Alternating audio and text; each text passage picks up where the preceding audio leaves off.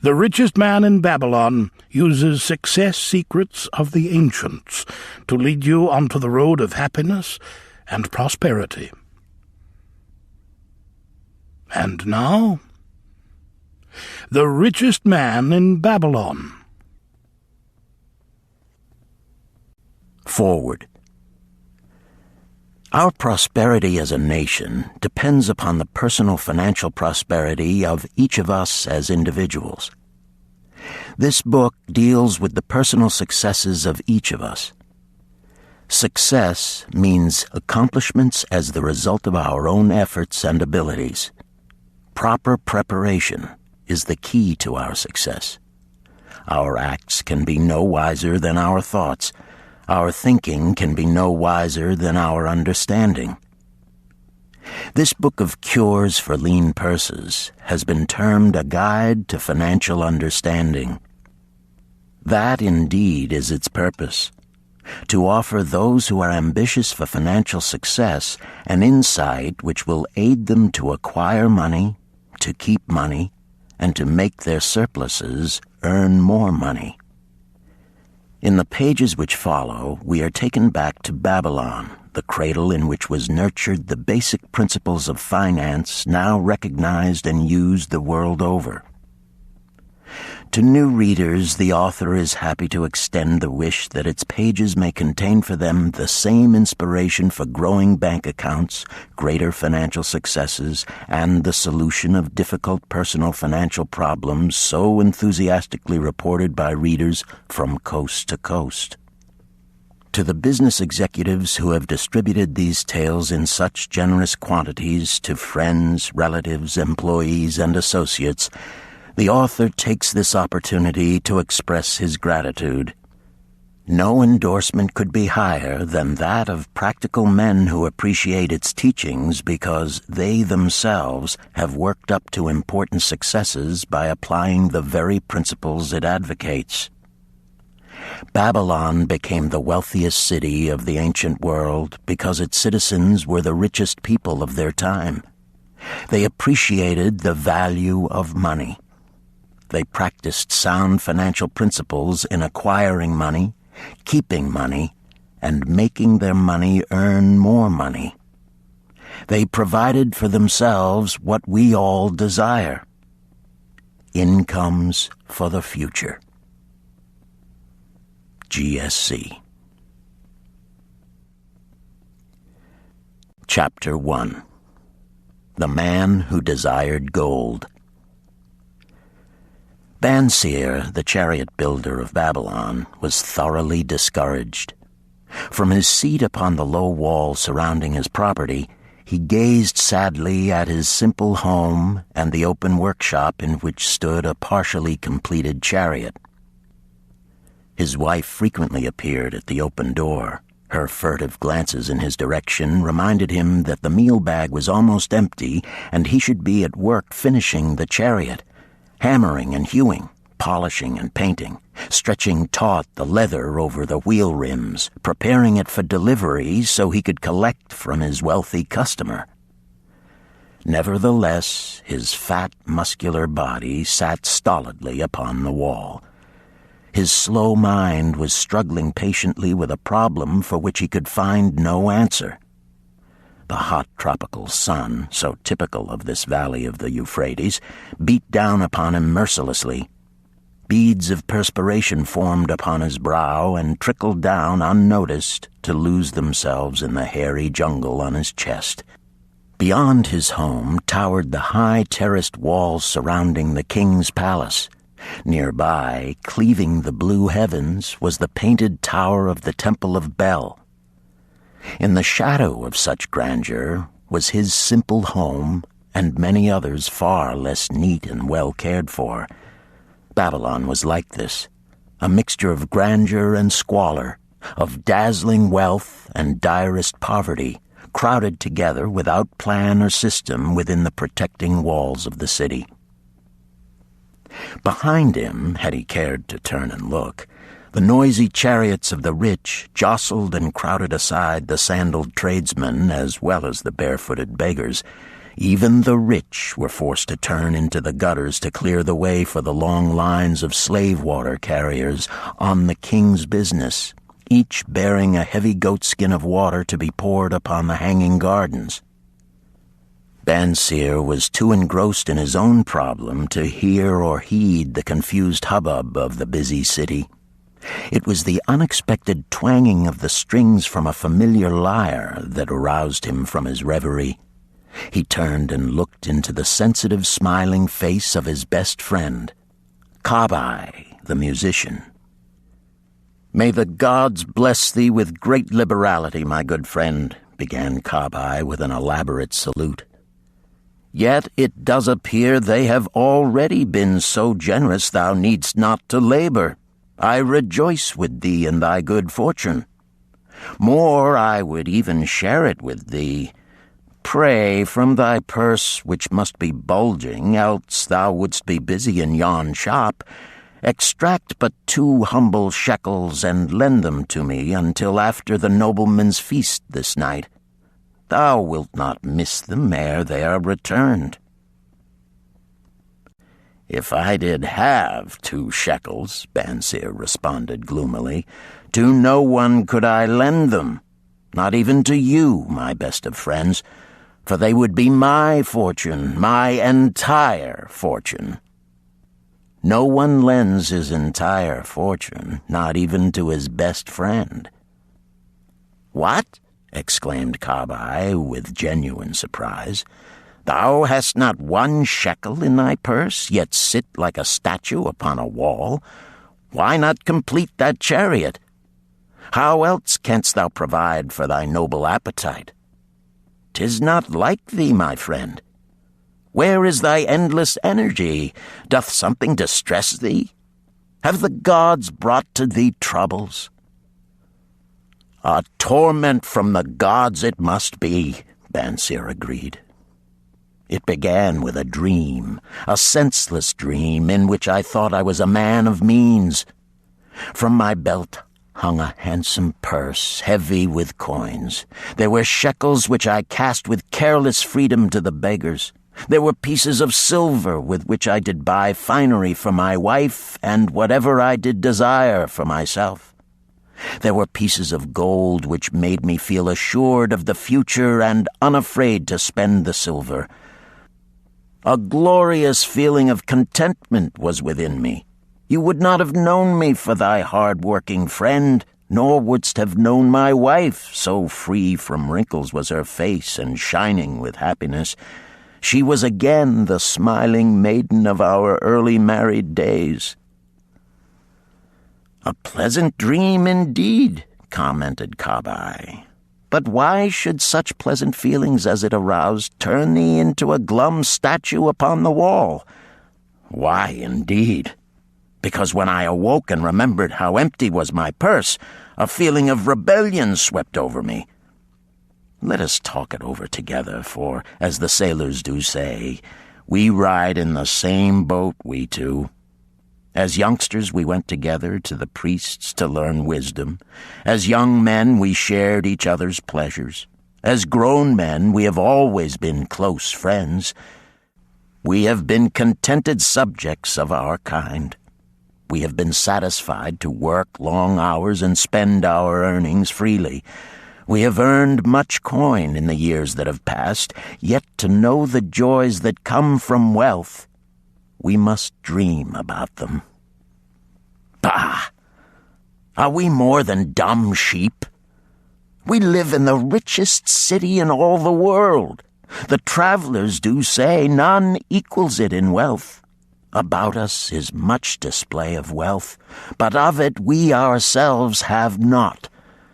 After half a lifetime of hard labor, thou, my best of friends, hast an empty purse, and sayest to me, may I borrow such a trifle as 2 shekels until after the nobleman's feast this night? Then what do I reply?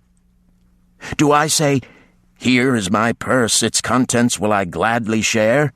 No, I admit that my purse is as empty as thine. What is the matter? Why cannot we acquire silver and gold, more than enough for food and robes? Consider also our sons, Bansir continued. Are they not following in the footsteps of their fathers? Need they and their families and their sons' families live all their lives in the midst of such treasures of gold, and yet, like us, be content to banquet upon sour goat's milk and porridge? Never in all the years of our friendship didst thou talk like this before, Bansir. Kabai was puzzled. Never in all those years did I think like this before. From early dawn until darkness stopped me, I have labored to build the finest chariots any man could make, soft-heartedly hoping some day the gods would recognize my worthy deeds and bestow upon me great prosperity. This they have never done. At last I realize this they will never do. Therefore my heart is sad. I wish to be a man of means. I wish to own lands and cattle, to have fine robes and coins in my purse. I am willing to work for these things with all the strength in my back, with all the skill in my hands, with all the cunning in my mind. But I wish my labors to be fairly rewarded. What is the matter with us? Again, I ask you, why cannot we have our just share of the good things so plentiful for those who have the gold with which to buy them? Would I knew the answer, Kabai replied. No better than thou am I satisfied. My earnings from my lyre are quickly gone. Often must I plan and scheme that my family be not hungry. Also within my breast is a deep longing for a lyre large enough that it may truly sing the strains of music that do surge through my mind. With such an instrument could I make music finer than even the king has ever heard before. Such a lyre thou shouldst have. No man in all Babylon could make it sing more sweetly.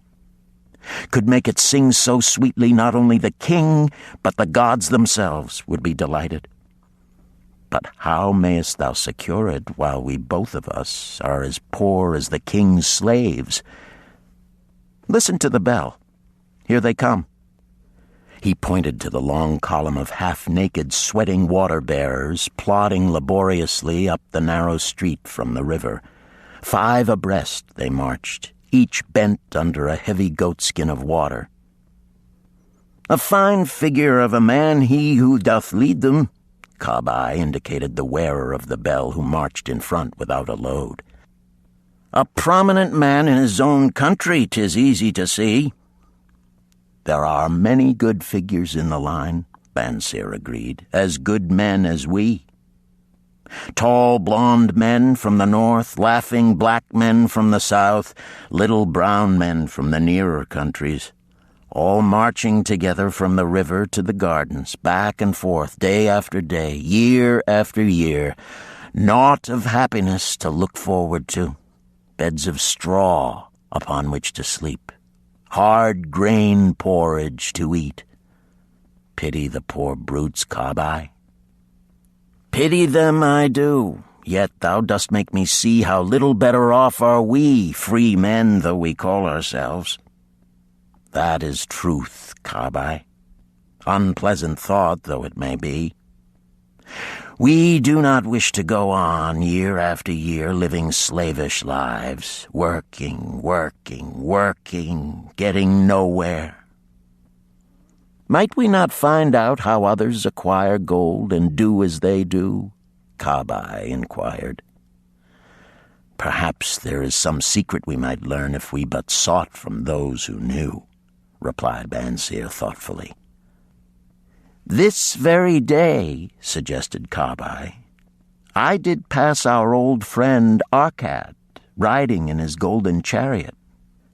This I will say, he did not look over my humble head as many in his station might consider his right. Instead, he did wave his hand that all onlookers might see him pay greetings and bestow his smile of friendship upon Kabai, the musician. He is claimed to be the richest man in all Babylon, Bansir mused. So rich the king is said to seek his golden aid in affairs of the treasury, Kabai replied. So rich, Bansir interrupted. I fear if I should meet him in the darkness of the night, I should lay my hands upon his fat wallet.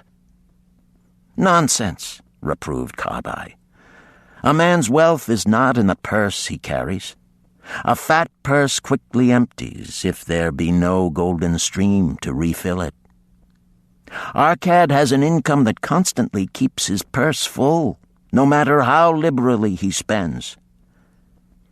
Income, that is the thing, ejaculated Bansir.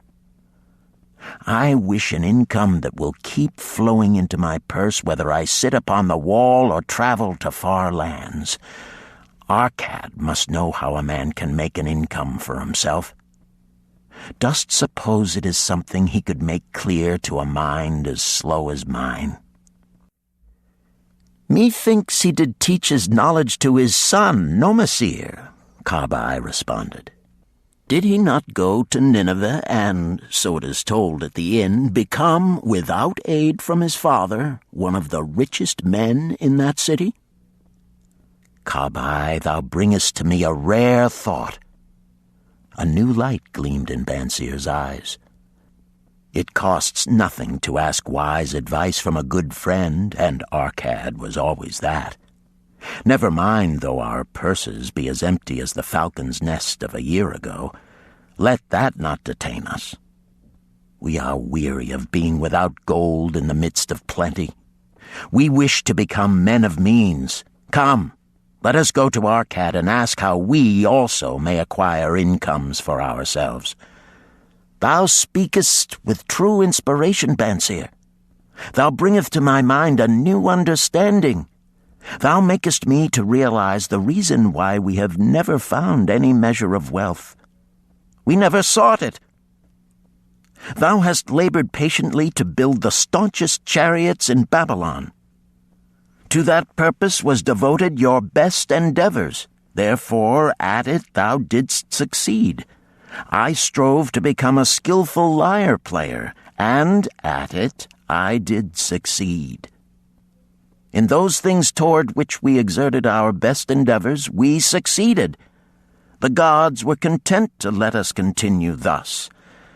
Now at last we see a light, bright like that from the rising sun. It biddeth us to learn more, that we may prosper more. With a new understanding, we shall find honorable ways to accomplish our desires. Let us go to Arkad this very day, Bansir urged. Also, let us ask other friends of our boyhood days who have fared no better than ourselves to join us, that they too may share in his wisdom. Thou wert ever thus thoughtful to thy friends, Bansir. Therefore hast thou many friends. It shall be as thou sayest. We go this day and take them with us.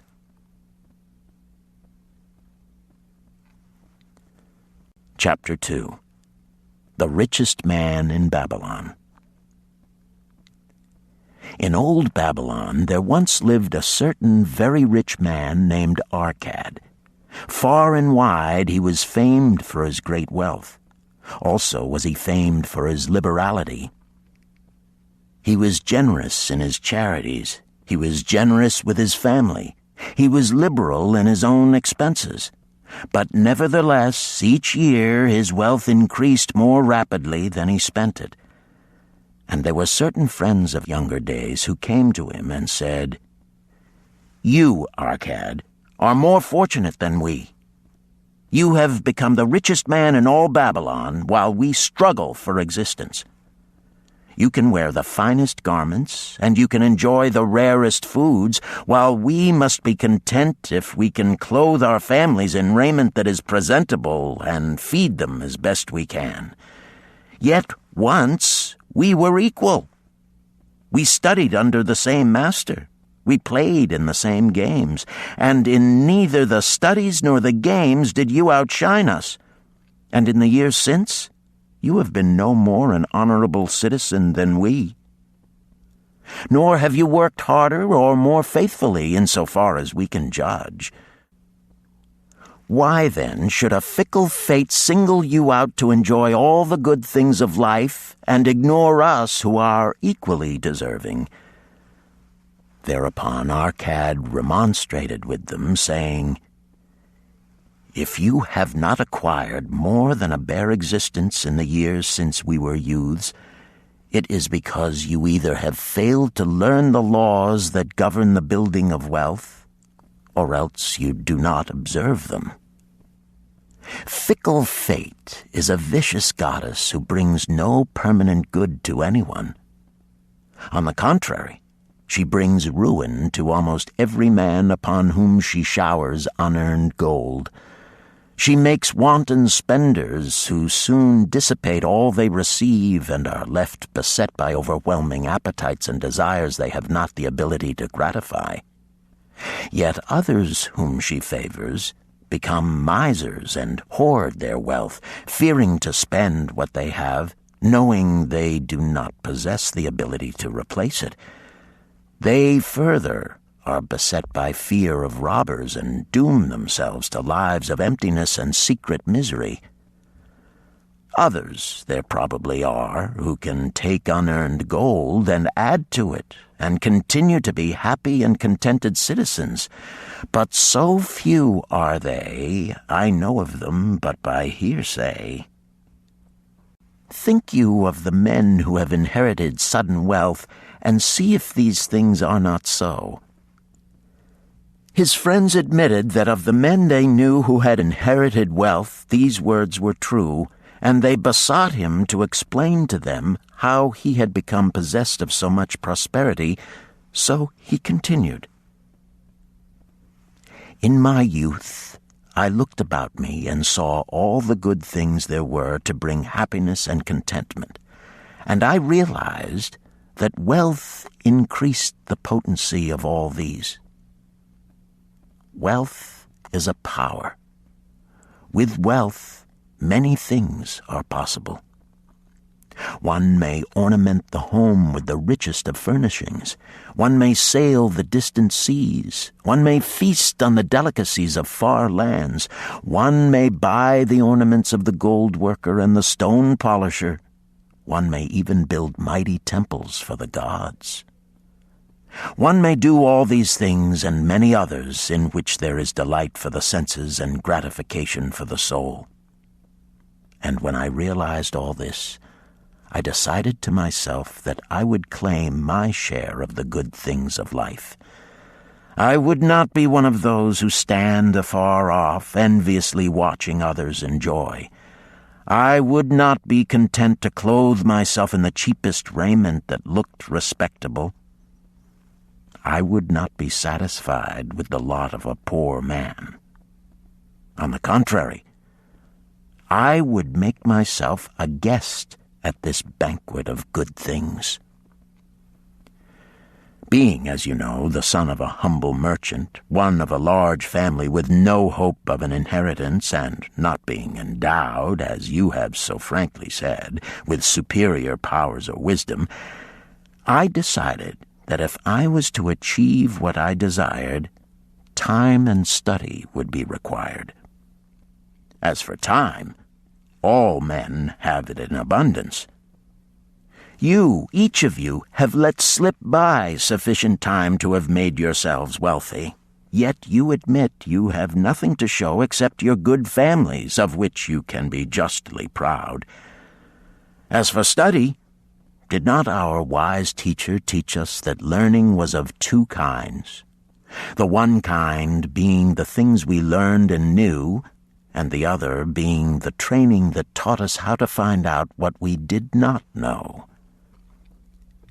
Therefore did I decide to find out how one might accumulate wealth, and when I had found out, to make this my task and do it well. For is it not wise that we should enjoy while we dwell in the brightness of the sunshine? For sorrows enough shall descend upon us when we depart for the darkness of the world of spirit. I found employment as a scribe in the Hall of Records, and long hours each day I labored upon the clay tablets. Week after week, and month after month I labored, yet for my earnings I had naught to show. Food and clothing and penance to the gods, and other things of which I could remember not what, absorbed all my earnings, but my determination did not leave me. And one day Algamish, the moneylender, came to the house of the city master and ordered a copy of the 9th law, and he said to me, "I must have this in 2 days, and if the task is done by that time, 2 coppers will I give to thee."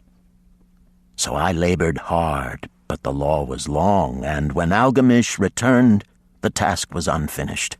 He was angry, and had I been his slave, he would have beaten me. But knowing the city master would not permit him to injure me, I was unafraid, so I said to him, "Algamish, you are a very rich man. Tell me how I may also become rich, and all night I will carve upon the clay, and when the sun rises, it shall be completed." He smiled at me and replied, "You are a forward knave, but we will call it a bargain." All that night I carved, though my back pained and the smell of the wick made my head ache until my eyes could hardly see. But when he returned at sunup, the tablets were complete. "Now," I said, "tell me what you promised." "You have fulfilled your part of our bargain, my son," he said to me kindly, "and I am ready to fulfill mine. I will tell you these things you wish to know, because I am becoming an old man, and an old tongue loves to wag. And when youth comes to age for advice, he receives the wisdom of years. But too often does youth think that age knows only the wisdom of days that are gone, and therefore profits not. But remember this: the sun that shines today is the sun that shone when thy father was born, and will still be shining when thy last grandchild shall pass into the darkness. The thoughts of youth," he continued, "are bright lights that shine forth like the meteors that oft make brilliant the sky. But the wisdom of age is like the fixed stars that shine so unchanged that the sailor may depend upon them to steer his course. Mark you well my words, for if you do not, you will fail to grasp the truth that I will tell you, and you will think that your night's work has been in vain." Then he looked at me shrewdly from under his shaggy brows and said in a low, forceful tone, "I've found the road to wealth when I decided that a part of all I earned was mine to keep. And so will you." Then he continued to look at me with a glance that I could feel pierce me, but said no more. "Is that all?" I asked. "That was sufficient to change the heart of a sheep-herder into the heart of a moneylender," he replied. "But all I earn is mine to keep, is it not?" I demanded. "Far from it," he replied. "Do you not pay the garment maker? Do you not pay the sandal maker? Do you not pay for the things you eat? Can you live in Babylon without spending? What have you to show for your earnings of the past month? What for the past year? Fool! You pay to everyone but yourself. Dullard! You labor for others. As well be a slave and work for what your master gives you to eat and wear. If you did keep for yourself 1/10 of all you earn, how much would you have in 10 years? My knowledge of the numbers did not forsake me, and I answered, "As much as I earn in 1 year." "You speak but half the truth," he retorted. "Every gold piece you save is a slave to work for you. Every copper it earns is its child that also can earn for you. If you would become wealthy, then what you save must earn, and its children must earn, that all may help to give to you the abundance you crave. You think I cheat you for your long night's work, he continued. But I am paying you 1,000 times over if you have the intelligence to grasp the truth I offer you. A part of all you earn is yours to keep. It should not be less than 1/10, no matter how little you earn. It can be as much more as you can afford. Pay yourself first. Do not buy from the clothes maker and the sandal maker more than you can pay out of the rest and still have enough for food and charity and penance to the gods. Wealth, like a tree, grows from a tiny seed. The first copper you save is the seed from which your tree of wealth shall grow. The sooner you plant that seed, the sooner shall the tree grow. And the more faithfully you nourish and water that tree with consistent savings, the sooner may you bask in contentment beneath its shade. So saying, he took his tablets and went away.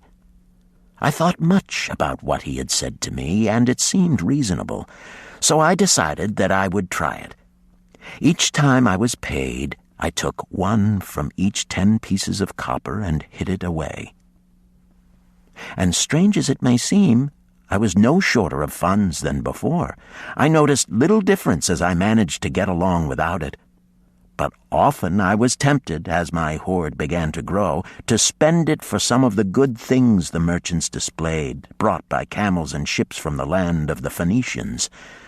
But I wisely refrained. A 12th month after Algamish had gone, he again returned and said to me, "Son, have you paid to yourself not less than 1/10 of all you have earned for the past year?" I answered proudly, "Yes, master, I have." "That is good," he answered, beaming upon me. "And what have you done with it?" "I have given it to Asmer, the brickmaker, who told me he was traveling over the far seas, and in Tyre he would buy from me the rare jewels of the Phoenicians. When he returns, we shall sell these at high prices and divide the earnings." "Every fool must learn," he growled. "But why trust the knowledge of a brickmaker about jewels? Would you go to the breadmaker to inquire about the stars? No, by my tunic, you would go to the astrologer if you had power to think. Your savings are gone, youth. You have jerked your wealth tree up by the roots. But plant another. Try again. And next time, if you would have advice about jewels, go to the jewel merchant. If you would know the truth about sheep, go to the herdsman.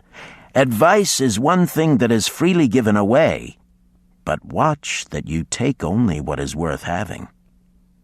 He who takes advice about his savings from one who is inexperienced in such matters shall pay with his savings for proving the falsity of their opinions." Saying this, he went away. And it was as he said, for the Phoenicians are scoundrels and sold to Asmer worthless bits of glass that looked like gems. But as Algamish had bid me, I again saved each 10th copper, for I now had formed the habit, and it was no longer difficult. Again, 12 months later, Algamish came to the room of the scribes and addressed me. "What progress have you made since last I saw you?" "I have paid myself faithfully," I replied, "and my savings I have entrusted to Agar, the shield maker, to buy bronze, and each 4th month he does pay me the rental." "That is good. And what do you do with the rental?" "I do have a great feast with honey and fine wine and spiced cake. Also I have bought me a scarlet tunic, and some day I shall buy me a young ass upon which to ride." To which Algamish laughed, "You do eat the children of your savings. Then how do you expect them to work for you? And how can they have children that will also work for you? First get thee an army of golden slaves, and then many a rich banquet may you enjoy without regret." So saying, he again went away. Nor did I again see him for 2 years, when he once more returned, and his face was full of deep lines, and his eyes drooped, for he was becoming a very old man. And he said to me, "Arkad, hast thou yet achieved the wealth thou dreamed of?" And I answered, "Not yet all that I desire, but some I have, and it earns more, and its earnings earn more." "And do you still take the advice of brickmakers?" "About brickmaking they give me good advice," I retorted. "Arkad," he continued, "you have learned your lessons well. You first learned to live upon less than you could earn. Next, you learned to seek advice from those who were competent through their own experiences to give it. And lastly, you have learned to make gold work for you. You have taught yourself how to acquire money, how to keep it, and how to use it. Therefore, you are competent for a responsible position. I am becoming an old man. My sons think only of spending and give no thought to earning. My interests are great, and I fear too much for me to look after. If you will go to Nippur and look after my lands there, I shall make you my partner, and you shall share in my estate." So I went to Nippur and took charge of his holdings, which were large, and because I was full of ambition and because I had mastered the 3 laws of successfully handling wealth, I was enabled to increase greatly the value of his properties. So I prospered much, and when the spirit of Algamish departed for the sphere of darkness, I did share in his estate as he had arranged under the law. So spake Arkad, and when he had finished his tale, one of his friends said, "You were indeed fortunate that Algamish made you an heir." "Fortunate only in that I had the desire to prosper before I first met him. For 4 years did I not prove my definiteness of purpose by keeping 1/10 of all I earned? Would you call a fisherman lucky who for years so studied the habits of the fish that with each changing wind he could cast his nets about them? Opportunity is a haughty goddess who wastes no time with those who are unprepared. You had strong willpower to keep on after you lost your first year's savings. You are unusual in that way," spoke up another. "Willpower," retorted Arkad. "What nonsense! Do you think willpower gives a man the strength to lift a burden the camel cannot carry, or to draw a load the oxen cannot budge? Willpower is but the unflinching purpose to carry a task you set for yourself to fulfillment.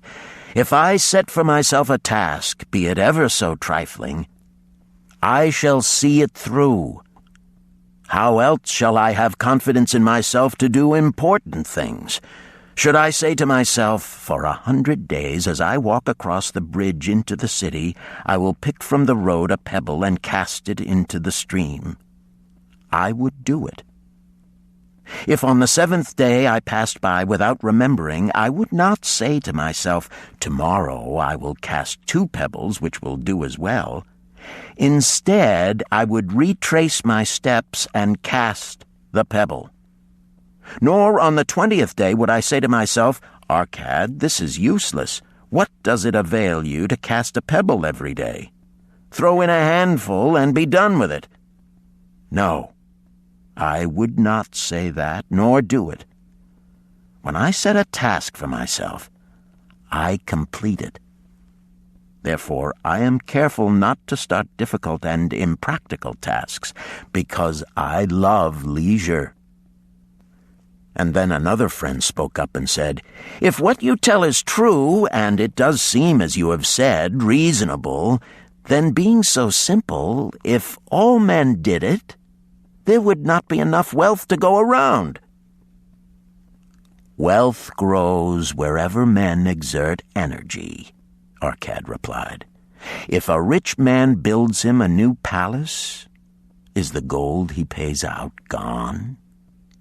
No, the brickmaker has part of it, and the laborer has part of it, and the artist has part of it, and everyone who labors upon the house has part of it. Yet, when the palace is completed, is it not worth all it cost? And is the ground upon which it stands not worth more because it is there? And is the ground that adjoins it not worth more because it is there? Wealth grows in magic ways. No man can prophesy the limit of it. Have not the Phoenicians built great cities on barren coasts with the wealth that comes from their ships of commerce on the seas? "What then do you advise us to do that we also may become rich?" asked still another of his friends. "The years have passed, and we are no longer young men, and we have nothing put by." "I advise that you take the wisdom of Algamish and say to yourselves, 'A part of all I earn is mine to keep.' Say it in the morning when you first arise, say it at noon, say it at night. Say it each hour of every day. Say it to yourself until the words stand out like letters of fire across the sky. Impress yourself with the idea. Fill yourself with the thought. Then take whatever portion seems wise. Let it be not less than 1/10, and lay it by. Arrange your other expenditures to do this if necessary, but lay by that portion first. Soon you will realize what a rich feeling it is to own a treasure upon which you alone have claim. As it grows, it will stimulate you. A new joy of life will thrill you. Greater efforts will come to you to earn more. For of your increased earnings, will not the same percentage be also yours to keep? Then learn to make your treasure work for you. Make it your slave. Make its children and its children's children work for you. Ensure an income for thy future. Look thou at the aged, and forget not that in the days to come thou also will be numbered among them. Therefore invest thy treasure with greatest caution that it be not lost. Usurious rates of return are deceitful sirens that sing but to lure the unwary upon the rocks of loss and remorse. Provide also that thy family may not want should the gods call thee to their realms. For such protection it is always possible to make provision with small payments at regular intervals. Therefore the provident man delays not in expectation of a large sum becoming available for such a wise purpose. Counsel with wise men. Seek the advice of men whose daily work is handling money. Let them save you from such an error as I myself made in entrusting my money to the judgment of Asmer, the brickmaker. A small return and a safe one is far more desirable than risk. Enjoy life while you are here. Do not overstrain or try to save too much. If 1/10 of all you earn is as much as you can comfortably keep, be content to keep this portion. Live otherwise according to your income, and let not yourself get niggardly and afraid to spend. Life is good and life is rich with things worthwhile and things to enjoy. His friends thanked him and went away. Some were silent because they had no imagination and could not understand.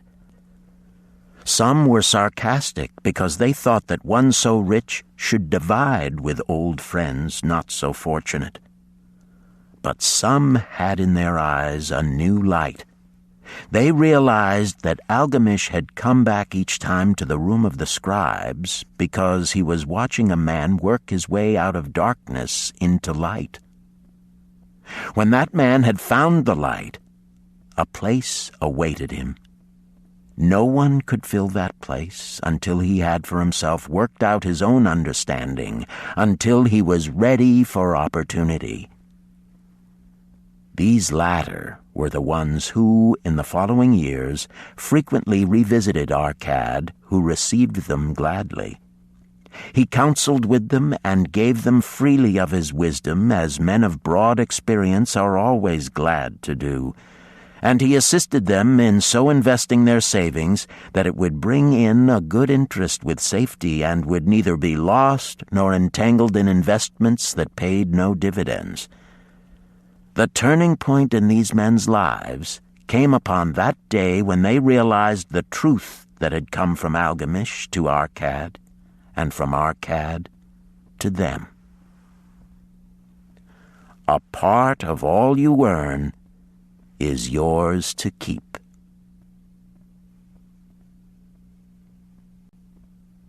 Chapter 3. 7 Cures for a Lean Purse. The glory of Babylon endures. Down through the ages, its reputation comes to us as the richest of cities, its treasures as fabulous. Yet it was not always so. The riches of Babylon were the results of the wisdom of its people. They first had to learn how to become wealthy. When the good King Sargon returned to Babylon after defeating his enemies, the Elamites, he was confronted with a serious situation. The royal chancellor explained it to the king thus: "After many years of great prosperity brought to our people because your majesty built the great irrigation canals and the mighty temples of the gods, now that these works are completed, the people seem unable to support themselves. The laborers are without employment. The merchants have few customers. The farmers are unable to sell their produce. The people have not enough gold to buy food." "But where has all the gold gone that we spent for these great improvements?" demanded the king. "It has found its way, I fear," responded the chancellor, "into the possession of a few very rich men of our city. It filtered through the fingers of most of our people as quickly as the goat's milk goes through the strainer. Now that the stream of gold has ceased to flow, most of our people have nothing to show for their earnings." The king was thoughtful for some time. Then he asked, "Why should so few men be able to acquire all the gold?" "Because they know how," replied the chancellor. "One may not condemn a man for succeeding because he knows how. Neither may one with justice take away from a man what he has fairly earned to give to men of less ability." "But why," demanded the king, "should not all the people learn how to accumulate gold and therefore become themselves rich and prosperous?" "Quite possible, Your Excellency. But who can teach them? Certainly not the priests, because they know naught of money-making." "Who knows best in all our city how to become wealthy, Chancellor?" asked the king. "Thy question answers itself, Your Majesty. Who has amassed the greatest wealth in Babylon?" "Well said, my able chancellor. It is Arkad. He is the richest man in Babylon. Bring him before me on the morrow." Upon the following day, as the king had decreed, Arkad appeared before him, straight and sprightly, despite his 80 years and 10. "Arkad," spoke the king, "is it true thou art the richest man in Babylon?" "So it is reported, Your Majesty, and no man disputes it." "How becamest thou so wealthy?" "By taking advantage of opportunities available to all citizens of our good city." "Thou hadst nothing to start with?" "Only a great desire for wealth. Besides this, nothing." "Arkad," continued the king, Our city is in a very unhappy state because a few men know how to acquire wealth and therefore monopolize it, while the mass of our citizens lack the knowledge of how to keep any part of the gold they receive. It is my desire that Babylon be the wealthiest city in the world. Therefore, it must be a city of many wealthy men. Therefore, we must teach all the people how to acquire riches. Tell me, Arkad, is there any secret to acquiring wealth? Can it be taught? It is practical, Your Majesty. That which one man knows can be taught to others. The king's eyes glowed. Arkad, thou speakest the words I wish to hear. Wilt thou lend thyself to this great cause? Wilt thou teach thy knowledge to a school for teachers, each of whom shall teach others until there are enough trained to teach these truths to every worthy subject in my domain? Arkad bowed and said, I am thy humble servant to command.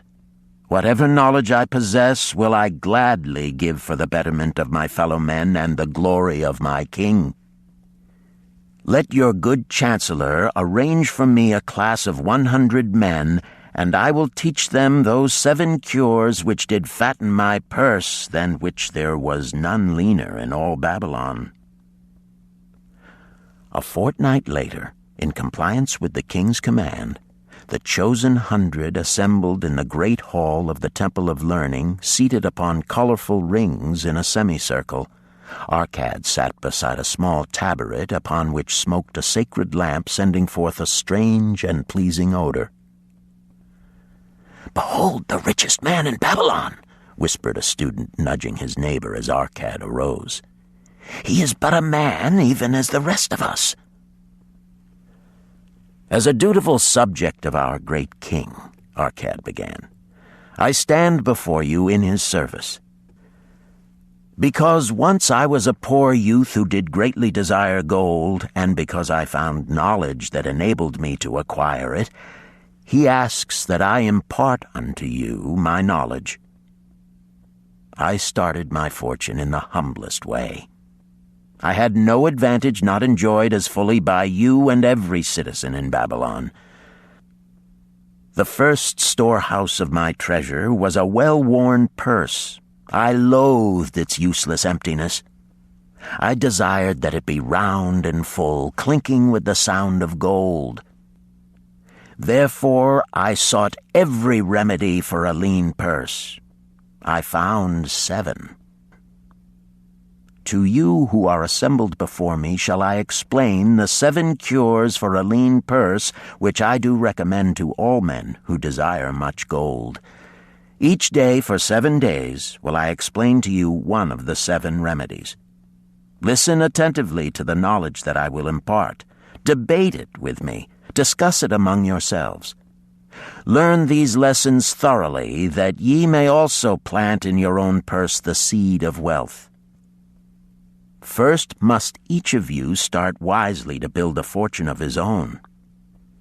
Then wilt thou be competent, and only then, to teach these truths to others.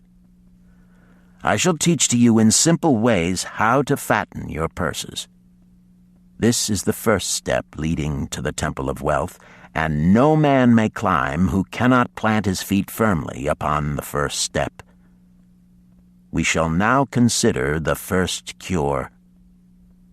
The first cure. Start thy purse to fattening. Arkad addressed the thoughtful man in the second row. My good friend, at what craft workest thou? I, replied the man, am a scribe and carve records upon the clay tablets. Even at such labor did I myself earn my first coppers. Therefore thou hast the same opportunity to build a fortune. He spoke to a florid-faced man farther back. Pray tell also what dost thou to earn thy bread? I, responded this man, am a meat butcher. I do buy the goats the farmers raise and kill them and sell the meat to the housewives and the hides to the sandal makers. Because thou dost also labor and earn, thou hast every advantage to succeed that I did possess." In this way did Arkad proceed to find out how each man labored to earn his living. When he had done questioning them, he said, "Now, my students, ye can see that there are many trades and labors at which men may earn coins. Each of the ways of earning is a stream of gold from which the worker doth divert by his labors a portion to his own purse. Therefore into the purse of each of you flows a stream of coins, large or small, according to his ability. Is it not so?" Thereupon they agreed that it was so. "Then," continued Arkad, "if each of you desireth to build for himself a fortune, is it not wise to start by utilizing that source of wealth which he already has established?" To this they agreed. Then Arkad turned to a humble man who had declared himself an egg merchant. "If thou select one of thy baskets and put into it each morning 10 eggs and take out from it each evening 9 eggs, what will eventually happen?" "It will become in time overflowing." "Why?" "Because each day I put in 1 more egg than I take out." Arkad turned to the class with a smile. "Does any man here have a lean purse?" First they looked amused, then they laughed. Lastly, they waved their purses in jest. "All right," he continued. "Now I shall tell thee the first remedy I learned to cure a lean purse. Do exactly as I have suggested to the egg merchant. For every 10 coins thou placest within thy purse, take out for use but 9. Thy purse will start to fatten at once, and its increasing weight will feel good in thy hand and bring satisfaction to thy soul. Deride not what I say because of its simplicity. Truth is always simple. I told thee I would tell how I built my fortune. This was my beginning. I, too, carried a lean purse and cursed it because there was naught within to satisfy my desires. But when I began to take out from my purse but 9 parts of 10 I put in, it began to fatten. So will thine. Now I will tell a strange truth, the reason for which I know not. When I ceased to pay out more than 9/10 of my earnings, I managed to get along just as well. I was not shorter than before. Also, ere long did coins come to me more easily than before. Surely it is a law of the gods that unto him who keepeth and spendeth not a certain part of all his earnings shall gold come more easily. Likewise him whose purse is empty does gold avoid. Which desirest thou the most? Is it the gratification of thy desires of each day, a jewel, a bit of finery, better raiment, more food, things quickly gone and forgotten? Or is it substantial belongings, gold, lands, herds, merchandise, income-bringing investments? The coins thou takest from thy purse bring the first. The coins thou leavest within it will bring the latter. This, my students, was the first cure I did discover for my lean purse. For each 10 coins I put in, to spend but 9.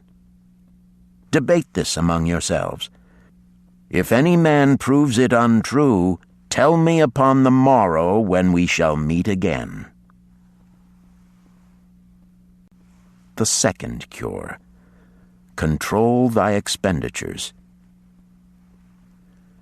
Some of your members, my students, have asked me this.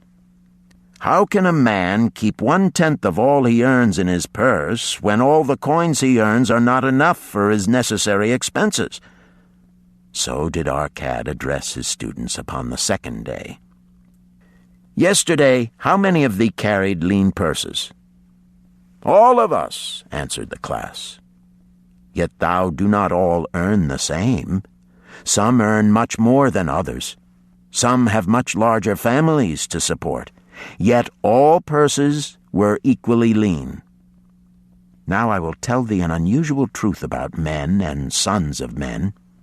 It is this: that what each of us calls our necessary expenses will always grow to equal our incomes unless we protest to the contrary. Confuse not the necessary expenses with thy desires. Each of you, together with your good families, have more desires than your earnings can gratify. Therefore are thy earnings spent to gratify these desires in so far as they will go. Still thou retainest many ungratified desires. All men are burdened with more desires than they can gratify. Because of my wealth, thinkest thou I may gratify every desire? 'Tis a false idea. There are limits to my time. There are limits to my strength. There are limits to the distance I may travel. There are limits to what I may eat. There are limits to the zest with which I may enjoy. I say to you that just as weeds grow in a field wherever the farmer leaves space for their roots, even so freely do desires grow in men whenever there is a possibility of their being gratified. Thy desires are a multitude, and those that thou mayest gratify are but few. Study thoughtfully thy accustomed habits of living. Herein may be most often found certain accepted expenses that may wisely be reduced or eliminated. Let thy motto be 100% of appreciated value demanded for each coin spent. Therefore, engrave upon the clay each thing for which thou desireth to spend. Select those that are necessary and others that are possible through the expenditure of 9/10 of thy income. Cross out the rest and consider them but a part of that great multitude of desires that must go unsatisfied, and regret them not. Budget then thy necessary expenses. Touch not the 1/10 that is fattening thy purse. Let this be thy great desire that is being fulfilled. Keep working with thy budget. Keep adjusting it to help thee. Make it thy first assistant in defending thy fattening purse. Hereupon one of the students, wearing a robe of red and gold, arose and said, I am a free man. I believe that it is my right to enjoy the good things of life. Therefore do I rebel against the slavery of a budget which determines just how much I may spend and for what. I feel it would take much pleasure from my life and make me little more than a pack-ass to carry a burden. To him Arkad replied, Who, my friend, would determine thy budget? I would make it for myself, responded the protesting one. In that case, were a pack-ass to budget his burden, would he include therein jewels and rugs and heavy bars of gold? Not so. He would include hay and grain and a bag of water for the desert trail. The purpose of a budget is to help thy purse to fatten. It is to assist thee to have thy necessities and, insofar as attainable, thy other desires. It is to enable thee to realize thy most cherished desires by defending them from thy casual wishes. Like a bright light in a dark cave, thy budget shows up the leaks from thy purse and enables thee to stop them and control thy expenditures for definite and gratifying purposes. This, then, is the second cure for a lean purse. Budget thy expenses that thou mayest have coins to pay for thy necessities, to pay for thy enjoyments, and to gratify thy worthwhile desires without spending more than 9/10 of thy earnings.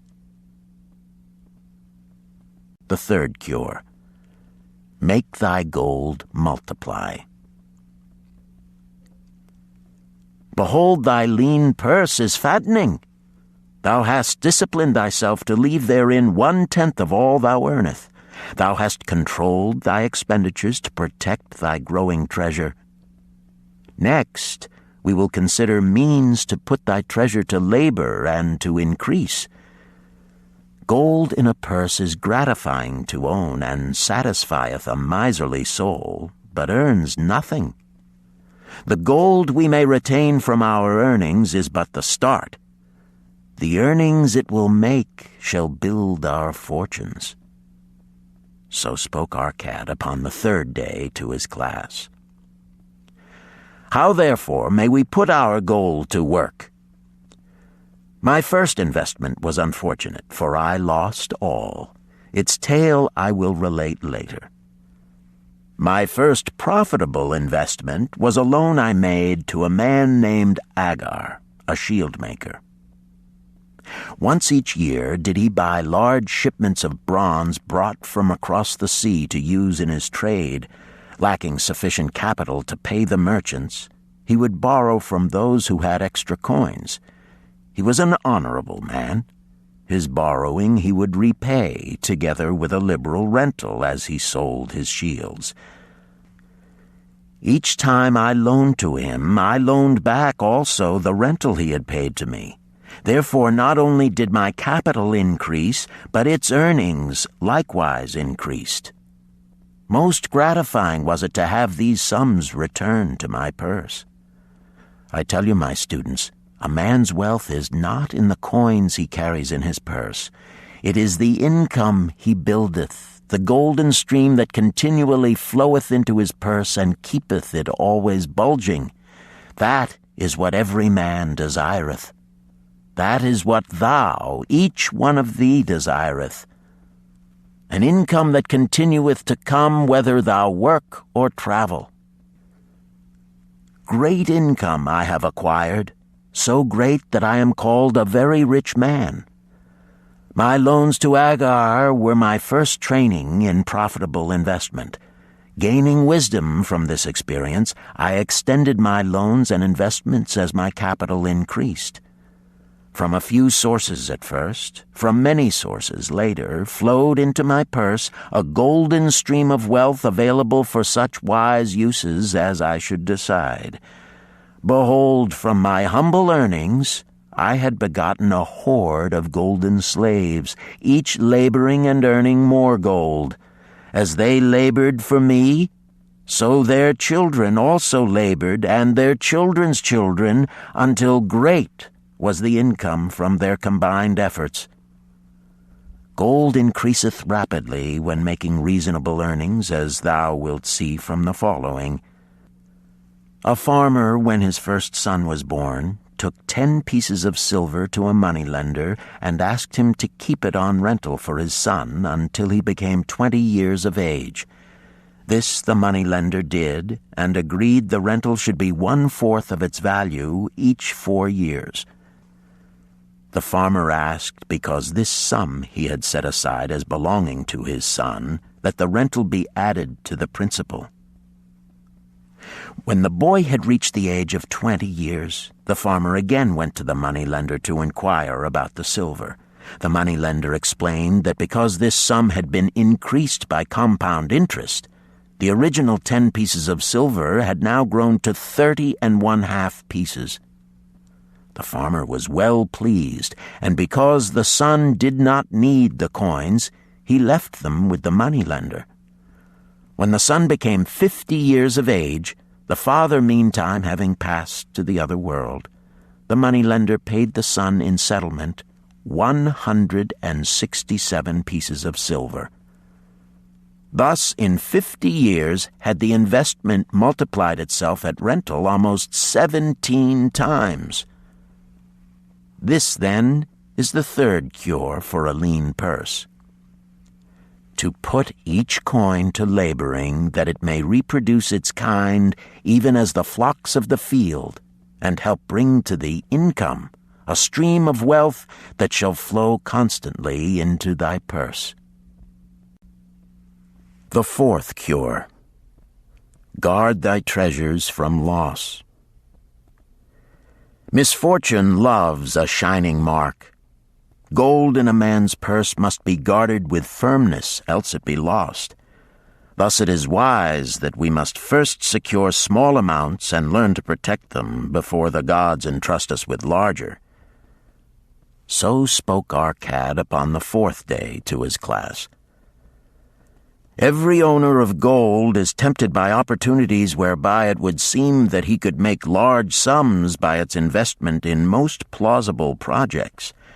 Often friends and relatives are eagerly entering such investment and urge him to follow.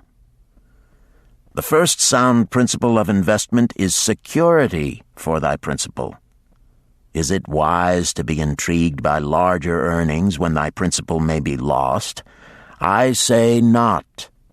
The penalty of risk is probable loss.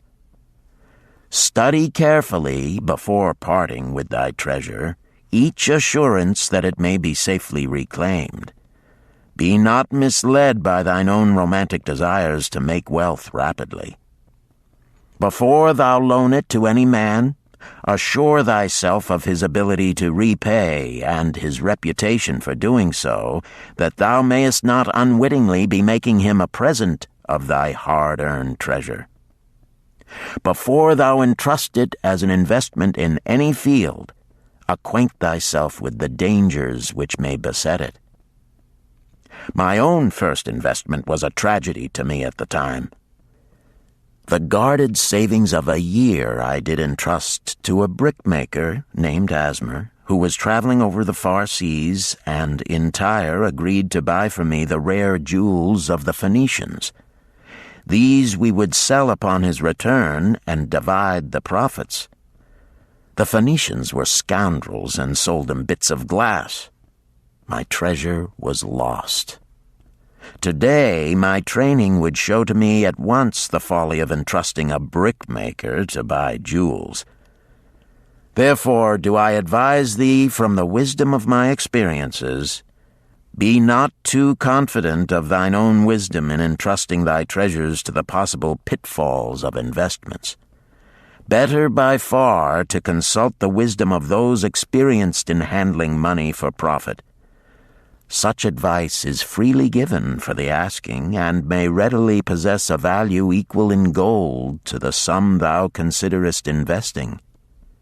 In truth, such is its actual value if it save thee from loss. This, then, is the fourth cure for a lean purse, and of great importance if it prevent thy purse from being emptied once it has become well filled. Guard thy treasure from loss by investing only where thy principal is safe, where it may be reclaimed if desirable, and where thou wilt not fail to collect a fair rental. Consult with wise men. Secure the advice of those experienced in the profitable handling of gold. Let their wisdom protect thy treasure from unsafe investments. This ends Disc 1. The Richest Man in Babylon, Disc 2. The fifth cure. Make of thy dwelling a profitable investment. If a man setteth aside 9 parts of his earnings upon which to live and enjoy life, and if any part of this 9 parts he can turn into a profitable investment without detriment to his well-being, then so much faster will his treasures grow. So spake Arkad to his class at their 5th lesson. All too many of our men of Babylon do raise their families in unseemly quarters. They do pay to exacting landlords liberal rentals for rooms where their wives have not a spot to raise the blooms that gladden a woman's heart, and their children have no place to play their games except in the unclean alleys. No man's family can fully enjoy life unless they do have a plot of ground wherein children can play in the clean earth, and where the wife may raise not only blossoms but good rich herbs to feed her family. To a man's heart it brings gladness to eat the figs from his own trees and the grapes of his own vines. To own his own domicile and to have it a place he is proud to care for, putteth confidence in his heart and greater effort behind all his endeavors. Therefore do I recommend that every man own the roof that sheltereth him and his. Nor is it beyond the ability of any well-intentioned man to own his home. Hath not our great king so widely extended the walls of Babylon that within them much land is now unused and may be purchased at sums most reasonable? Also I say to you, my students, that the money-lenders gladly consider the desires of men who seek homes and land for their families. Readily may thou borrow to pay the brickmaker and the builder for such commendable purposes, if thou can show a reasonable portion of the necessary sum which thou thyself hast provided for the purpose. Then when the house be built, thou canst pay the money-lender with the same regularity as thou didst pay the landlord, because each payment will reduce thy indebtedness to the money-lender. A few years will satisfy his loan. Then will thy heart be glad, because thou wilt own in thy own right a valuable property, and thy only cost will be the king's taxes. Also wilt thy good wife go more often to the river to wash thy robes, that each time returning she may bring a goatskin of water to pour upon the growing things. Thus come many blessings to the man who owneth his own house, and greatly will it reduce his cost of living, making available more of his earnings for pleasures and the gratification of his desires. This, then, is the fifth cure for a lean purse. Own thy own home. The sixth cure. Ensure a future income. The life of every man proceedeth from his childhood to his old age. This is the path of life, and no man may deviate from it, unless the gods call him prematurely to the world beyond. Therefore do I say that it behooves a man to make preparation for a suitable income in the days to come, when he is no longer young, and to make preparations for his family, should he be no longer with them to comfort and support them. This lesson shall instruct thee in providing a full purse when time has made thee less able to earn. So Arkad addressed his class upon the sixth day. The man who, because of his understanding of the laws of wealth, acquireth a growing surplus, should give thought to those future days. He should plan certain investments or provisions that may endure safely for many years, yet will be available when the time arrives which he has so wisely anticipated. There are diverse ways by which a man may provide with safety for his future. He may provide a hiding place and there bury a secret treasure. Yet no matter with what skill it be hidden, it may nevertheless become the loot of thieves. For this reason I recommend not this plan. A man may buy houses or lands for this purpose. If wisely chosen as to their usefulness and value in the future, they are permanent in their value and their earnings, or their sale will provide well for his purpose. A man may loan a small sum to the moneylender and increase it at regular periods. The rental which the moneylender adds to this will largely add to its increase. I do know a sandal maker named Ansan, who explained to me not long ago that each week for 8 years he had deposited with his moneylender 2 pieces of silver. The moneylender had but recently given him an accounting over which he greatly rejoiced. The total of his small deposits with their rental at the customary rate of 1/4 their value for each 4 years had now become 1,040 pieces of silver. I did gladly encourage him further by demonstrating to him with my knowledge of the numbers that in 12 years more, if he would keep his regular deposits of but 2 pieces of silver each week, the moneylender would then owe him 4,000 pieces of silver, a worthy competence for the rest of his life.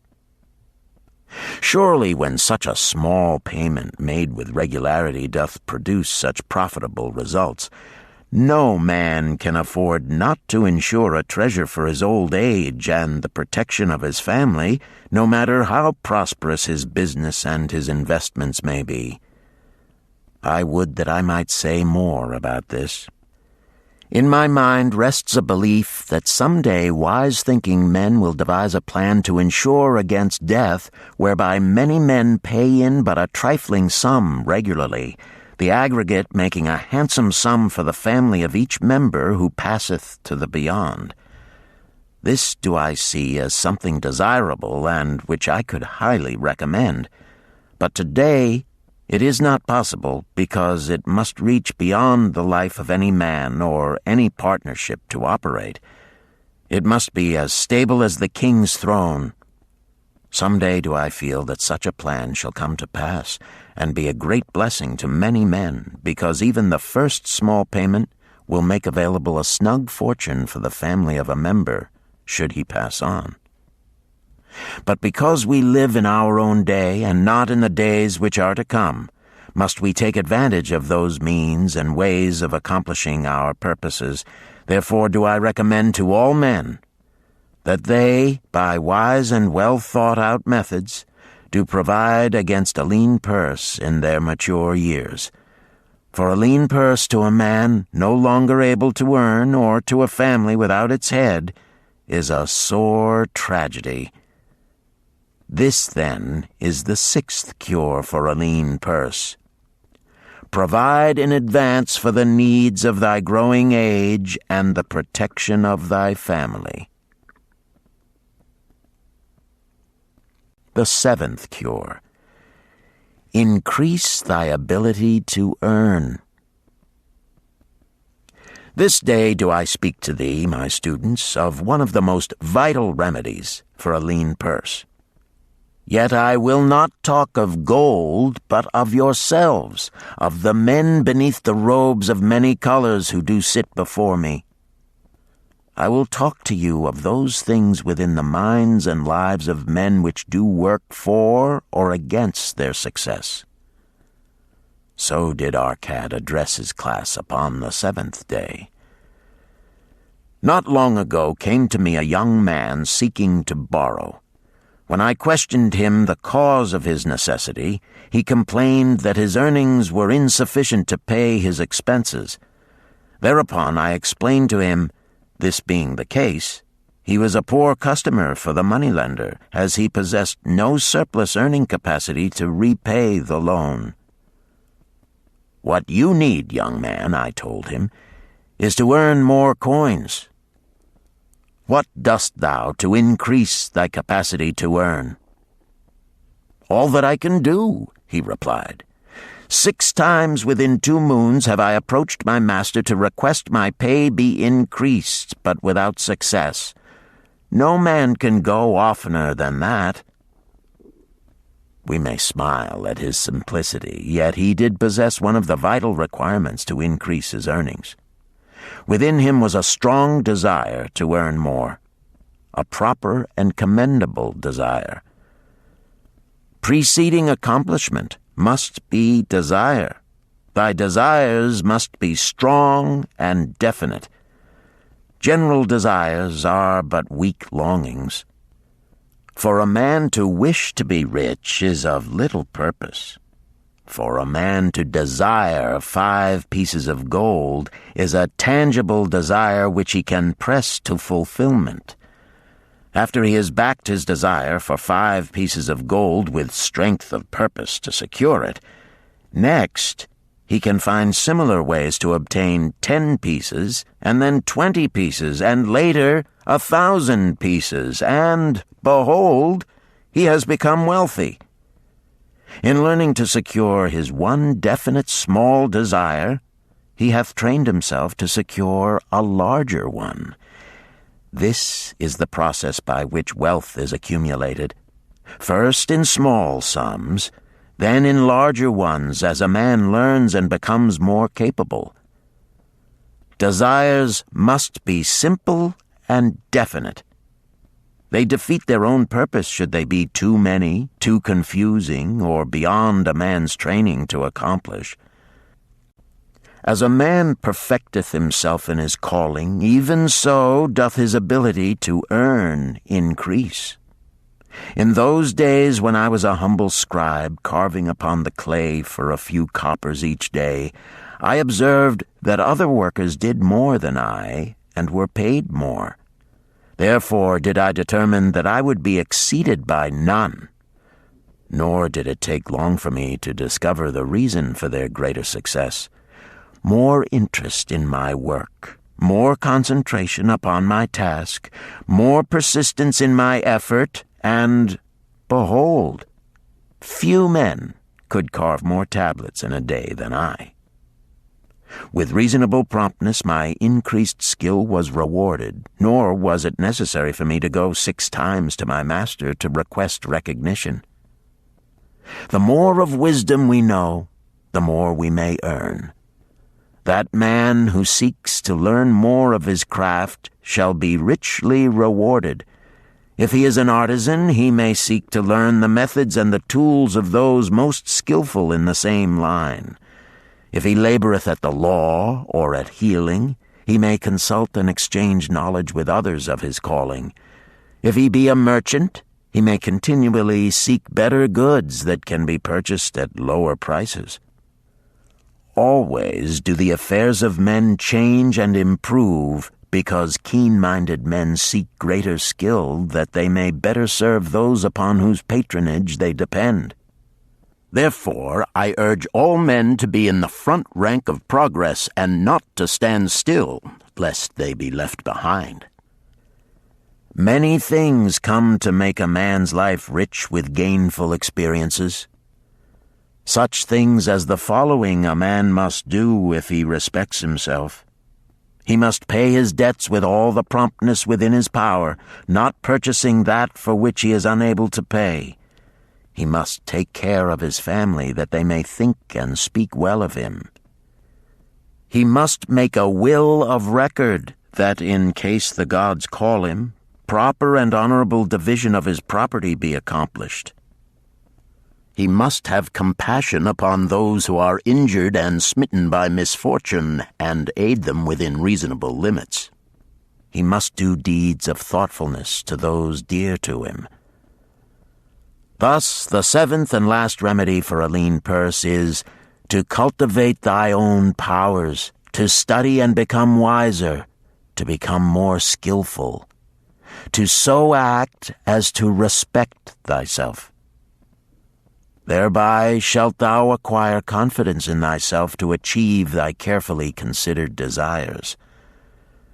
These, then, are the 7 cures for a lean purse, which, out of the experience of a long and successful life, I do urge for all men who desire wealth. There is more gold in Babylon, my students, than thou dreamest of. There is abundance for all. Go thou forth and practice these truths, that thou mayest prosper and grow wealthy, as is thy right. Go thou forth and teach these truths, that every honorable subject of his majesty may also share liberally in the ample wealth of our beloved city. Chapter 4. Meet the Goddess of Good Luck. Babylonian proverb. If a man be lucky, there is no foretelling the possible extent of his good fortune. Pitch him into the Euphrates, and, like as not, he will swim out with a pearl in his hand.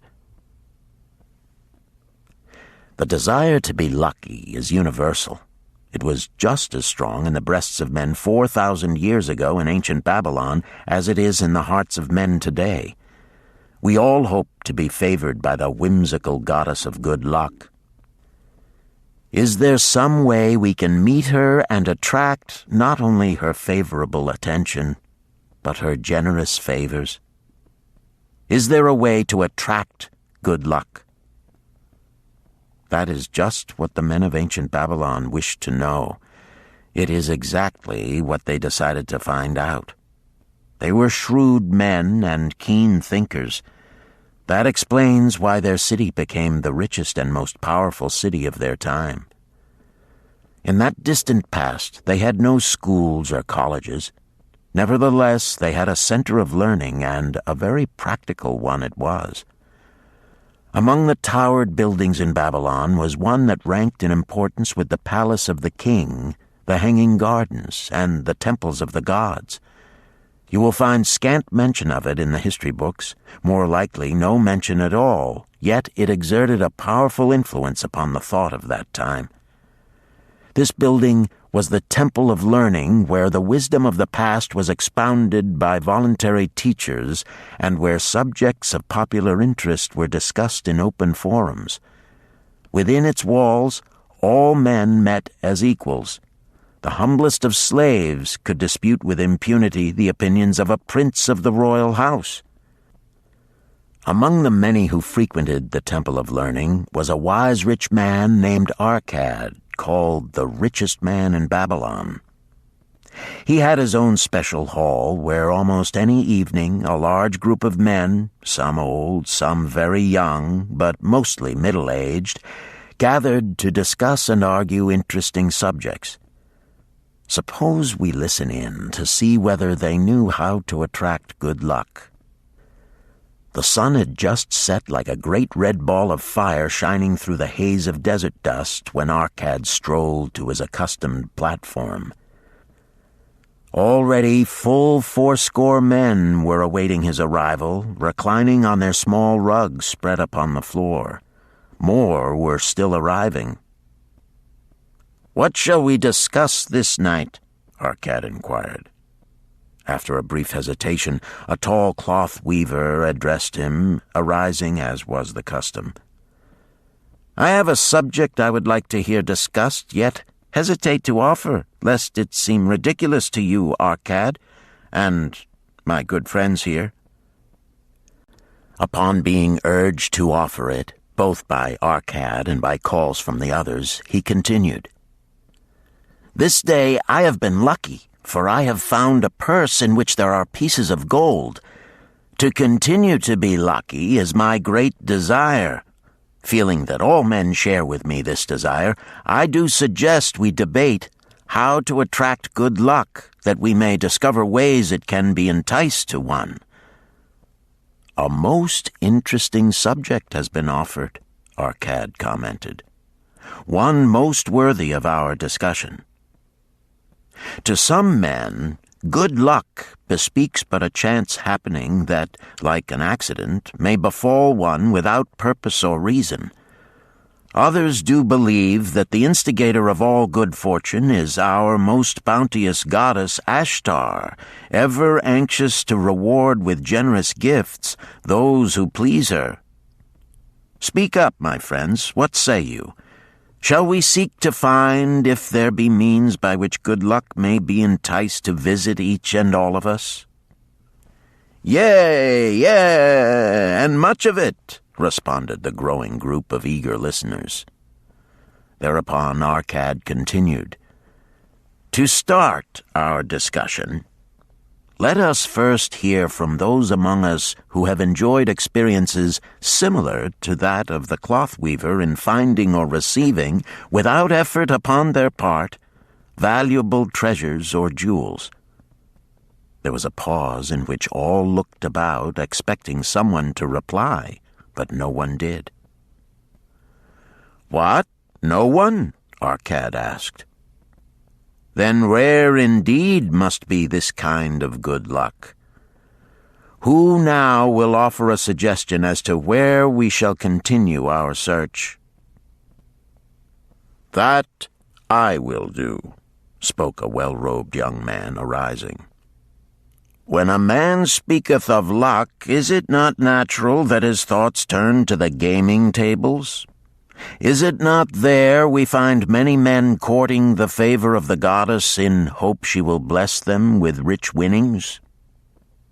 As he resumed his seat, a voice called, "Do not stop! Continue thy story. Tell us, didst thou find favor with the goddess at the gaming tables?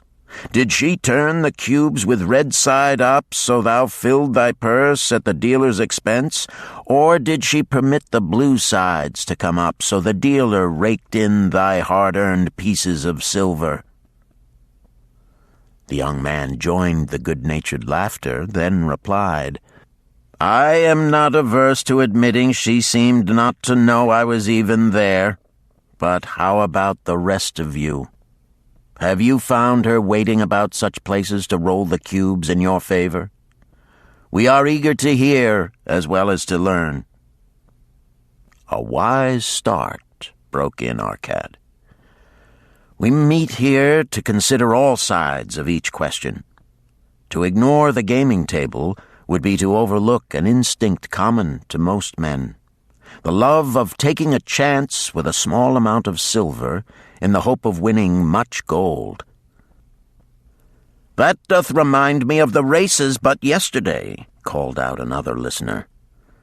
"If the goddess frequents the gaming tables, certainly she doth not overlook the races where the gilded chariots and the foaming horses offer far more excitement. Tell us honestly, Arkad, didst she whisper to you to place your bet upon those gray horses from Nineveh yesterday? I was standing just behind thee, and could scarce believe my ears when I heard thee place thy bet upon the grays. Thou knowest as well as any of us that no team in all Assyria can beat our beloved bays in a fair race. Didst the goddess whisper in thy ear to bet upon the grays, because at the last turn the inside black would stumble and so interfere with our bays that the grays would win the race and score an unearned victory?" Arkad smiled indulgently at the banter. "What reason have we to feel the good goddess would take that much interest in any man's bet upon a horse race? To me, she is a goddess of love and dignity, whose pleasure it is to aid those who are in need and to reward those who are deserving. I look to find her, not at the gaming tables or the races where men lose more gold than they win, but in other places where the doings of men are more worthwhile and more worthy of reward. In tilling the soil, in honest trading, in all of man's occupations, there is opportunity to make a profit upon his efforts and his transactions. Perhaps not all the time will he be rewarded, because sometimes his judgment may be faulty, and other times the winds and the weather may defeat his efforts. Yet, if he persists, he may usually expect to realize his profit. This is so because the chances of profit are always in his favor. But when a man playeth the games, the situation is reversed, for the chances of profit are always against him, and always in favor of the gamekeeper. The game is so arranged that it will always favor the keeper. It is his business at which he plans to make a liberal profit for himself from the coins bet by the players. Few players realize how certain are the gamekeeper's profits and how uncertain are their own chances to win. For example, let us consider wagers placed upon the cube. Each time it is cast, we bet which side will be uppermost. If it be the red side, the game master pays to us 4 times our bet. But if any other of the 5 sides come uppermost, we lose our bet. Thus, the figures show that for each cast we have 5 chances to lose, but because the red pays 4 for 1, we have 4 chances to win. In a night's play, the game master can expect to keep for his profit 1/5 of all the coins wagered.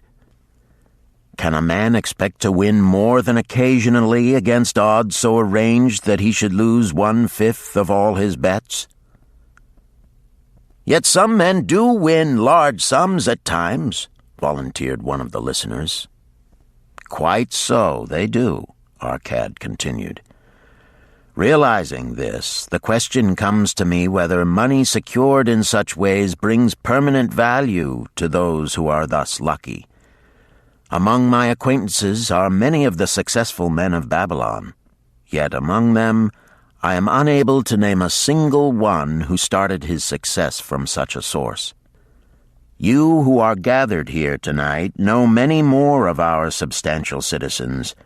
To me, it would be of much interest to learn how many of our successful citizens can credit the gaming tables with their start to success. Suppose each of you tell of those you know. What say you?" After a prolonged silence, a wag ventured, "Wouldst thy inquiry include the gamekeepers?" "If you think of no one else," Arkad responded. "If not one of you can think of anyone else, then how about yourselves?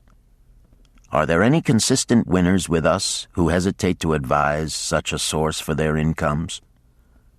His challenge was answered by a series of groans from the rear, taken up and spread amid much laughter. "It would seem we are not seeking good luck in such places as the goddess frequents," he continued. "Therefore let us explore other fields. We have not found it in picking up lost wallets, neither have we found it haunting the gaming tables. As to the races, I must confess to have lost far more coins there than I have ever won. Now suppose we consider our trades and businesses. Is it not natural, if we conclude a profitable transaction, to consider it not good luck, but a just reward for our efforts? I am inclined to think we may be overlooking the gifts of the goddess. Perhaps she really does assist us when we do not appreciate her generosity. Who can suggest further discussion?" Thereupon an elderly merchant arose, smoothing his genteel white robe. "With thy permission, most honorable Arkad and my friends, I offer a suggestion. If, as you have said, we take credit to our own industry and ability for our business success, why not consider the successes we almost enjoyed but which escaped us, happenings which would have been most profitable? They would have been rare examples of good luck if they had actually happened. Because they were not brought to fulfillment, we cannot consider them as our just rewards. Surely many men here have such experiences to relate." "Here is a wise approach," Arkad approved. "Who among you have had good luck within your grasp only to see it escape?" Many hands were raised, among them that of the merchant. Arkad motioned to him to speak. "As you suggested this approach, we should like to hear first from you." "I will gladly relate a tale," he resumed, "that doth illustrate how closely unto a man good luck may approach, and how blindly he may permit it to escape, much to his loss and later regret. Many years ago, when I was a young man, just married and well started to earning, my father did come one day and urge most strongly that I enter upon an investment. The son of one of his good friends had taken notice of a barren tract of land not far beyond the outer walls of our city. It lay high above the canal where no water could reach it. The son of my father's friend devised a plan to purchase this land, build 3 large water wheels that could be operated by oxen, and thereby raise the life-giving waters to the fertile soil. This accomplished, he planned to divide it into small tracts and sell to the residents of the city for herb patches. The son of my father's friend did not possess sufficient gold to complete such an undertaking.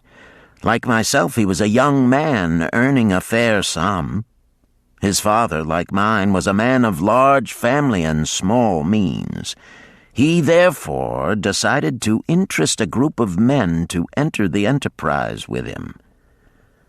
The group was to comprise 12, each of whom must be a money earner and agree to pay 1/10 of his earnings into the enterprise until the land was made ready for sale.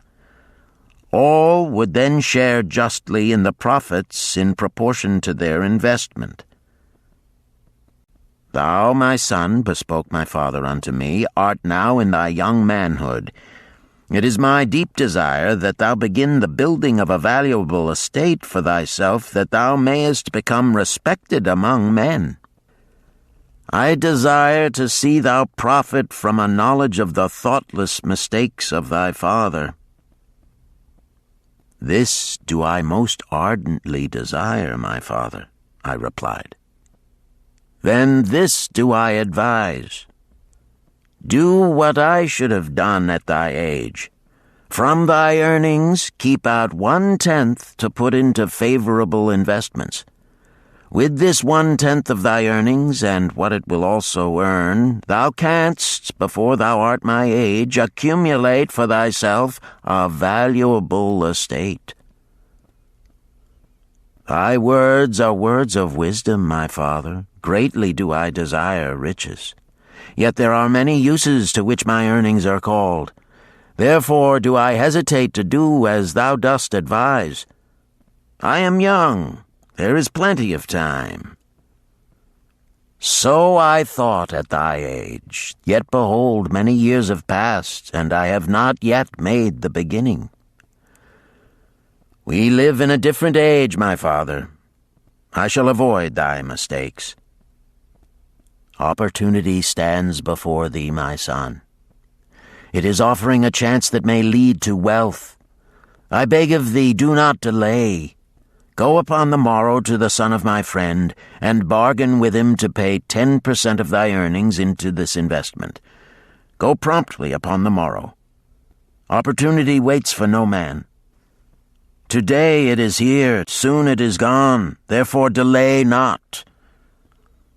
In spite of the advice of my father, I did hesitate.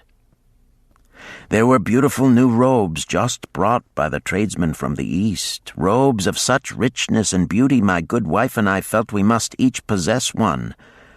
Should I agree to pay 1/10 of my earnings into the enterprise, we must deprive ourselves of these and other pleasures we dearly desired. I delayed making a decision until it was too late, much to my subsequent regret. The enterprise did prove to be more profitable than any man had prophesied. This is my tale, showing how I did permit good luck to escape. In this tale, we see how good luck waits to come to that man who accepts opportunity, commented a swarthy man of the desert. To the building of an estate, there must always be the beginning. That start may be a few pieces of gold or silver which a man diverts from his earnings to his first investment. I, myself, am the owner of many herds. The start of my herds I did begin when I was a mere boy, and did purchase with 1 piece of silver a young calf. This, being the beginning of my wealth, was of great importance to me. To take his first start to building an estate is as good luck as can come to any man. With all men, that first step, which changes them from men who earn from their own labor to men who draw dividends from the earnings of their gold, is important. Some fortunately take it when young and thereby outstrip in financial success those who do take it later, or those unfortunate men, like the father of this merchant, who never take it. Had our friend the merchant taken this step in his early manhood when this opportunity came to him, this day he would be blessed with much more of this world's goods. Should the good luck of our friend the cloth weaver cause him to take such a step at this time, it will indeed be but the beginning of much greater good fortune. "Thank you. I like to speak also," a stranger from another country arose. "I am a Syrian, Not so well do I speak your tongue. I wish to call this friend, the merchant, a name. Maybe you think it not polite, this name. Yet I wish to call him that. But alas, I not know your word for it. If I do call it in Syrian, you will not understand. Therefore, please, some good gentleman, tell me that right name you call man who puts off doing those things that mighty good for him. Procrastinator, called a voice. That's him, shouted the Syrian, waving his hands excitedly. He accepts not opportunity when she comes. He waits. He says I have much business right now. By and by I talk to you. Opportunity she will not wait for such slow fellow. She thinks if a man desires to be lucky he will step quick. Any man who not step quick when opportunity comes. He, big procrastinator like our friend, this merchant. The merchant arose and bowed good-naturedly in response to the laughter. My admiration to thee, stranger within our gates, who hesitates not to speak the truth. And now let us hear another tale of opportunity. Who has for us another experience? Demanded Arkad. I have, responded a red-robed man of middle age. I am a buyer of animals, mostly camels and horses. Sometimes I do also buy the sheep and goats. The tale I am about to relate will tell truthfully how opportunity came one night when I did least expect it. Perhaps for this reason I did let it escape. Of this you shall be the judge. Returning to the city one evening after a disheartening 10 days' journey in search of camels, I was much angered to find the gates of the city closed and locked.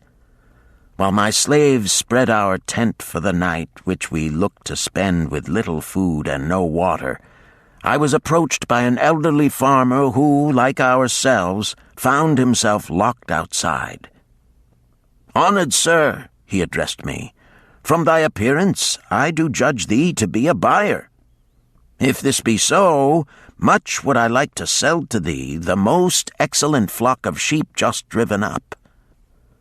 Alas, my good wife lies very sick with the fever. I must return with all haste.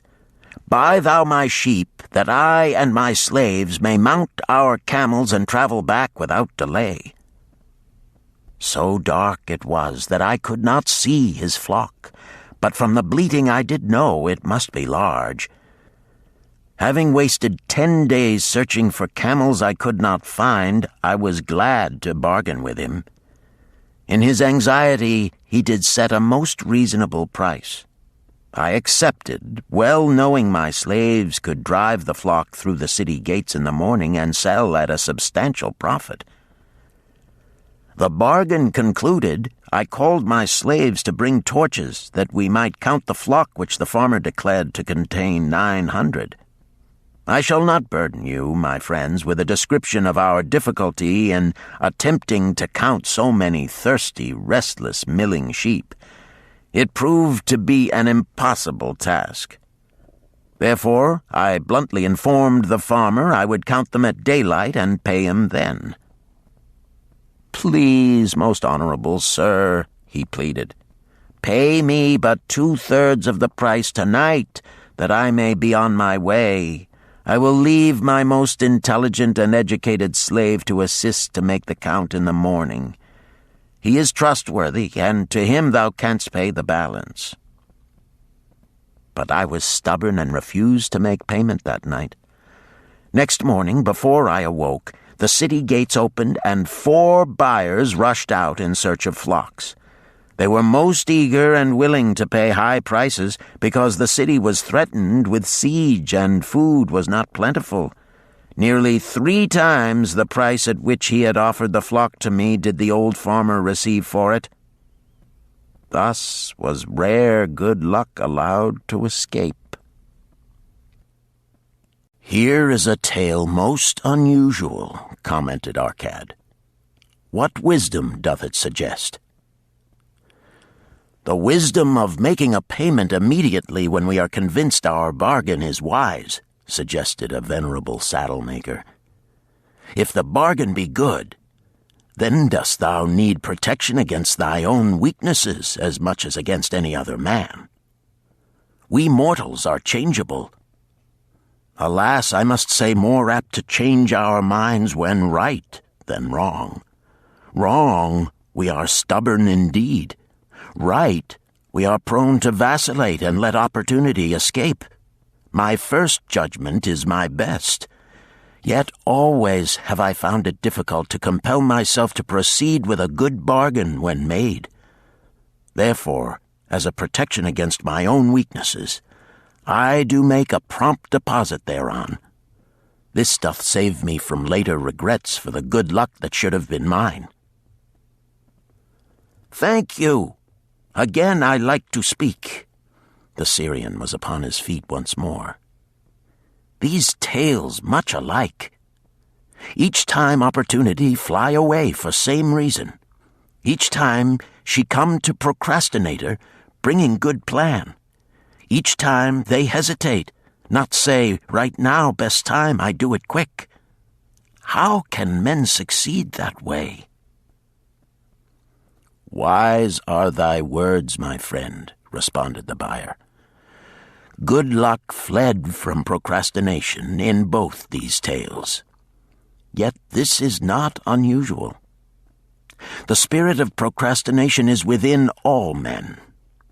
We desire riches, yet how often, when opportunity doth appear before us, that spirit of procrastination from within doth urge various delays in our acceptance.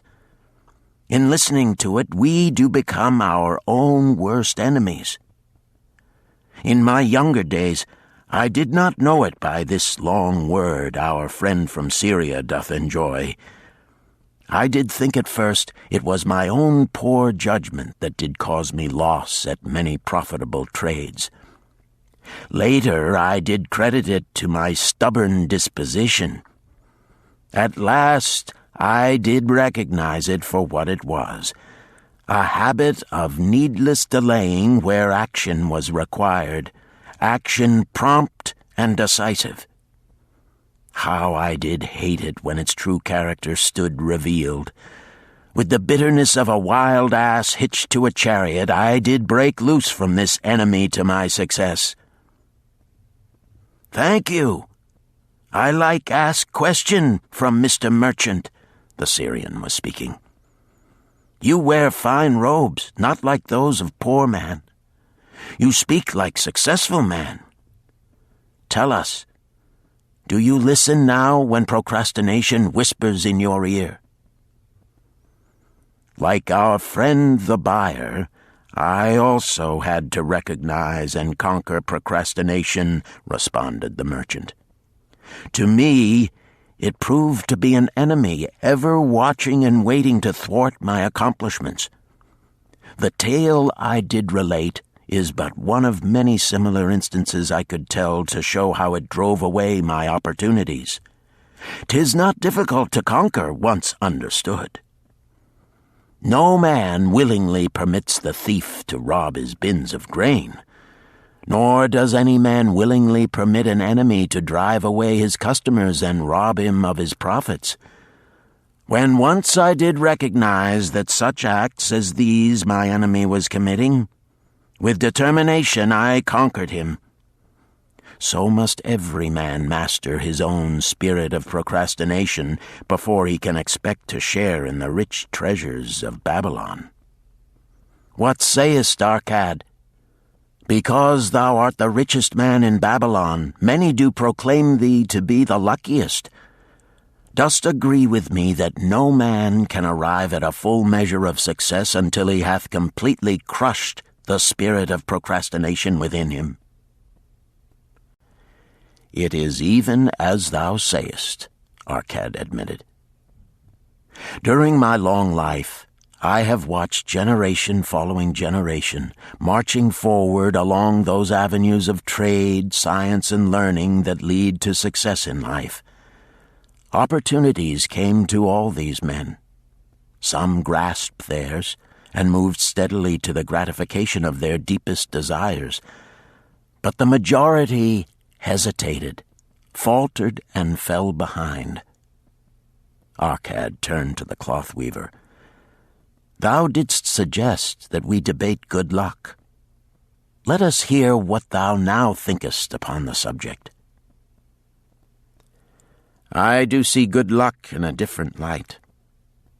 I had thought of it as something most desirable that might happen to a man without effort upon his part.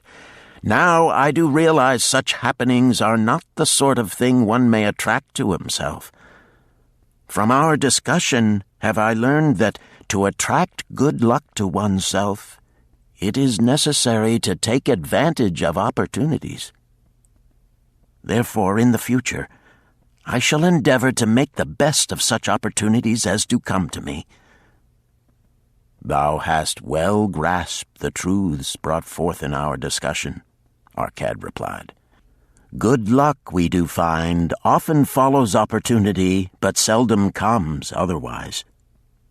Our merchant friend would have found great good luck had he accepted the opportunity the good goddess did present to him. Our friend the buyer likewise would have enjoyed good luck had he completed the purchase of the flock and sold at such a handsome profit. We did pursue this discussion to find a means by which good luck could be enticed to us. I feel that we have found the way. Both the tales did illustrate how good luck follows opportunity. Herein lies a truth that many similar tales of good luck, won or lost, could not change. The truth is this: good luck can be enticed by accepting opportunity. Those eager to grasp opportunities for their betterment do attract the interest of the good goddess. She is ever anxious to aid those who please her. Men of action please her best. Action will lead thee forward to the successes thou dost desire. Men of action are favored by the goddess of good luck.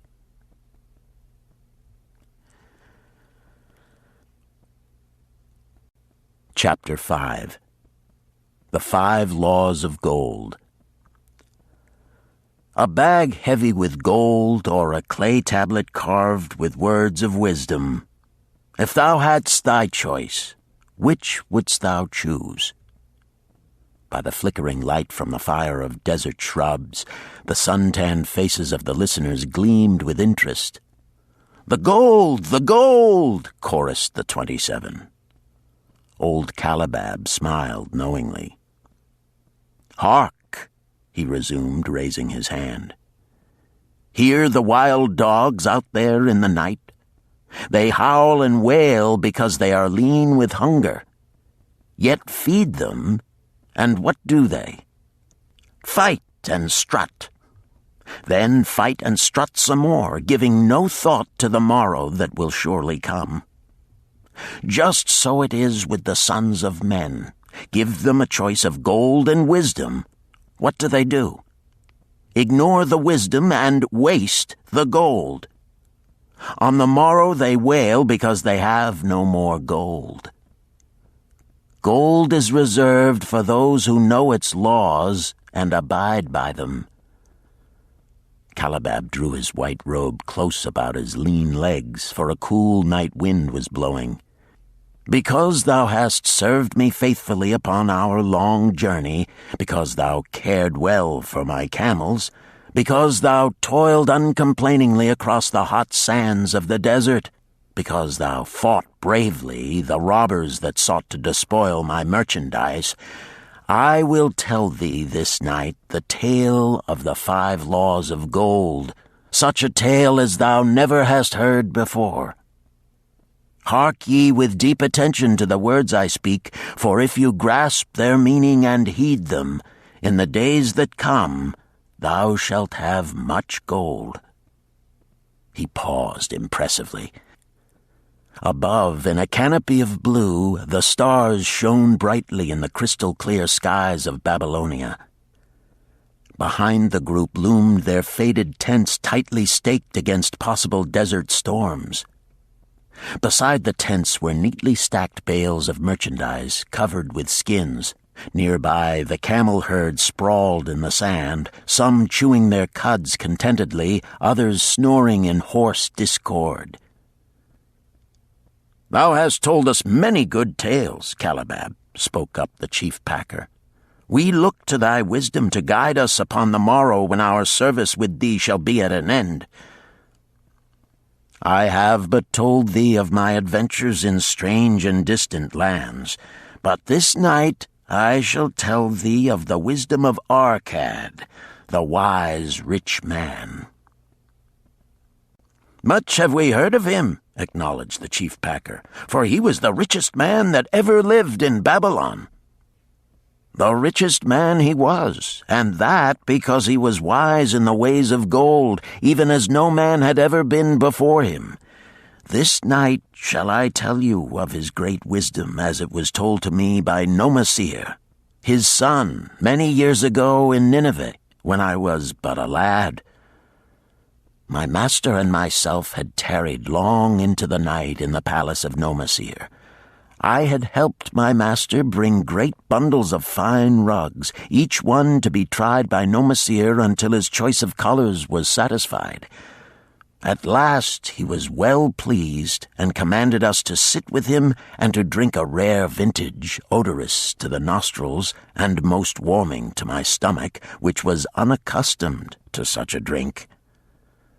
Then did he tell us this tale of the great wisdom of Arkad, his father, even as I shall tell it to you. In Babylon it is the custom, as you know, that the sons of wealthy fathers live with their parents in expectation of inheriting the estate. Arkad did not approve of this custom. Therefore, when Nomasir reached the man's estate, he sent for the young man and addressed him. "My son, it is my desire that thou succeed to my estate. Thou must, however, first prove that thou art capable of wisely handling it.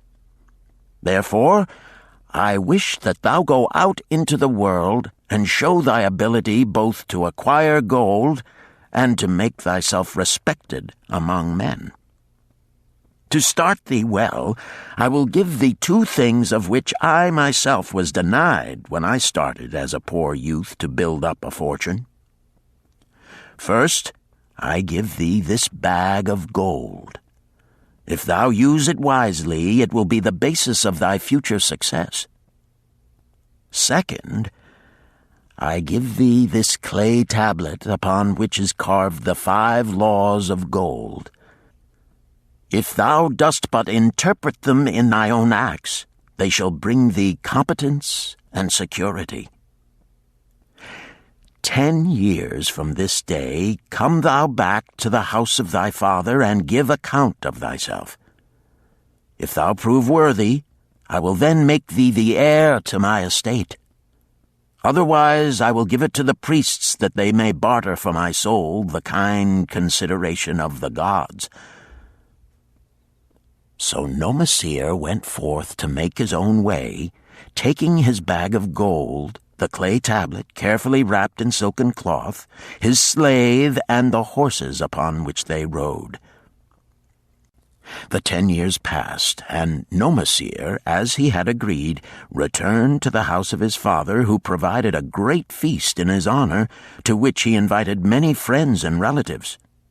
After the feast was over, the father and mother mounted their throne-like seats at one side of the great hall, and Nomasir stood before them to give an account of himself as he had promised his father. It was evening. The room was hazy with smoke from the wicks of the oil lamps that but dimly lighted it. Slaves in white woven jackets and tunics fanned the humid air rhythmically with long-stemmed palm leaves.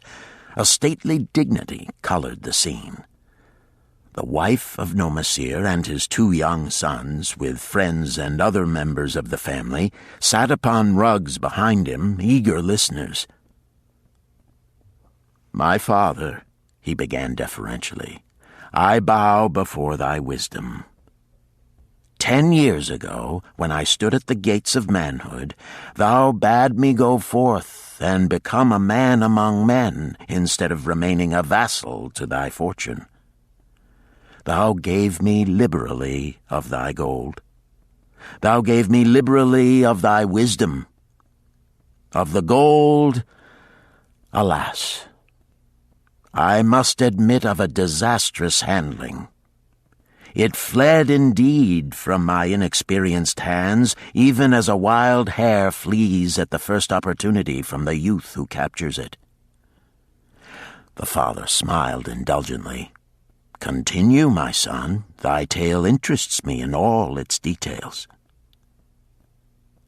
I decided to go to Nineveh, as it was a growing city, believing that I might find there opportunities.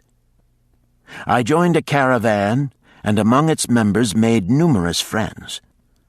2 well-spoken men who had a most beautiful white horse, as fleet as the wind, were among these.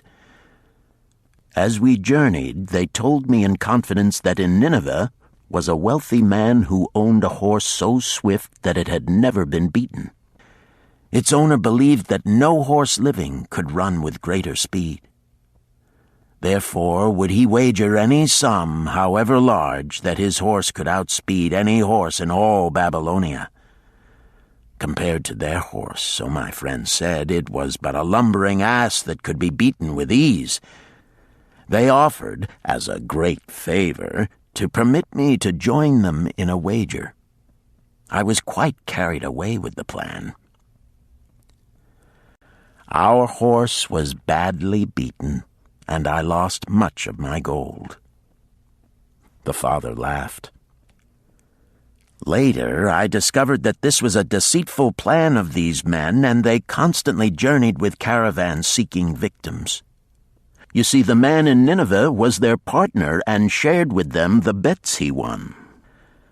This shrewd deceit taught me my first lesson in looking out for myself.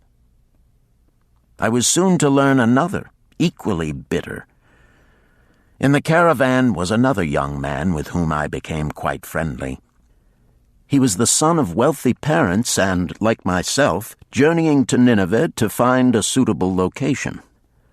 Not long after our arrival, he told me merchant had died, and his ship was shop with its merchandise and painted could be secured at all price. Saying that we would he must return to Babylon to secure his gold, he prevailed upon me to purchase the stock with my gold, agreeing that his would be used later to carry on our venture. He long delayed the trip to Babylon, proving in the meantime to be an unwise buyer and a foolish spender. I finally put him out, but not before the business had deteriorated to where we had only unsaleable goods and no gold to buy other goods. I sacrificed what was left to an Israelite for a pitiful sum. Soon there followed, I tell you, my father, bitter days. I sought employment and found it not, for I was without trade or training that would enable me to earn.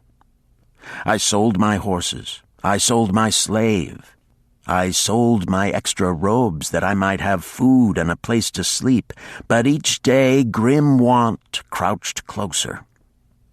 But in those bitter days, I remembered thy confidence in me, my father. Thou hadst sent me forth to become a man, and this I was determined to accomplish. The mother buried her face and wept softly.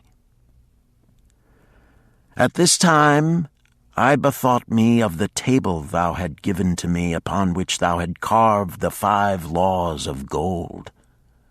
Thereupon I read most carefully thy words of wisdom, and realized that had I but sought wisdom first, my gold would not have been lost to me. I learned by heart each law and determined that when once more the goddess of good fortune smiled upon me, I would be guided by the wisdom of age and not by the inexperience of youth. For the benefit of you who are seated here this night, I will read the wisdom of my father as engraved upon the clay tablet which he gave to me 10 years ago. The 5 Laws of Gold. 1. Gold cometh gladly and in increasing quantity to any man who will put by not less than 1/10 of his earnings to create an estate for his future and that of his family. 2. Gold laboreth diligently and contentedly for the wise owner who finds for it profitable employment, multiplying even as the flocks of the field. 3. Gold clingeth to the protection of the cautious owner who invests it under the advice of men wise in its handling. 4. Gold slippeth away from the man who invests it in businesses or purposes with which he is not familiar or which are not approved by those skilled in its keep. 5. Gold flees the man who would force it to impossible earnings, or who followeth the alluring advice of tricksters and schemers, or who trusts it to his own inexperience and romantic desires in investment. These are the 5 laws of gold as written by my father. I do proclaim them as of greater value than gold itself, as I will show by the continuance of my tale. He again faced his father. I have told thee of the depth of poverty and despair to which my inexperience brought me. However, there is no chain of disasters that will not come to an end. Mine came when I secured employment managing a crew of slaves working upon the new outer wall of the city. Profiting from my knowledge of the first law of gold, I saved a copper from my first earnings, adding to it at every opportunity until I had a piece of silver. It was a slow procedure, for one must live. I did spend grudgingly, I admit, because I was determined to earn back before the 10 years were over as much gold as you, my father, had given to me. One day the slave-master with whom I had become quite friendly said to me, "Thou art a thrifty youth who spends not wantonly what he earns. Hast thou gold put by that is not earning?" "Yes," I replied. "It is my greatest desire to accumulate gold, to replace that which my father gave to me and which I have lost. 'Tis a worthy ambition, I will grant. And do you know that the gold which you have saved can work for you and earn much more gold?" "Alas, my experience has been bitter, for my father's gold has fled from me, and I am in much fear lest my own do the same." "If thou hast confidence in me, I will give thee a lesson in the profitable handling of gold," he replied. "Within a year the outer wall will be complete and ready for the great gates of bronze that will be built at each entrance to protect the city from the king's enemies. In all Nineveh there is not enough metal to make these gates, and the king has not thought to provide it. Here is my plan. A group of us will pool our gold and send a caravan to the mines of copper and tin which are distant, and bring to Nineveh the metal for the gates. When the king says, 'Make the great gates,' we alone can supply the metal, and a rich price he will pay. If the king will not buy from us, we will yet have the metal which can be sold for a fair price." In his offer, I recognized an opportunity to abide by the 3rd law and invest my savings under the guidance of wise men. Nor was I disappointed. Our pool was a success, and my small store of gold was greatly increased by the transaction. In due time I was accepted as a member of this same group in other ventures, They were men wise in the profitable handling of gold. They talked over each plan presented with great care before entering upon it. They would take no chance on losing their principal or tying it up in unprofitable investments from which their gold could not be recovered. Such foolish things as the horse race and the partnership into which I had entered with my inexperience would have had scant consideration with them. They would have immediately pointed out their weaknesses. Through my association with these men, I learned to safely invest gold to bring profitable returns. As the years went on, my treasure increased more and more rapidly. I not only made back as much as I lost, but much more. Through my misfortunes, my trials, and my success, I have tested time and again the wisdom of the 5 laws of gold, my father, and have proven them true in every test. To him who is without knowledge of the 5 laws, gold comes not often, and goeth away quickly. But to him who abide by the 5 laws, gold comes and works as his dutiful slave. Nomasir ceased speaking and motioned to a slave in the back of the room. The slave brought forward one at a time 3 heavy leather bags. One of these Nomasir took and placed upon the floor before his father, addressing him again. "Thou didst give to me a bag of gold, Babylon gold. Behold, in its place, I do return to thee a bag of Nineveh gold of equal weight, an equal exchange, as all will agree. Thou didst give to me a clay tablet inscribed with wisdom. Behold, in its stead, I do return 2 bags of gold." So saying, he took from the slave the other 2 bags, and likewise placed them upon the floor before his father. "This I do to prove to thee, my father, of how much greater value I consider thy wisdom than thy gold. Yet who can measure in bags of gold the value of wisdom? Without wisdom, gold is quickly lost by those who have it, but with wisdom, gold can be secured by those who have it not, as these 3 bags of gold do prove. It does indeed give to me the deepest satisfaction, my father, to stand before thee and say that, because of thy wisdom, I have been able to become rich and respected before men." The father placed his hand fondly upon the head of Nomasir. "Thou hast learned well thy lessons, and I am indeed fortunate to have a son to whom I may entrust my wealth." Calibab ceased his tale and looked critically at his listeners.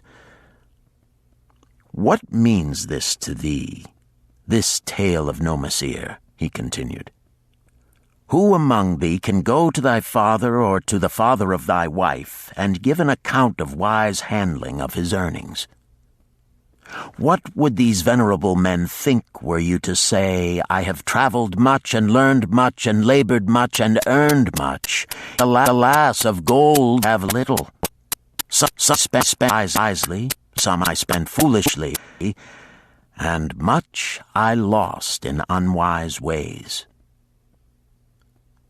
Dost still think it but an inconsistency of fate that some men have much gold and others have naught?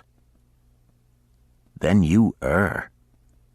Men have much gold when they know the 5 laws of gold and abide thereby.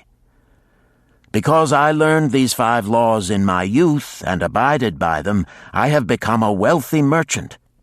Not by some strange magic did I accumulate my wealth. Wealth that comes quickly goeth the same way.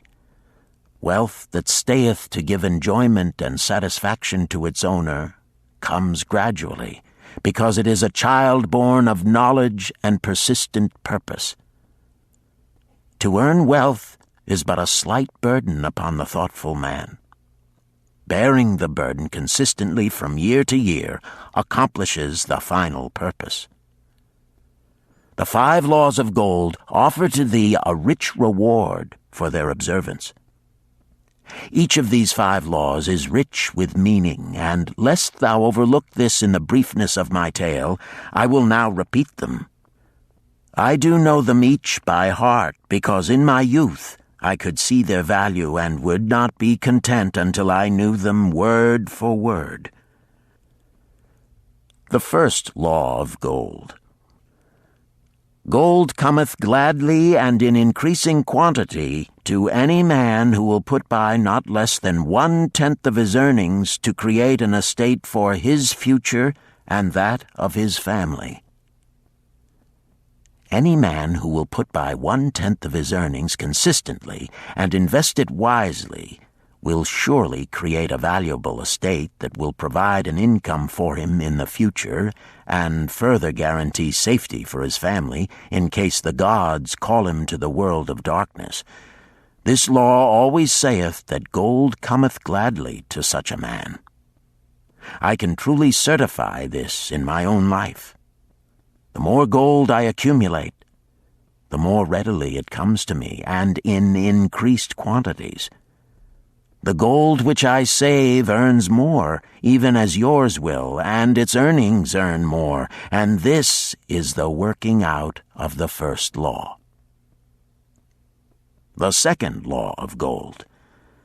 Gold laboreth diligently and contentedly for the wise owner who finds for it profitable employment, multiplying even as the flocks of the field. Gold indeed is a willing worker. It is ever eager to multiply when opportunity presents itself. To every man who hath a store of gold set by, opportunity comes for its most profitable use. As the years pass, it multiplies itself in surprising fashion. The third law of gold. Gold clingeth to the protection of the cautious owner who invests it under the advice of men wise in its handling. Gold indeed clingeth to the cautious owner, even as it flees the careless owner. The man who seeks the advice of men wise in handling gold soon learneth not to jeopardize his treasure, but to preserve in safety and to enjoy in contentment its consistent increase. This ends Disc 2. The Richest Man in Babylon, Disc 3. The fourth law of gold.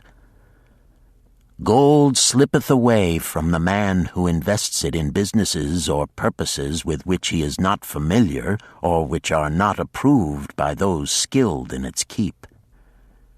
To the man who hath gold yet is not skilled in its handling, many uses for it appear most profitable. Too often these are fraught with danger of loss, and if properly analyzed by wise men, show small possibility of profit. Therefore, the inexperienced owner of gold who trusts to his own judgment and invests it in businesses or purposes with which he is not familiar, too often finds his judgment imperfect and pays with his treasure for his inexperience. Wise indeed is he who investeth his treasures under the advice of men skilled in the ways of gold. The fifth law of gold. Gold flees the man who would force it to impossible earnings, or who followeth the alluring advice of tricksters and schemers, or who trusts it to his own inexperience and romantic desires in investment. Fanciful propositions that thrill like adventure tales always come to the new owner of gold. These appear to endow his treasure with magic powers that will enable it to make impossible earnings. Yet heed ye the wise men, for verily they know the risks that lurk behind every plan to make great wealth suddenly. Forget not the rich men of Nineveh who would take no chance of losing their principal or tying it up in unprofitable investments. This ends my tale of the 5 laws of gold. In telling it to thee, I have told the secrets of my own success. Yet they are not secrets, but truths which every man must first learn and then follow, who wishes to step out of the multitude that, like yon wild dogs, must worry each day for food to eat. Tomorrow we enter Babylon. Look, see the fire that burns eternal above the temple of Bel? We are already in sight of the golden city. Tomorrow each of thee shall have gold, the gold thou hast so well earned by thy faithful services. 10 years from this night, what can you tell about this gold? If there be men among you who, like Nomasir, will use a portion of their gold to start for themselves an estate and be thenceforth wisely guided by the wisdom of Arkad, 10 years from now, 'tis a safe wager, like the son of Arkad, they will be rich and respected among men. Our wise acts accompany us through life to please us and to help us, just as surely our unwise acts follow us to plague and torment us. Alas, they cannot be forgotten. In the front rank of the torments that do follow us are the memories of the things we should have done, of the opportunities which came to us, and we took not. Rich are the treasures of Babylon, so rich no man can count their value in pieces of gold. Each year they grow richer and more valuable. Like the treasures of every land, they are a reward, a rich reward awaiting those men of purpose who determine to secure their just share. In the strength of thine own desires is a magic power. Guide this power with thy knowledge of the 5 laws of gold, and thou shalt share the treasures of Babylon.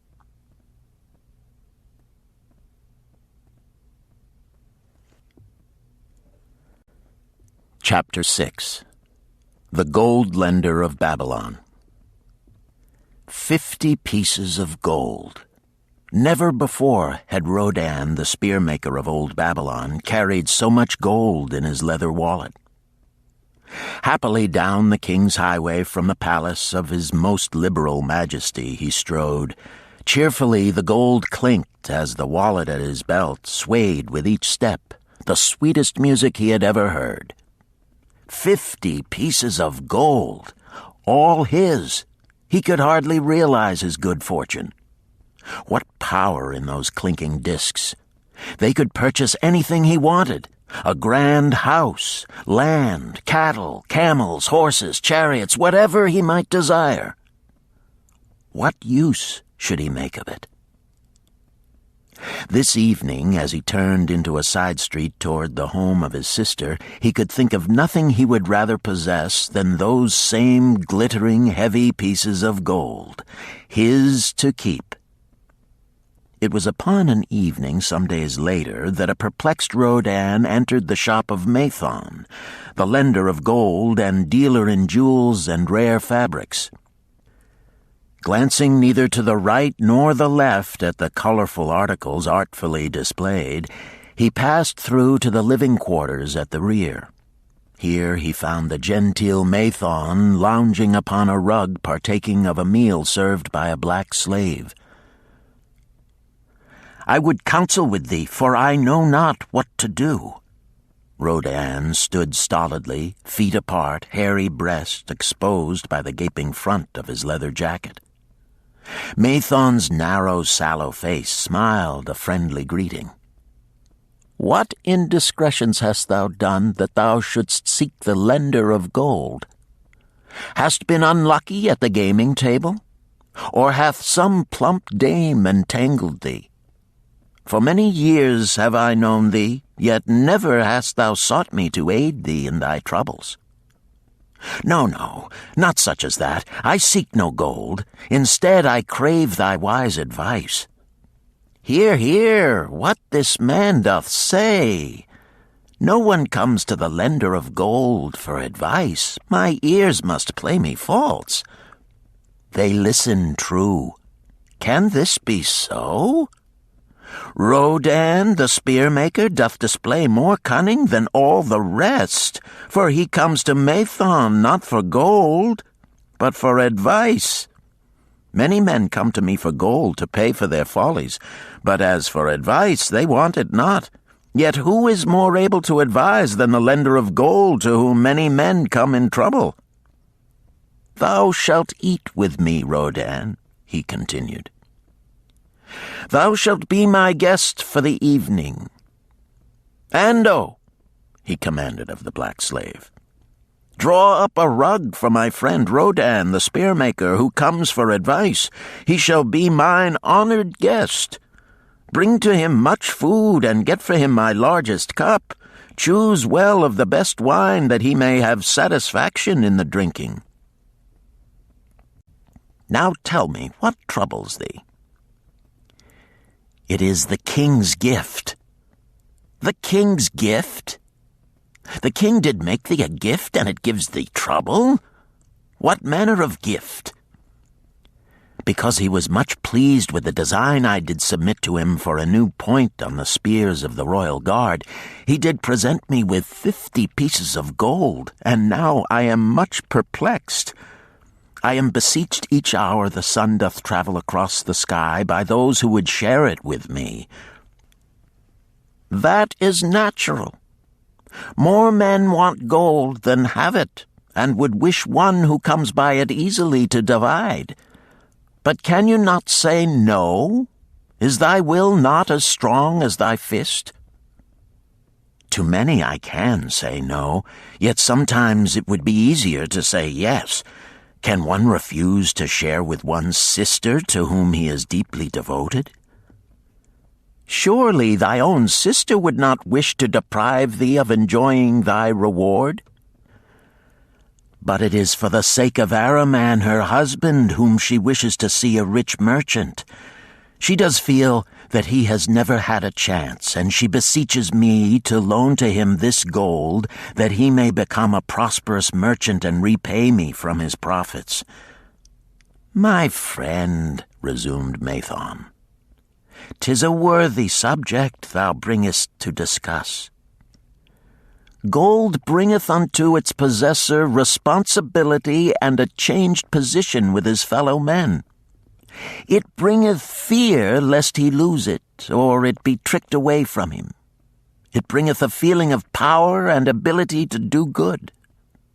Likewise, it bringeth opportunities whereby his very good intentions may bring him into difficulties. Didst ever hear of the farmer of Nineveh who could understand the language of animals? I wot not, for 'tis not the kind of tale men like to tell over the bronze-caster's forge. I will tell it to thee, for thou shouldst know that to borrowing and lending there is more than the passing of gold from the hands of one to the hands of another. This farmer, who could understand what the animals said to each other, did linger in the farmyard each evening just to listen to their words. One evening he did hear the ox bemoaning to the ass the hardness of his lot. I do labor pulling the plough from morning until night, no matter how hot the day, or how tired my legs, or how the bow doth chafe my neck, still must I work. But you are a creature of leisure. You are trapped with a colorful blanket and do nothing more than carry our master about where he wishes to go. When he goes nowhere, you do rest and eat the green grass all the day. Now the ass, in spite of his vicious heels, was a goodly fellow and sympathized with the ox. My good friend, he replied, you do work very hard, and I would help ease your lot. Therefore will I tell you how you may have a day of rest.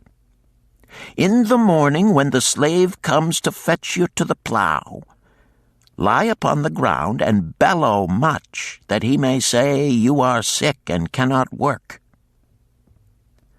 So the ox took the advice of the ass, and the next morning the slave returned to the farmer and told him the ox was sick and could not pull the plow. "Then," said the farmer, "hitch the ass to the plow, for the plowing must go on." All that day, the ass, who had only intended to help his friend, found himself compelled to do the ox's task. When night came and he was released from the plow, his heart was bitter, and his legs were weary, and his neck was sore where the bow had chafed it. The farmer lingered in the barnyard to listen. The ox began first. "You are my good friend. Because of your wise advice, I have enjoyed a day of rest." "And I," retorted the ass, "am like many another simple-hearted one who starts to help a friend and ends up by doing his task for him. Hereafter you draw your own plow, for I did hear the master tell the slave to send for the butcher were you sick again. I wish he would, for you are a lazy fellow." Thereafter they spoke to each other no more. This ended their friendship. Canst thou tell the moral to this tale, Rodan? "'Tis a good tale," responded Rodan, "but I see not the moral." "I thought not that you would, but it is there, and simple too. Just this: if you desire to help thy friend, do so in a way that will not bring thy friend's burdens upon thyself." "I had not thought of that. It is a wise moral. I wish not to assume the burdens of my sister's husband. But tell me, you lend to many. Do not the borrowers repay?" Mathon smiled the smile of one whose soul is rich with much experience. "Could a loan be well made if the borrower cannot repay? Must not the lender be wise and judge carefully whether his gold can perform a useful purpose to the borrower and return to him once more? Or whether it will be wasted by one unable to use it wisely and leave him without his treasure, and leave the borrower with a debt he cannot repay? I will show to thee the tokens in my token chest, and let them tell thee some of their stories." Into the room he brought a chest as long as his arm, covered with red pigskin and ornamented with bronze designs. He placed it upon the floor and squatted before it, both hands upon the lid. "From each person to whom I lend, I do exact a token for my token chest, to remain there until the loan is repaid. When they repay, I give it back. But if they never repay, it will always remind me of one who was not faithful to my confidence. The safest loans, my token box tells me, are to those whose possessions are of more value than the one they desire. They own lands or jewels or camels or other things which could be sold to repay the loan. Some of the tokens given to me are jewels of more value than the loan. Others are promises that if the loan be not repaid as agreed, they will deliver to me certain property settlement. On loans like those I am assured that my gold will be returned with the rental thereon, for the loan is based on property. In another class are those who have the capacity to earn. They are such as you, who labor or serve and are paid. They have income, and if they are honest and suffer no misfortune, I know that they also can repay the gold I loan them and the rental to which I am entitled. Such loans are based on human effort. Others are those who have neither property nor assured earning capacity. Life is hard, and there will always be some who cannot adjust themselves to it.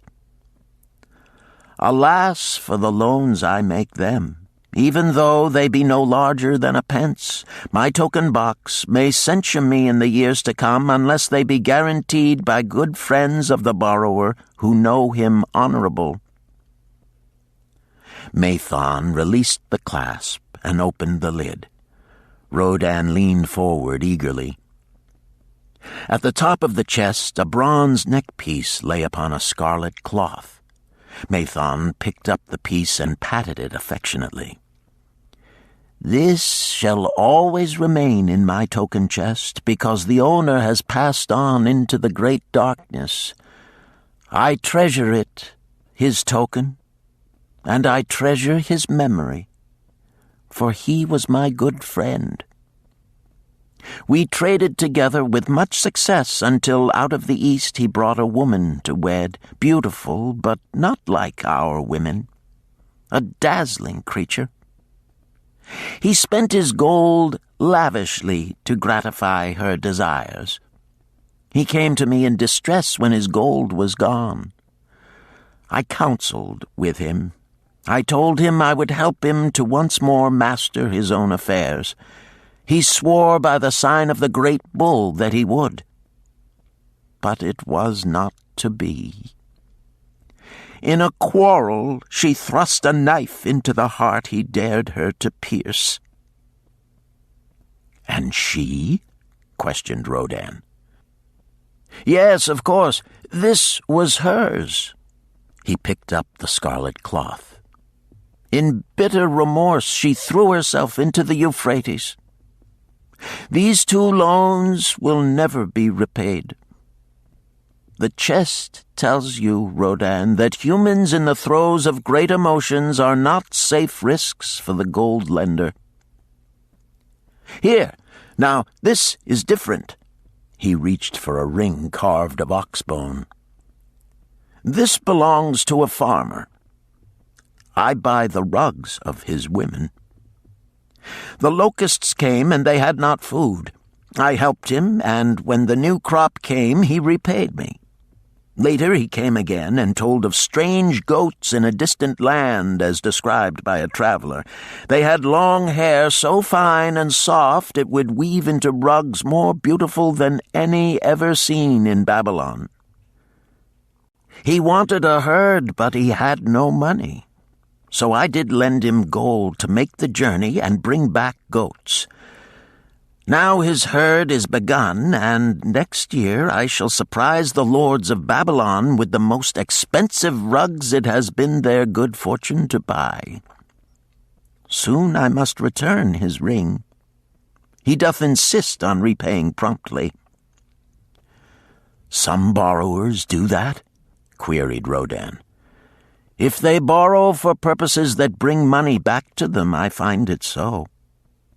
But if they borrow because of their indiscretions, I warn thee to be cautious if thou wouldst ever have thy gold back in hand again." "Tell me about this," requested Rodan, picking up a heavy gold bracelet inset with jewels in rare designs.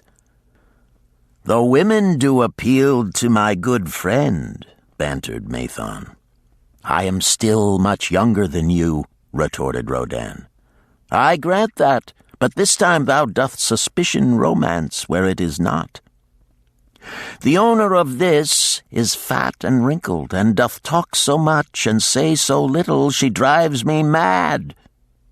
Once they had much money and were good customers, but ill times came upon them.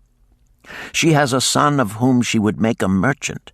So she came to me and borrowed gold that he might become a partner of a caravan owner who travels with his camels, bartering in one city what he buys in another. This man proved a rascal, for he left the poor boy in a distant city without money and without friends, pulling out early while the youth slept. Perhaps when this youth has grown to manhood he will repay. Until then I get no rental for the loan, only much talk. But I do admit the jewels are worthy of the loan." "Did this lady ask thy advice as to the wisdom of the loan?" "Quite otherwise. She had pictured to herself this son of hers as a wealthy and powerful man of Babylon. To suggest the contrary was to infuriate her. A fair rebuke I had. I knew the risk for this inexperienced boy, but as she offered security, I could not refuse her. "This," continued Mathon, waving a bit of pack rope tied into a knot, "belongs to Nebator, the camel trader. When he would buy a herd larger than his funds, he brings to me this knot, and I lend to him according to his needs. He is a wise trader. I have confidence in his good judgment and can lend him freely. Many other merchants of Babylon have my confidence because of their honorable behavior. Their tokens come and go frequently in my token box. Good merchants are an asset to our city, and it profits me to aid them to keep trade moving that Babylon be prosperous." Mathon picked out a beetle carved in turquoise and tossed it contemptuously on the floor. "A bug from Egypt.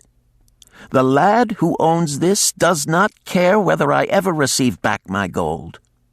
When I reproach him, he replies, 'How can I repay when ill fate pursues me? You have plenty more. What can I do?' The token is his father's, a worthy man of small means who did pledge his land and herd to back his son's enterprises. The youth found success at first, and then was overzealous to gain great wealth. His knowledge was immature.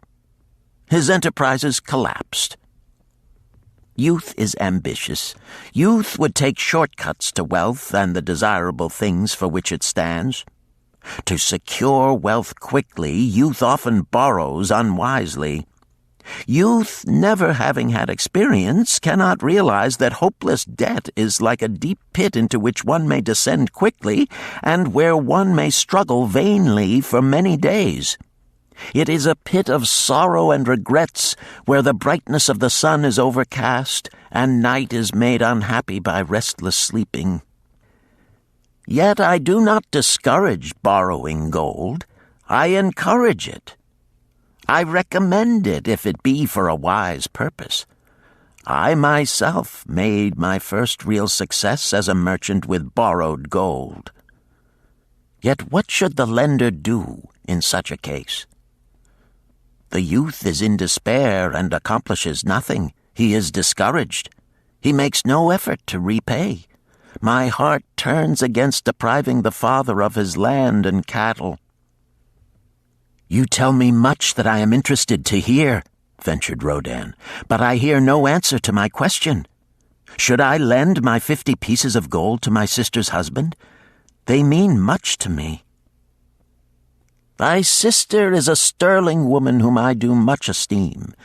Should her husband come to me and ask to borrow 50 pieces of gold, I should ask him for what purpose he would use it. If he answered that he desired to become a merchant like myself and deal in jewels and rich furnishings, I would say, 'What knowledge have you of the ways of trade? Do you know where you can buy at lowest cost? Do you know where you can sell at a fair price?' Could he say yes to these questions?" "No, he could not," Rodan admitted. "He has helped me much in making spears, and he has helped some in the shops." Then would I say to him that his purpose was not wise. Merchants must learn their trade. His ambition, though worthy, is not practical, and I would not lend him any gold. But supposing he could say, 'Yes, I have helped merchants much. I know how to travel to Smyrna and to buy at low cost the rugs the housewives weave. I also know many of the rich people of Babylon to whom I can sell these at a large profit.' Then I would say, 'Your purpose is wise and your ambition honorable. I shall be glad to lend you the 50 pieces of gold if you can give me security that they will be returned.' But would he say, 'I have no security other than that I am an honored man and will pay you well for the loan'? Then would I reply, I treasure much each piece of gold. Were the robbers to take it from you as you journeyed to Smyrna, or take the rugs from you as you returned, then you would have no means of repaying me, and my gold would be gone. Gold, you see, Rodin, is the merchandise of the lender of money. It is easy to lend. If it is lent unwisely, then it is difficult to get back.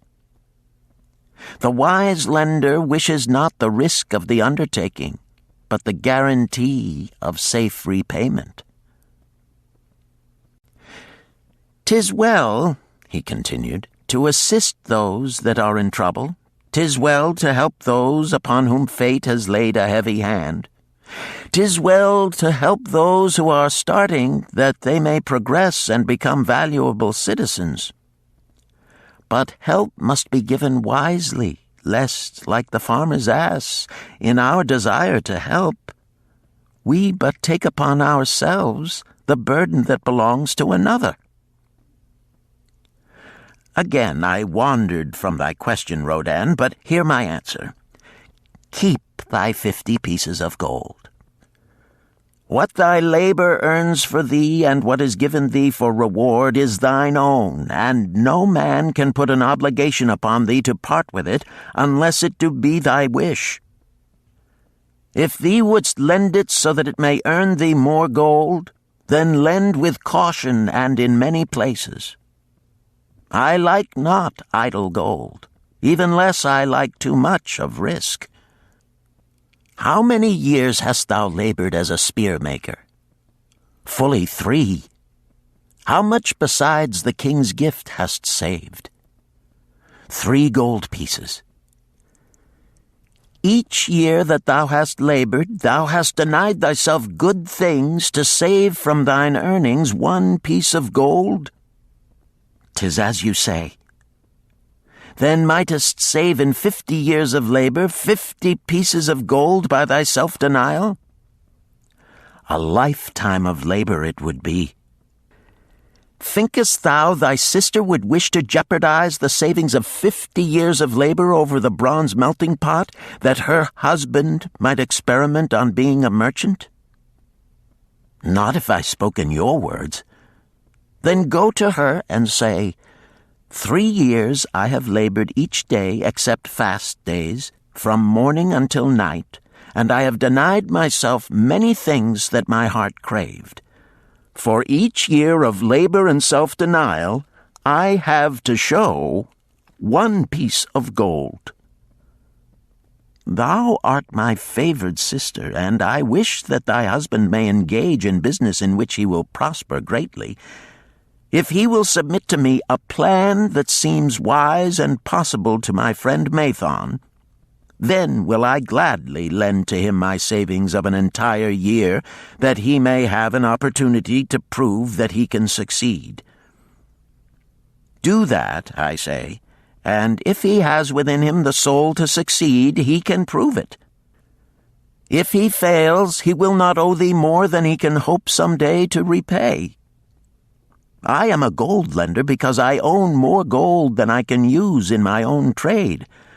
I desire my surplus gold to labor for others and thereby earn more gold. I do not wish to take risk of losing my gold, for I have labored much and denied myself much to secure it. Therefore I will no longer lend any of it where I am not confident that it is safe and will be returned to me. Neither will I lend it where I am not convinced that its earnings will be promptly paid to me. I have told to thee, Rodin, a few of the secrets of my token chest. From them you may understand the weakness of men and their eagerness to borrow that which they have no certain means to repay. From this you can see how often their high hopes of the great earnings they could make if they but had gold are but false hopes they have not the ability or training to fulfill. Thou, Rodin, now have gold which thou shouldst put to earning more gold for thee. Thou art about to become, even as I, a gold lender. If thou dost safely preserve thy treasure, It will produce liberal earnings for thee, and be a rich source of pleasure and profit during all thy days. But if thou dost let it escape from thee, it will be a source of constant sorrow and regret as long as thy memory doth last. What desirest thou most of this gold in thy wallet? To keep it safe. Wisely spoken, replied Mathon approvingly. Thy first desire is for safety. Thinkest thou that in the custody of thy sister's husband it would be truly safe from possible loss? I fear not, for he is not wise in guarding gold. Then be not swayed by foolish sentiments of obligation to trust thy treasure to any person. If thou wouldst help thy family or thy friends, find other ways than risking the loss of thy treasure. Forget not that gold slippeth away in unexpected ways from those unskilled in guarding it. As well waste thy treasure in extravagance as let others lose it for thee. What next after safety dost desire of this treasure of thine? That it earn more gold. Again thou speakest with wisdom. It should be made to earn and grow larger. Gold wisely lent may even double itself with its earnings before a man like you groweth old. If you risk losing it, you risk losing all that it would earn as well. Therefore, be not swayed by the fantastic plans of impractical men who think they see ways to force thy gold to make earnings unusually large. Such plans are the creations of dreamers unskilled in the safe and dependable laws of trade. Be conservative in what thou expectest to earn, that thou mayest keep and enjoy thy treasure. To hire it out with a promise of usurious returns is to invite loss. Seek to associate thyself with men and enterprises whose success is established, that thy treasure may earn liberally under their skillful use and be guarded safely by their wisdom and experience. Thus mayest thou avoid the misfortunes that follow most of the sons of men to whom the gods see fit to entrust gold. When Rodin would thank him for his wise advice, he would not listen, saying, "The king's gift shall teach thee much wisdom. If wouldst keep thy 50 pieces of gold, thou must be discreet indeed. Many uses will tempt thee. Much advice will be spoken to thee. Numerous opportunities to make large profits will be offered thee. The stories from my token box should warn thee, before thou let any piece of gold leave thy pouch, to be sure that thou hast a safe way to pull it back again. Should my further advice appeal to thee, return again. It is gladly given. Ere thou goest, read this which I have carved beneath the lid of my token box. It applies equally to the borrower and the lender. Better a little caution than a great regret." Chapter 7. The Walls of Babylon. Old Banzar, grim warrior of another day, stood guard at the passageway leading to the top of the ancient walls of Babylon. Up above, valiant defenders were battling to hold the walls. Upon them depended the future existence of this great city with its hundreds of thousands of citizens. Over the walls came the roar of the attacking armies, the yelling of many men, the trampling of thousands of horses, the deafening boom of the battering rams pounding the bronzed gates. In the street behind the gate lounged the spearmen, waiting to defend the entrance should the gates give way. They were but few for the task.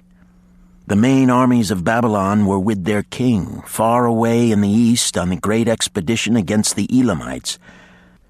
No attack upon the city having been anticipated during their absence, the defending forces were small. unexpectedly from the north, bore down the mighty armies of the Assyrians, and now the walls must hold or Babylon was doomed. About Banzar were great crowds of citizens, white-faced and terrified, eagerly seeking news of the battle. With hushed awe they viewed the stream of wounded and dead being carried or led out of the passageway. Here was the crucial point of attack. After 3 days of circling about the city, the enemy had suddenly thrown his great strength against this section and this gate. The defenders from the top of the wall fought off the climbing platforms and the scaling ladders of the attackers with arrows, burning oil, and, if any reached the top, spears. Against the defenders, thousands of the enemy's archers poured a deadly barrage of arrows. Old Banzar had the vantage point for news. He was closest to the conflict and first to hear of each fresh repulse of the frenzied attackers. An elderly merchant crowded close to him, his palsied hands quivering. "Tell me, he pleaded. "They cannot get in. My sons are with the good king. There is no one to protect my old wife. My goods, they will steal all.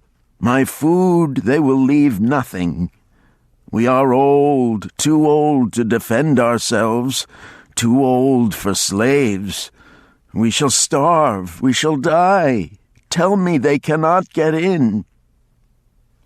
"Calm thyself, good merchant," the guard responded. "The walls of Babylon are strong.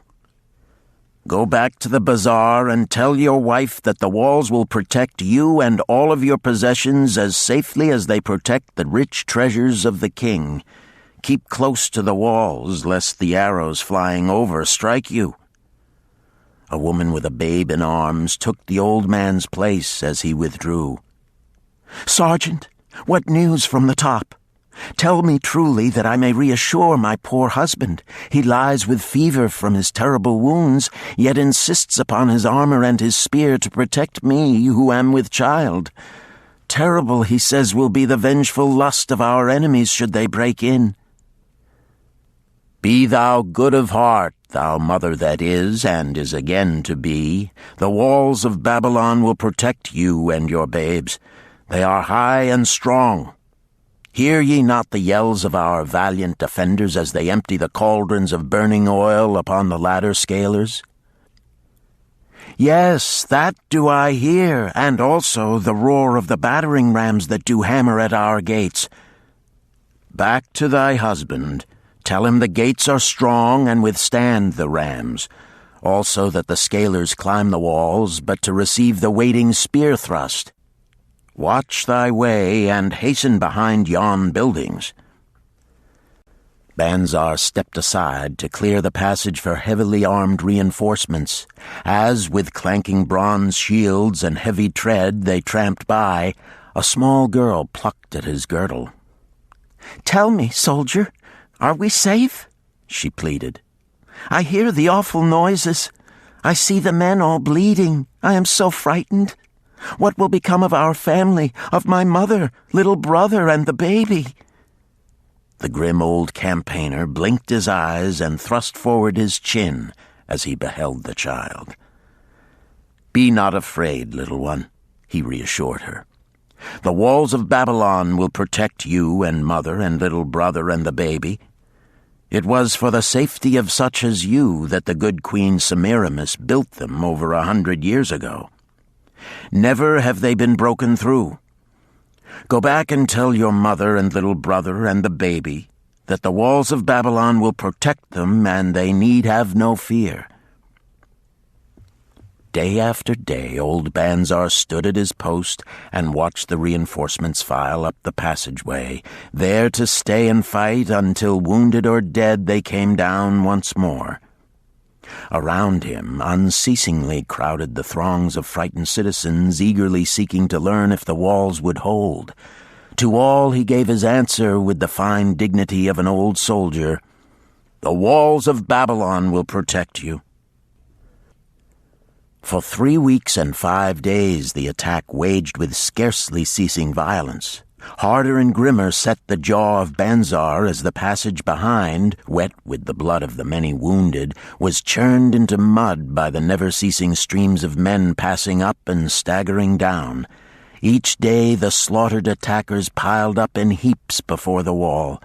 Each night they were carried back and buried by their comrades. Upon the 5th night of the 4th week, the clamor without diminished. The first streaks of daylight illuminated the plains, disclosed great clouds of dust raised by the retreating armies. A mighty shout went up from the defenders. There was no mistaking its meaning. It was repeated by the waiting troops behind the walls. It was echoed by the citizens upon the streets. It swept over the city with the violence of a storm. People rushed from the houses. The streets were jammed with a throbbing mob. The pent-up fear of weeks found an outlet in the wild chorus of joy. From the top of the high tower of the Temple of Bel burst forth the flames of victory. Skyward floated the column of blue smoke to carry the message far and wide. The walls of Babylon had once again repulsed a mighty and vicious foe determined to loot her rich treasures and to ravish and enslave her citizens. Babylon endured century after century because it was fully protected. It could not afford to be otherwise. The walls of Babylon were an outstanding example of man's need and desire for protection. This desire is inherent in the human race. It is just as strong today as it ever was, but we have developed broader and better plans to accomplish the same purpose. In this day, behind the impregnable walls of insurance, savings accounts, and dependable investments, we can guard ourselves against the unexpected tragedies that may enter any door and seat themselves before any fireside. We cannot afford to be without adequate protection. Chapter 8. The Camel Trader of Babylon. The hungrier one becomes, the clearer one's mind works. Also, the more sensitive one becomes to the odors of food. Arkad, the son of Azure, certainly thought so. For 2 whole days he had tasted no food except 2 small figs purloined from over the wall of a garden. Not another could he grab before the angry woman rushed forth and chased him down the street. Her shrill cries were still ringing in his ears as he walked through the marketplace. They helped him to restrain his restless fingers from snatching the tempting fruits from the baskets of the market women. Never before had he realized how much food was brought to the markets of Babylon and how good it smelled. Leaving the market, he walked across to the inn and paced back and forth in front of the eating house. Perhaps here he might meet someone he knew, someone from whom he could borrow a copper that would gain him a smile from the unfriendly keeper of the inn and, with it, a liberal helping. Without the copper, he knew all too well how unwelcome he would be. In his abstraction, he unexpectedly found himself face to face with the one man he wished most to avoid, the tall, bony figure of Dabasir, the camel trader. Of all the friends and others from whom he had borrowed small sums, Dabasir made him feel the most uncomfortable because of his failure to keep his promises to repay promptly. Dabasir's face lighted up at the sight of him. "Ha! 'Tis Arkad! Just the one I have been seeking, that he might repay the 2 pieces of copper which I lent him a moon ago. Also the piece of silver which I lent to him before that. We are well met. I can make good use of the coins this very day. What say, boy, what say?" Arkad stuttered, and his face flushed. He had naught in his empty stomach to nerve him to argue with the outspoken Dabasir. "I am sorry, very sorry," he mumbled weakly. "But this day I have neither the copper nor the silver with which I could repay." "Then get it," Dabasir insisted. Surely thou canst get hold of a few coppers and a piece of silver to repay the generosity of an old friend of thy father, who aided thee whence thou wast in need. 'Tis because ill fortune does pursue me that I cannot pay. Ill fortune! Wouldst blame the gods for thine own weakness? Ill fortune pursues every man who thinks more of borrowing than of repaying. Come with me, boy, while I eat. I am hungry, and I would tell thee a tale." Arkad flinched from the brutal frankness of Dabasir, but here at least was an invitation to enter the coveted doorway of the eating-house. Dabasir pushed him to a far corner of the room where they seated themselves upon small rugs.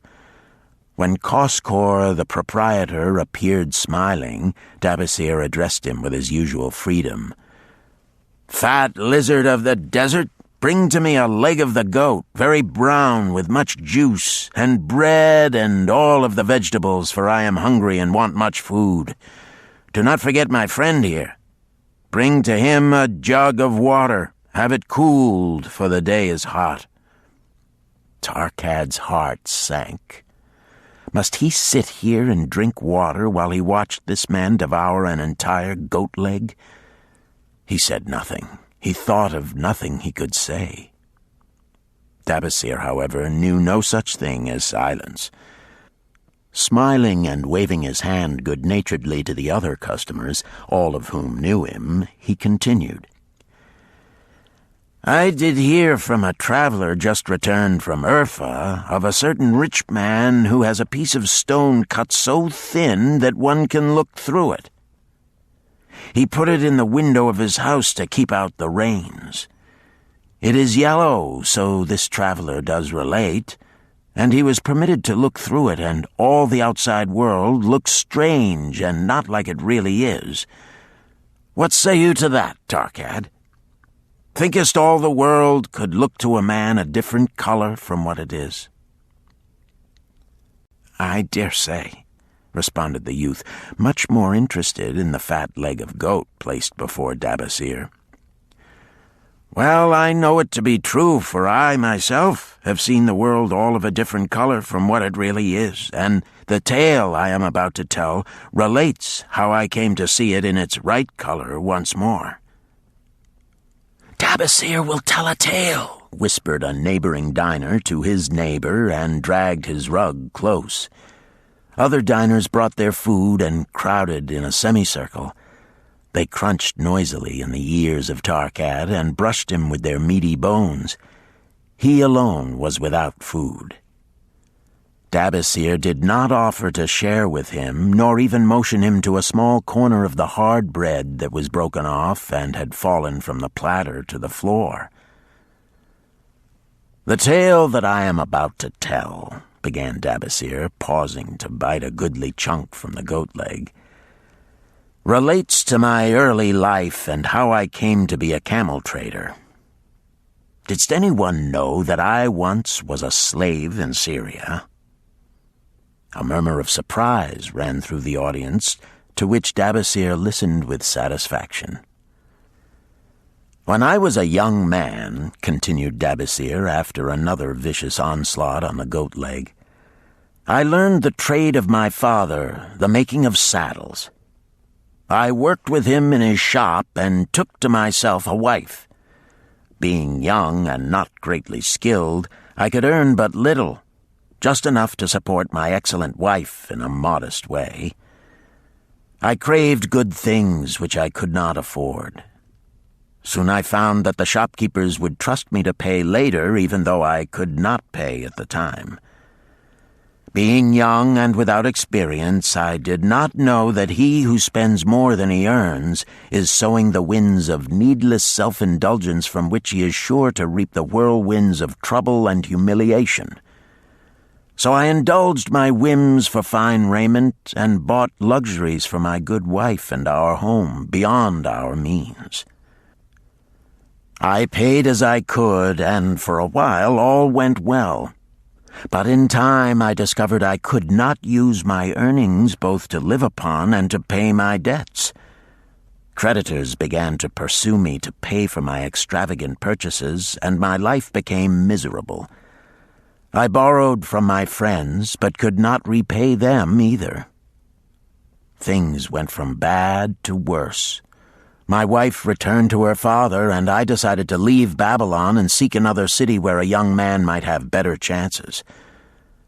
For 2 years I had a restless and unsuccessful life working for caravan traders. From this I fell in with a set of likable robbers who scoured the desert for unarmed caravans. Such deeds were unworthy of the son of my father, but I was seeing the world through a colored stone and did not realize to what degradation I had fallen. We met with success on our first trip, capturing a rich haul of gold and silks and valuable merchandise. This loot we took to Ganir and squandered. The second time we were not so fortunate. Just after we had made our capture, we were attacked by the spearsmen of a native chief to whom the caravans paid for protection. Our 2 leaders were killed, and the rest of us were taken to Damascus, where we were stripped of our clothing and sold as slaves. I was purchased for 2 pieces of silver by a Syrian desert chief. With my hair shorn and but a loincloth to wear, I was not so different from the other slaves. Being a reckless youth, I thought it merely an adventure until my master took me before his 4 wives and told them they could have me for a eunuch. Then, indeed, did I realize the hopelessness of my situation. These men of the desert were fierce and warlike. I was subject to their will without weapons or means of escape. Fearful I stood as those 4 women looked me over. I wondered if I could expect pity from them. Sirah, the first wife, was older than the others. Her face was impassive as she looked upon me. I turned from her with little consolation. The next was a contemptuous beauty who gazed at me as indifferently as if I had been a worm of the earth. The 2 younger ones tittered as though it were all an exciting joke. It seemed an age that I stood waiting sentence. Each woman appeared willing for the others to decide. Finally, Sirah spoke up in a cold voice. "Of eunuchs we have plenty, but of camel tenders we have few, and they are a worthless lot. Even this day I would visit my mother who is sick with the fever, and there is no slave I would trust to lead my camel. Ask this slave if he can lead a camel." My master thereupon questioned me, "What know you of camels?" Striving to conceal my eagerness, I replied, "I can make them kneel, I can load them, I can lead them on long trips without tiring. If need be, I can repair their trappings." "The slave speaks forward enough," observed my master. "If thou so desire, Sirah, take this man for thy camel tender." So I was turned over to Sirah, and that day I led her camel upon a long journey to her sick mother. I took the occasion to thank her for her intercession, and also to tell her that I was not a slave by birth, but the son of a freeman, an honorable saddle-maker of Babylon. I also told her much of my story. Her comments were disconcerting to me, and I pondered much afterward on what she said. "How can you call yourself a free man when your weakness has brought you to this? If a man has in himself the soul of a slave, will he not become one no matter what his birth, even as water seeks its level? If a man has within him the soul of a free man, will he not become respected and honored in his own city in spite of his misfortune?" For over a year I was a slave and lived with the slaves, but I could not become as one of them. One day Sirah asked me, "In the eventime, when the other slaves can mingle and enjoy the society of each other, why dost thou sit in thy tent alone?" To which I responded, "I am pondering what you have said to me. I wonder if I have the soul of a slave. I cannot join them, so I must sit apart." "I, too, must sit apart," she confided. "My dowry was large, and my lord married me because of it. Yet he does not desire me. What every woman longs for is to be desired. Because of this, and because I am barren and have neither son nor daughter, must I sit apart. Were I a man, I would rather die than be such a slave, but the conventions of our tribe make slaves of women." "What think thou of me by this time?" I asked her suddenly. "Have I the soul of a man, or have I the soul of a slave?" "Have you a desire to repay the just debts you owe in Babylon?" she parried. "Yes, I have the desire, but I see no way." "If thou contentedly let the years slip by and make no effort to repay, then thou hast but the contemptible soul of a slave. No man is otherwise who cannot respect himself, and no man can respect himself who does not repay honest debts." "But what can I do who am a slave in Syria?" "Stay a slave in Syria, thou weakling." "I am not a weakling," I denied hotly. "Then prove it." "How?" "Does not thy great king fight his enemies in every way he can and with every force he has?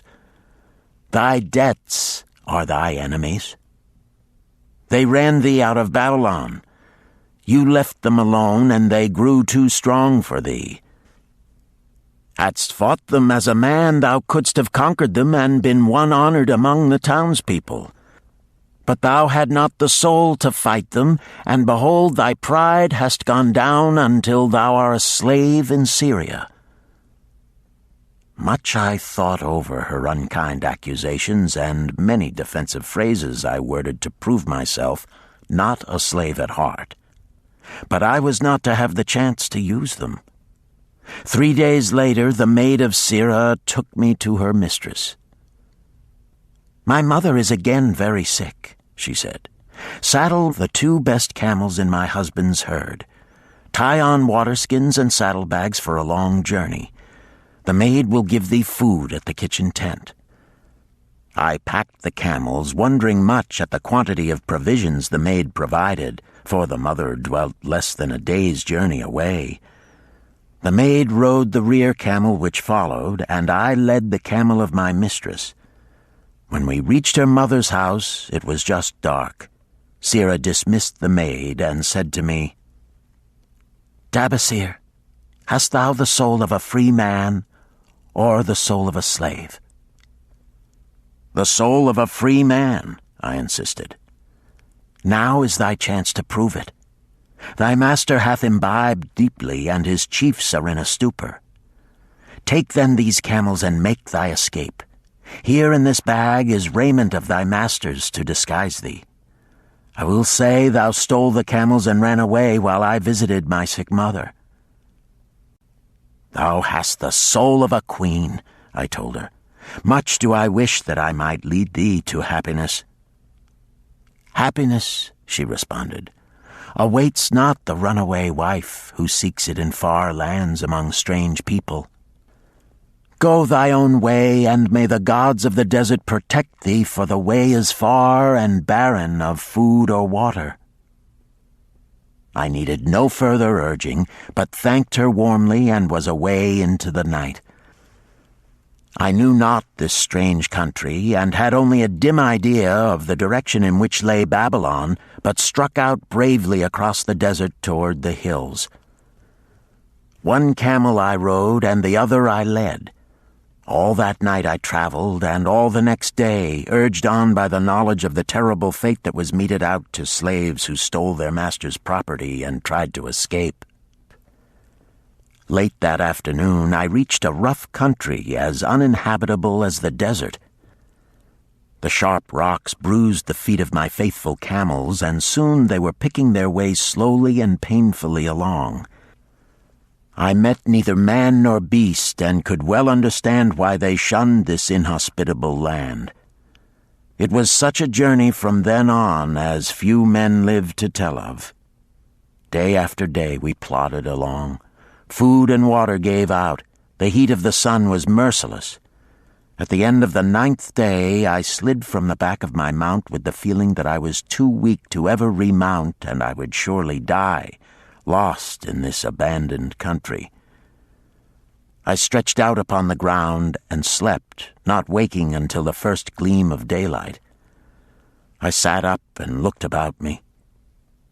There was a coolness in the morning air. My camels lay dejected not far away. About me was a vast waste of broken country covered with rock and sand and thorny things. No sign of water, not to eat for man or camel. Could it be that in this peaceful quiet I faced my end? My mind was clearer than it had ever been before.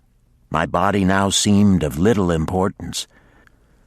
My parched and bleeding lips, my dry and swollen tongue, my empty stomach, all had lost their supreme agonies of the day before. I looked across into the uninviting distance, and once again came to me the question, have I the soul of a slave or the soul of a free man? Then, with clearness, I realized that if I had the soul of a slave, I should give up, lie down in the desert and die, a fitting end for a runaway slave.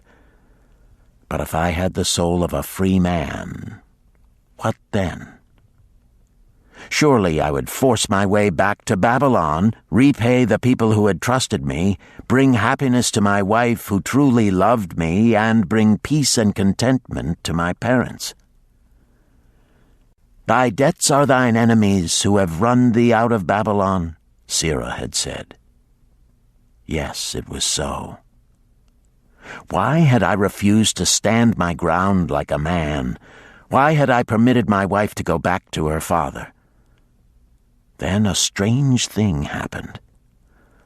All the world seemed to be of a different color, as though I had been looking at it through a colored stone which had suddenly been removed. At last I saw the true values in life. Die in the desert, not I. With a new vision, I saw the things that I must do. First, I would go back to Babylon and face every man to whom I owed an unpaid debt. I should tell them that after years of wandering and misfortune, I had come back to pay my debts as fast as the gods would permit.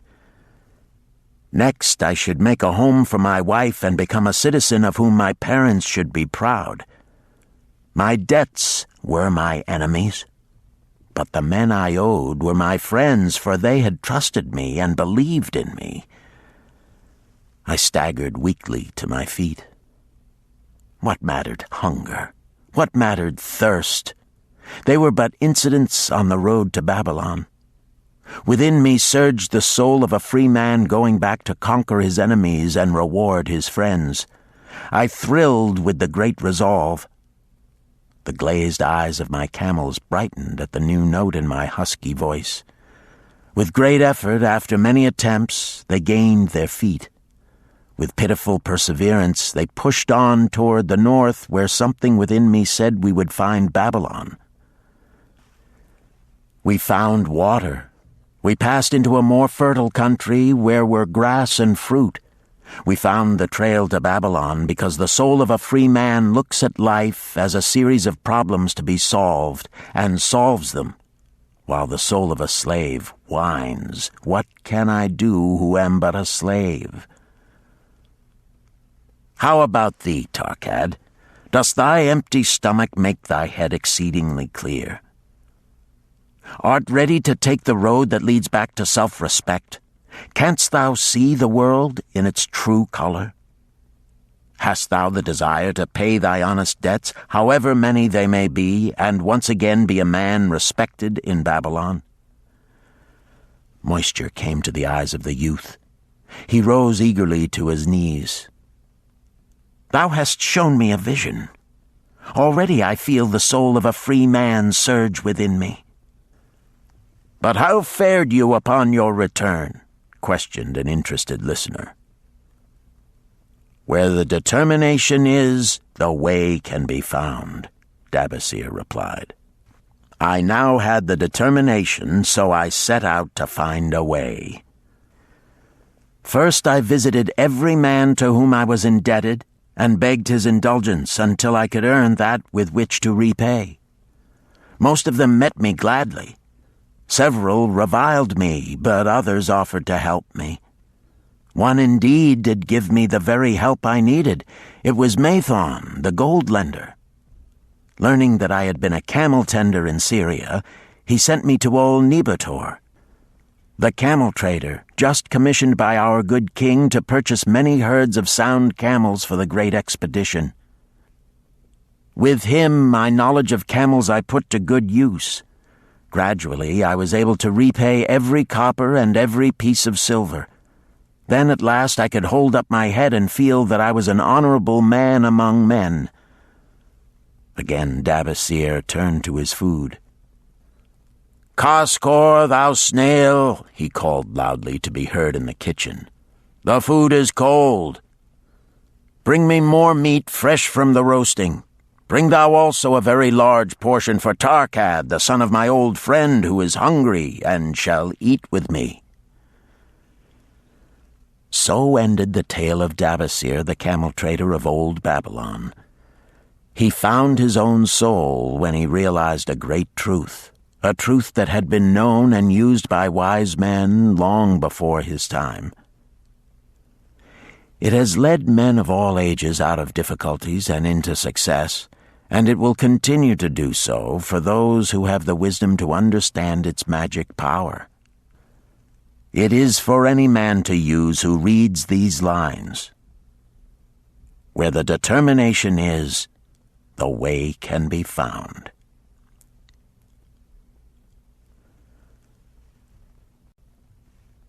Chapter 9. The Clay Tablets from Babylon. St. Swithin's College, Nottingham University, Newark-on-Trent, Nottingham. October 21st, 1934. Professor Franklin Caldwell, care of British Scientific Expedition, Hilla, Mesopotamia. My dear Professor, the 5 clay tablets from your recent excavation in the ruins of Babylon arrived on the same boat with your letter. I have been fascinated no end and have spent many pleasant hours translating their inscriptions. I should have answered your letter at once, but delayed until I could complete the translations which are attached. The tablets arrived without damage thanks to your careful use of preservatives and excellent packing. You will be as astonished as we in the laboratory at the story they relate. One expects the dim and distant past to speak of romance and adventure.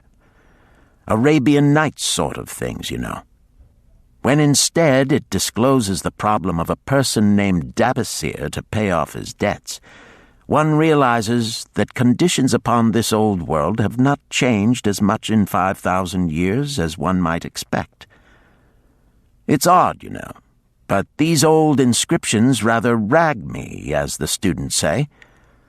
Being a college professor, I am supposed to be a thinking human being possessing a working knowledge of most subjects.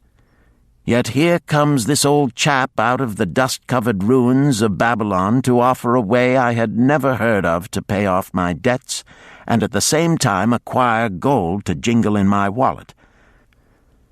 Pleasant thought, I say, and interesting to prove whether it will work as well nowadays as it did in old Babylon. Mrs. Shrewsbury and myself are planning to try out his plan upon our own affairs, which could be much improved. Wishing you the best of luck in your worthy undertaking and waiting eagerly another opportunity to assist, I am, yours sincerely, Alfred H. Shrewsbury, Department of Archaeology. Tablet 1. Now, when the moon becometh full, I, Dabasir, who am but recently returned from slavery in Syria, with the determination to pay my many just debts and become a man of means worthy of respect in my native city of Babylon, do here engrave upon the clay a permanent record of my affairs to guide and assist me in carrying through my high desires. Under the wise advice of my good friend Mathon, the gold lender, I am determined to follow an exact plan that he doth say will lead any honorable man out of debt into means and self-respect. This plan includeth 3 purposes which are my hope and desire. First, the plan doth provide for my future prosperity. Therefore 1/10 of all I earn shall be set aside as my own to keep. For Mathon speaketh wisely when he saith, "That man who keepeth in his purse both gold and silver that he need not spend is good to his family and loyal to his king. The man who hath but a few coppers in his purse is indifferent to his family and indifferent to his king. But the man who hath naught in his purse is unkind to his family and disloyal to his king, for his own heart is bitter. Therefore the man who wisheth to achieve must have coin that he may keep to jingle in his purse, that he have in his heart love for his family and loyalty to his king. Second, the plan doth provide that I shall support and clothe my good wife who hath returned to me with loyalty from the house of her father. For Mathon doth say that to take good care of a faithful wife putteth self-respect into the heart of a man, and addeth strength and determination to his purposes. Therefore 7/10 of all I earn shall be used to provide a home, clothes to wear, and food to eat, with a bit extra to spend, that our lives be not lacking in pleasure and enjoyment. But he doth further enjoin the greatest care that we spend not greater than 7/10 of what I earn for these worthy purposes. Herein lieth the success of the plan. I must live upon this portion, and never use more, nor buy what I may not pay for out of this portion. This ends Disc 3. The Richest Man in Babylon, Disc 4. Tablet 2. Third, the plan doth provide that out of my earnings my debts shall be paid. Therefore each time the moon is full, 2/10 of all I have earned shall be divided honorably and fairly among those who have trusted me and to whom I am indebted. Thus in due time will all my indebtedness be surely paid. Therefore do I here engrave the name of every man to whom I am indebted, and the honest amount of my debt. Faru the cloth weaver, 2 silver, 6 copper. Sinjar the couch maker, 1 silver. Amar my friend, 3 silver, 1 copper. Zankar my friend, 4 silver, 7 copper. Askamir my friend, 1 silver, 3 copper. Haransir the jewel maker, 6 silver, 2 copper. Diarbakir my father's friend, 4 silver, 1 copper. Alkahad the house owner, 14 silver. Mathon the gold lender, 9 silver. Birajik the farmer, 1 silver, 7 copper. From here on, disintegrated, cannot be deciphered. Tablet 3. To these creditors do I owe in total 119 pieces of silver and 141 pieces of copper. Because I did owe these sums and saw no way to repay, in my folly I did permit my wife to return to her father, and didst leave my native city and seek easy wealth elsewhere, only to find disaster and to see myself sold into the degradation of slavery. Now that Mathon doth show me how I can repay my debts in small sums of my earnings, do I realize the great extent of my folly in running away from the results of my extravagances. Therefore have I visited my creditors and explained to them that I have no resources with which to pay except my ability to earn, and that I intend to apply 2/10 of all I earn upon my indebtedness evenly and honestly. This much can I pay, but no more. Therefore, if they be patient, in time my obligations will be paid in full." Amar, whom I thought my best friend, reviled me bitterly, and I left him in humiliation. Birajik, the farmer, pleaded that I pay him first, as he didst badly need help. Arkad, the house owner, was indeed disagreeable, and insisted that he would make me trouble unless I did soon settle in full with him. All the rest willingly accepted my proposal. Therefore am I more determined than ever to carry through, being convinced that it is easier to pay one's just debts than to avoid them. Even though I cannot meet the needs and demands of a few of my creditors, I will deal impartially with all. Tablet 4. Again the moon shines full. I have worked hard with a free mind. My good wife hath supported my intentions to pay my creditors. Because of our wise determination, I have earned during the past moon, buying camels of sound wind and good legs for Nebertor, the sum of 19 pieces of silver. This I have divided according to the plan.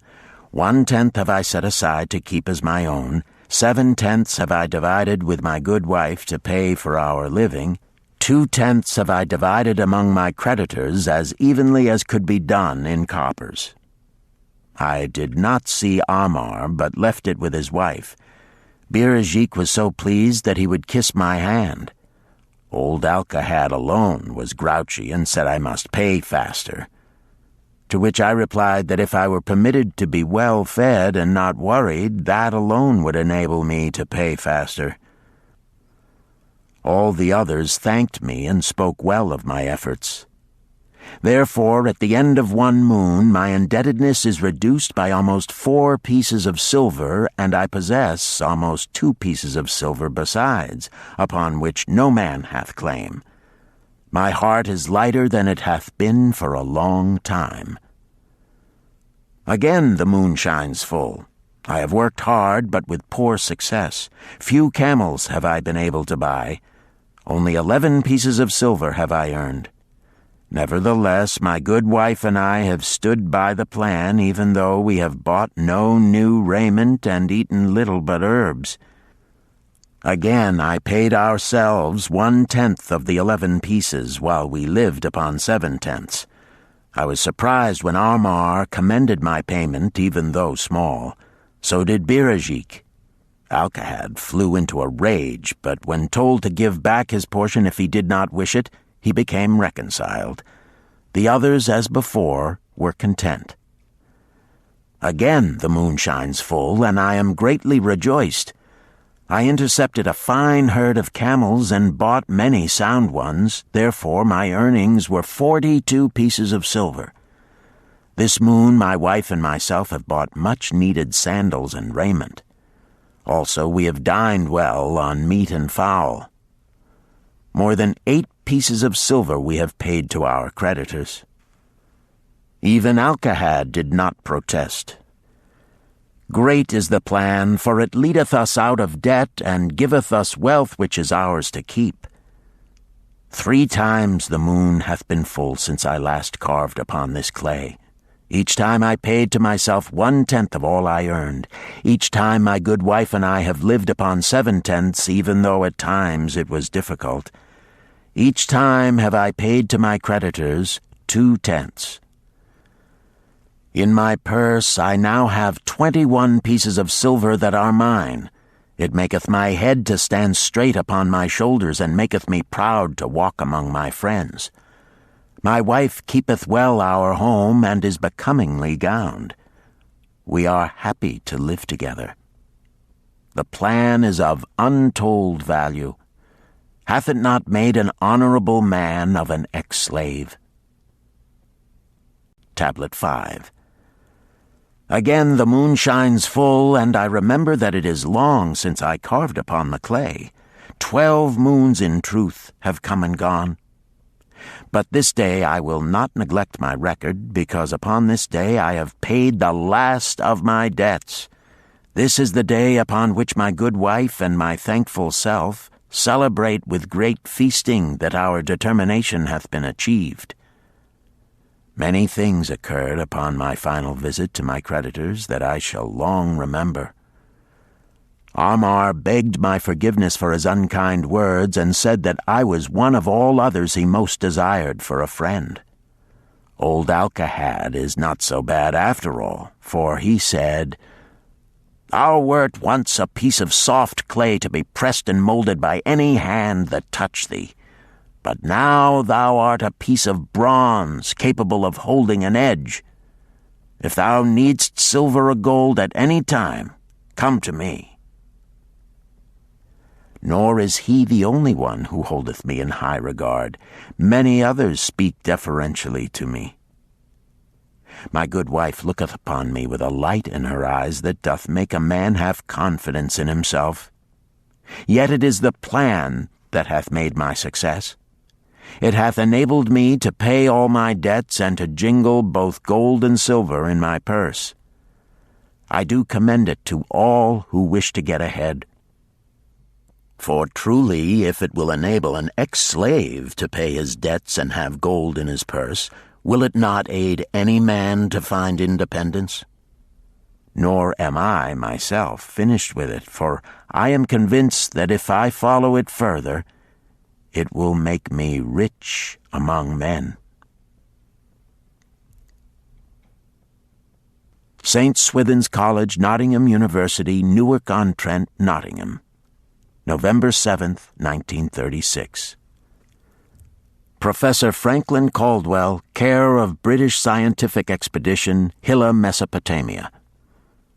My dear Professor, if in your further digging into those ruins of Babylon you encounter the ghost of a former resident, an old camel trader named Dabasir, do me a favor. Tell him that his scribbling upon those clay tablets so long ago has earned for him the lifelong gratitude of a couple of college folks back here in England. You will possibly remember my writing a year ago that Mrs. Shrewsbury and myself intended to try his plan for getting out of debt and at the same time having gold to jingle. You may have guessed, even though we tried to keep it from our friends, our desperate straits. We were frightfully humiliated for years by a lot of old debts, and worried sick for fear some of the tradespeople might start a scandal that would force me out of the college. We paid and paid, every shilling we could squeeze out of income, but it was hardly enough to hold things even. Besides, we were forced to do all our buying where we could get further credit regardless of higher costs. It developed into one of those vicious circles that grow worse instead of better. Our struggles were getting hopeless. We could not move to less costly rooms because we owed the landlord. There did not appear to be anything we could do to improve our situation. Then here comes your acquaintance, the old camel trader from Babylon, with a plan to do just what we wished to accomplish. He jolly well stirred us up to follow his system. We made a list of all our debts, and I took it around and showed it to every one we owed. I explained how it was simply impossible for me to ever repay them the way things were going along. They could readily see this themselves from the figures. Then I explained that the only way I saw to pay in full was to set aside 20% of my income each month to be divided pro rata, which would pay them in full in a little over 2 years. That in the meantime we would go on a cash basis and give them the further benefit of our cash purchases. They were really quite decent. Our greengrocer, a wise old chap, put it in a way that helped to bring around the rest. If you pay for all you buy and then pay some on what you owe, that is better than you have done, for you ain't paid down the account none in 3 years. Finally, I secured all their names to an agreement binding them not to molest us as long as the 20% of income was paid regularly. Then we began scheming on how to live upon 70%. We were determined to keep that extra 10% to jingle. The thought of silver and possibly gold was most alluring. It was like having an adventure to make the change. We enjoyed figuring this way and that to live comfortably upon that remaining 70%. We started with rent and managed to secure a fair reduction. Next, we put our favorite brands of tea and such under suspicion and were agreeably surprised how often we could purchase superior qualities at less cost. It is too long a story for a letter, but anyhow, it did not prove difficult. We managed, and right cheerfully at that. What a relief it proved to have our affairs in such a shape we were no longer persecuted by past due accounts. I must not neglect, however, to tell you about that extra 10% we were supposed to jingle. Well, we did jingle it for some time. Now, don't laugh too soon. You see, that is the sporty part. It is the real fun to start accumulating money that you do not want to spend. There is more pleasure in running up such a surplus than there could be in spending it. After we had jingled to our heart's content, we found a more profitable use for it.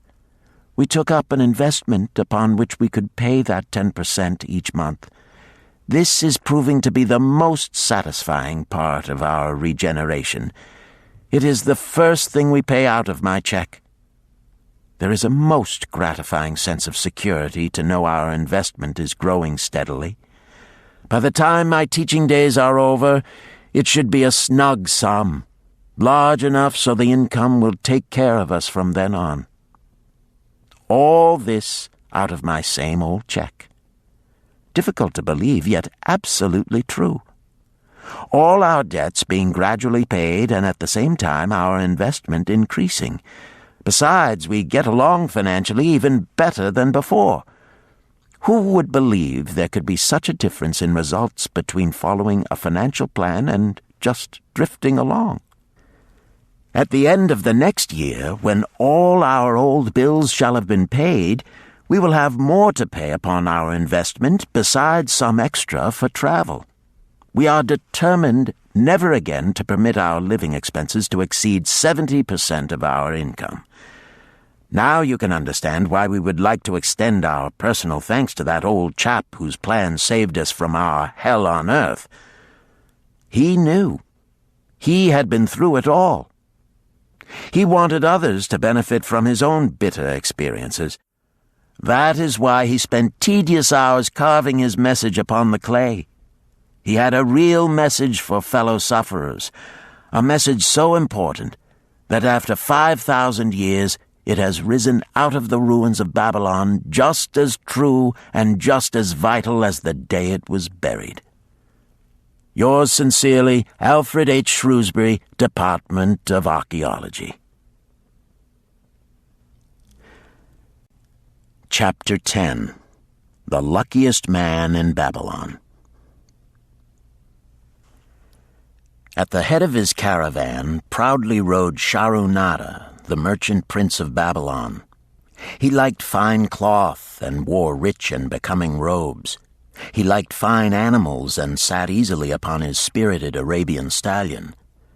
To look at him, one would hardly have guessed his advanced years. Certainly, they would not have suspected that he was inwardly troubled. The journey from Damascus is long, and the hardships of the desert many. These he minded not. The Arab tribes are fierce and eager to loot rich caravans. These he feared not, for his many fleet-mounted guards were a safe protection. About the youth at his side, whom he was bringing from Damascus, was he disturbed. This was Hayden Gula, the grandson of his partner of other years, Arid Gula, to whom he felt he owed a debt of gratitude which could never be repaid. He would like to do something for this grandson, but the more he considered this, the more difficult it seemed because of the youth himself. Eyeing the young man's rings and earrings, he thought to himself, "He thinks jewels are for men. Still, he has his grandfather's strong face. But his grandfather wore no such gaudy robes. Yet I sought him to come, hoping I might help him get a start for himself and get away from the wreck his father has made of their inheritance." Hayden Gula broke in upon his thoughts.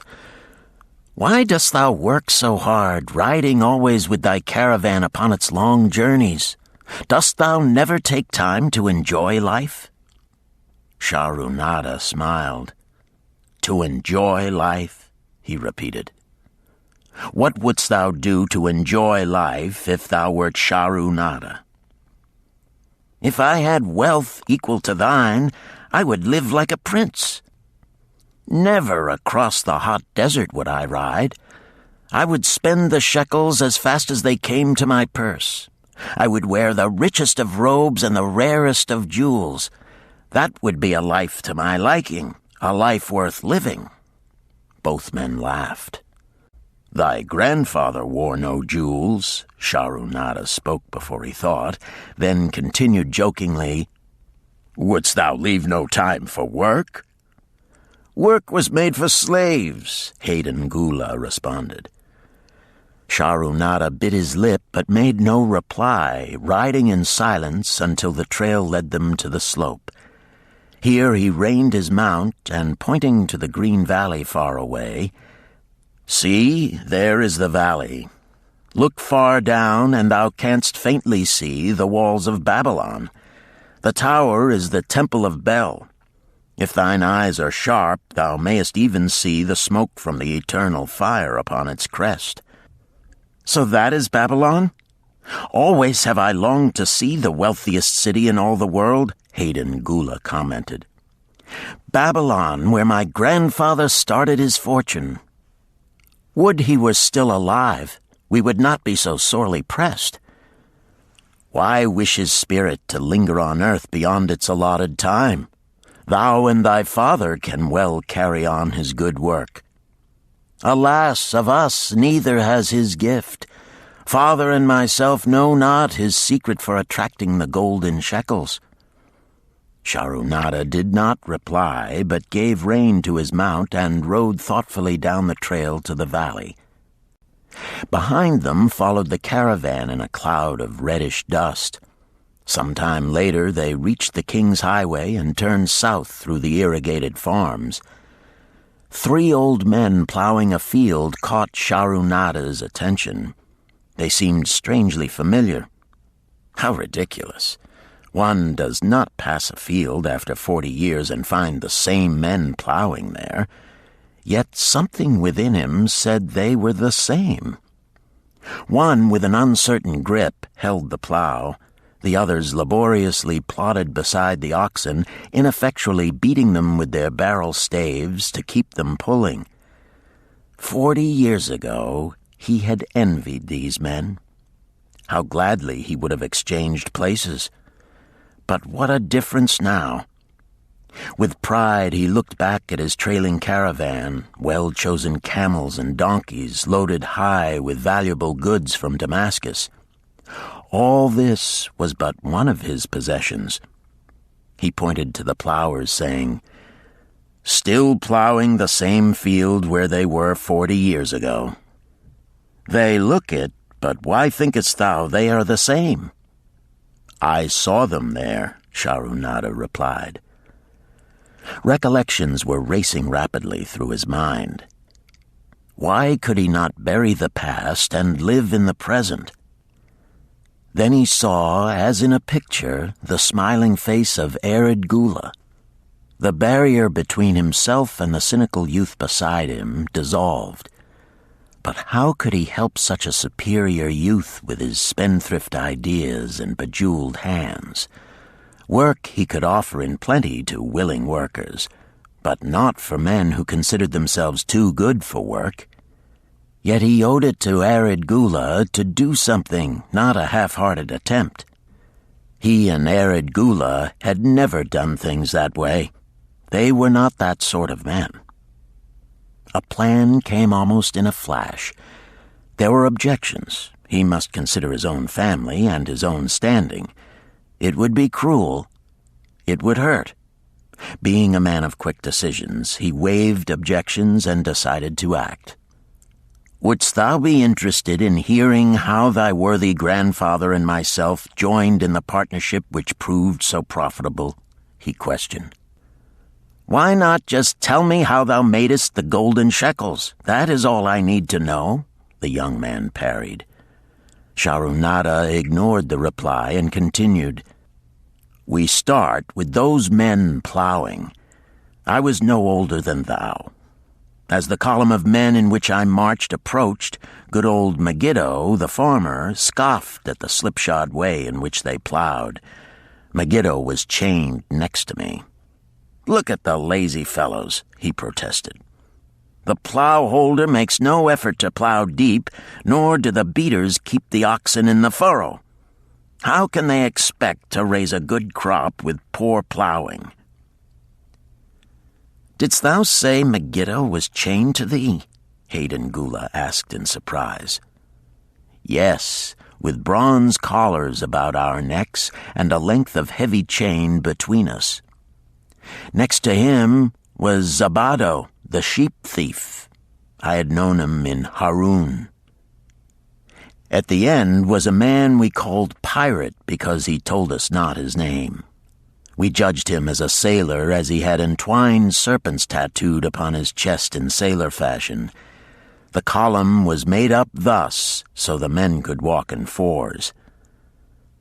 "Thou wert chained as a slave?" Hayden Gula asked incredulously. "Did not thy grandfather tell thee I was once a slave? He often spoke of thee, but never hinted of this. He was a man thou couldst trust with innermost secrets. Thou, too, are a man I may trust, am I not right?" Sharunada looked him squarely in the eye.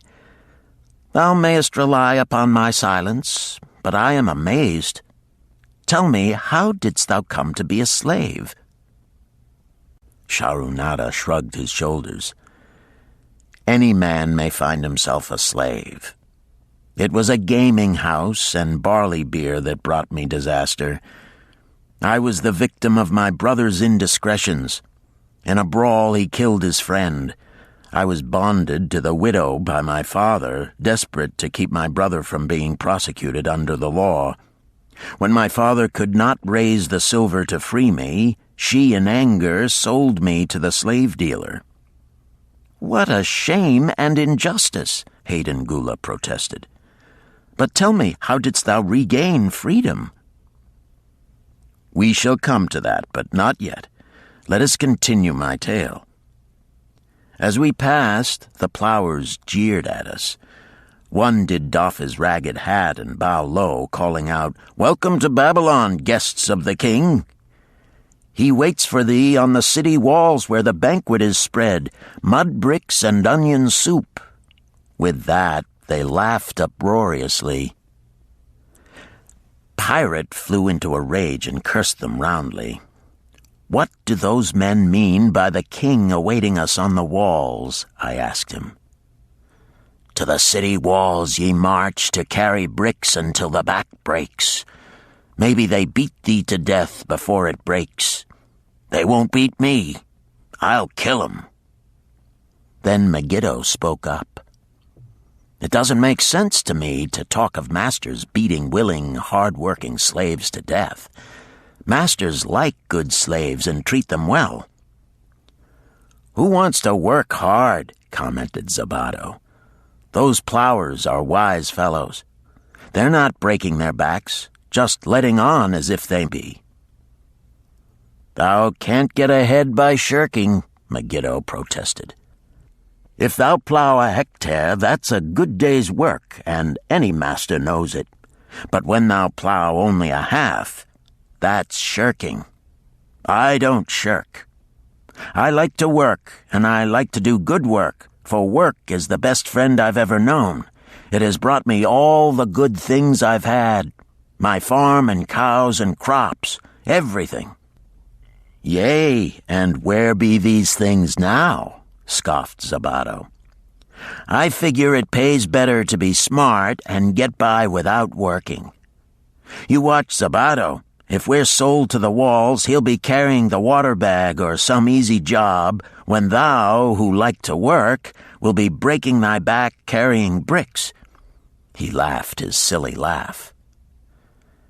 Terror gripped me that night. I could not sleep.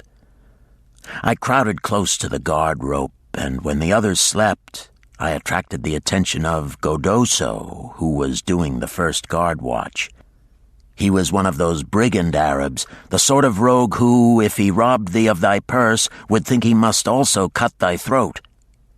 "Tell me, Godoso," I whispered, "when we get to Babylon, will we be sold to the walls?" "Why want to know?" he questioned cautiously. "Canst thou not understand?" I pleaded. "I am young. I want to live. I don't want to be worked or beaten to death on the walls. Is there any chance for me to get a good master?" He whispered back, "I tell something. Thou good fellow, give Godoso no trouble. Most times we go first to slave market. Listen now. When buyers come, tell 'em you good worker, like to work hard for good master, make 'em want to buy. You not make 'em buy, next day you carry brick. Mighty hard work." After he walked away, I lay in the warm sand looking up at the stars and thinking about work. What Megiddo had said about it being his best friend made me wonder if it would be my best friend. Certainly it would be if it helped me out of this. When Megiddo awoke, I whispered my good news to him. It was our one ray of hope as we marched toward Babylon. Late in the afternoon, we approached the walls and could see the lines of men, like black ants, climbing up and down the steep diagonal paths. As we drew closer, we were amazed at the thousands of men working. Some were digging in the moat, others mixed the dirt into mud bricks. The greatest number were carrying the bricks in large baskets up those steep trails to the masons. Overseers cursed the laggards and cracked bullock whips over the backs of those who failed to keep in line. Poor, worn-out fellows were seen to stagger and fall beneath their heavy baskets, unable to rise again. If the lash failed to bring them to their feet, they were pushed to the side of the paths and left writhing in agony. Soon they would be dragged down to join other craven bodies beside the roadway to await unsanctified graves. As I beheld the ghastly sight, I shuddered. So this was what awaited my father's son if he failed at the slave market. Godoso had been right. We were taken through the gates of the city to the slave prison, and next morning marched to the pens in the market. Here the rest of the men huddled in fear, and only the whips of our guard could keep them moving so the buyers could examine them. Megiddo and myself eagerly talked to every man who permitted us to address him. The slave dealer brought soldiers from the king's guard who shackled Pirate and brutally beat him when he protested. As they led him away, I felt sorry for him. Megiddo felt that we would soon part. When no buyers were near, he talked to me earnestly to impress upon me how valuable work would be to me in the future. Some men hate it. They make it their enemy. Better to treat it like a friend. Make thyself like it. Don't mind because it is hard. If thou thinkest about what a good house thou build, then who cares if the beams are heavy and it is far from the well to carry the water for the plaster? Promise me, boy, if thou get a master, work for him as hard as thou canst. If he does not appreciate all thou do, never mind.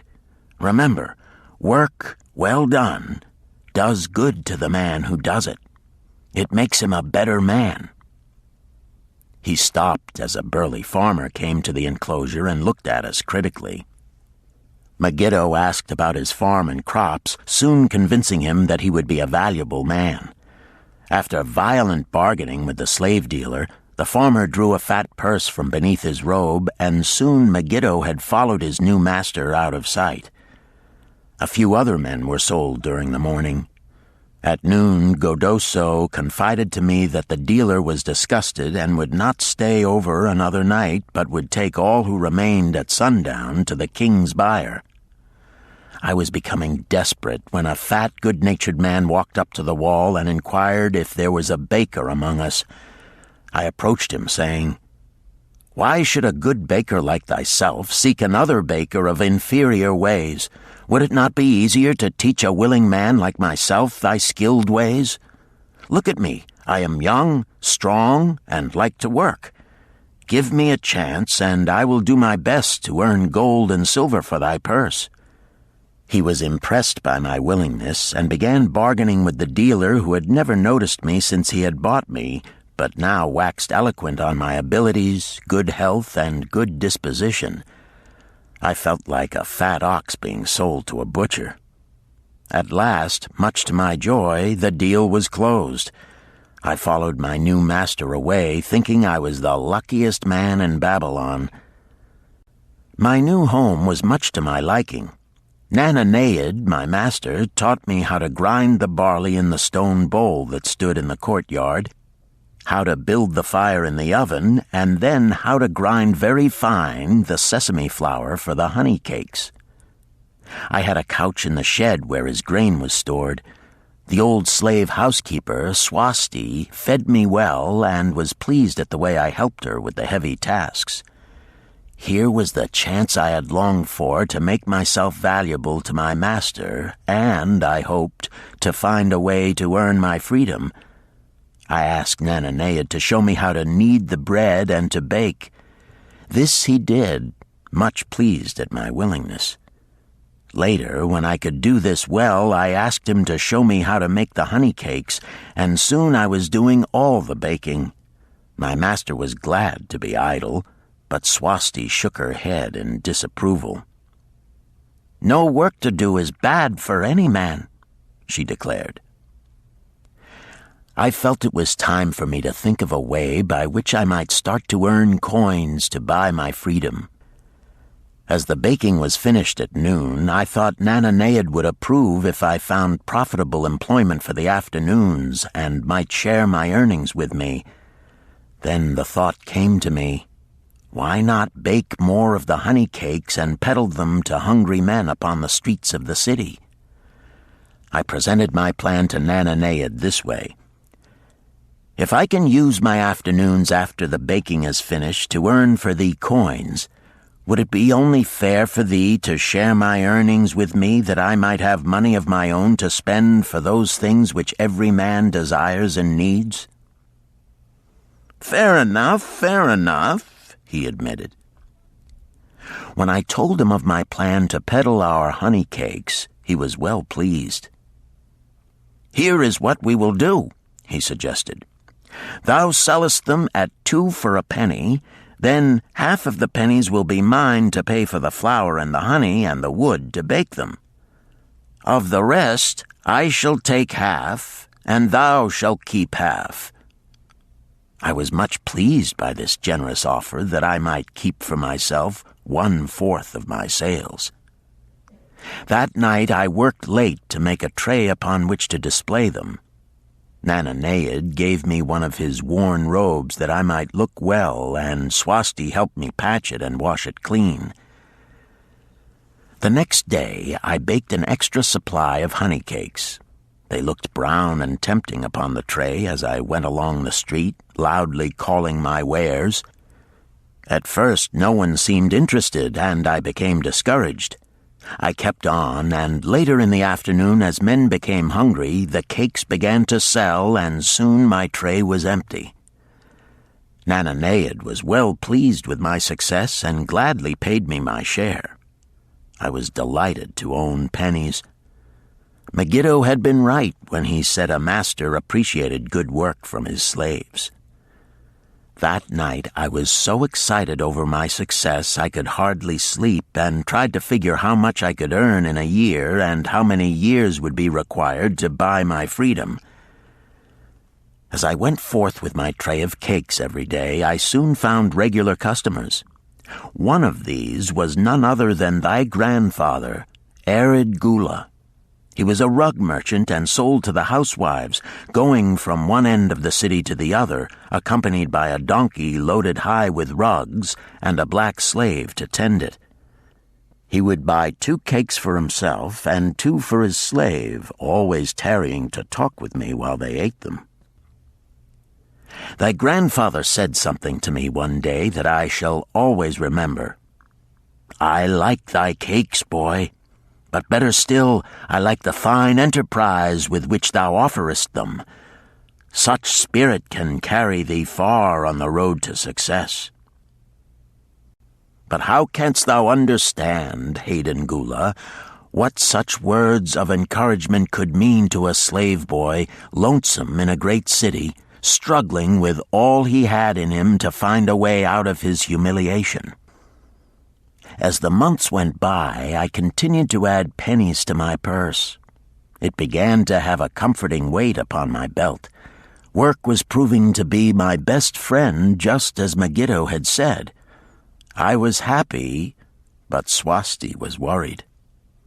"Thy master, I fear to have him spend so much time at the gaming houses," she protested.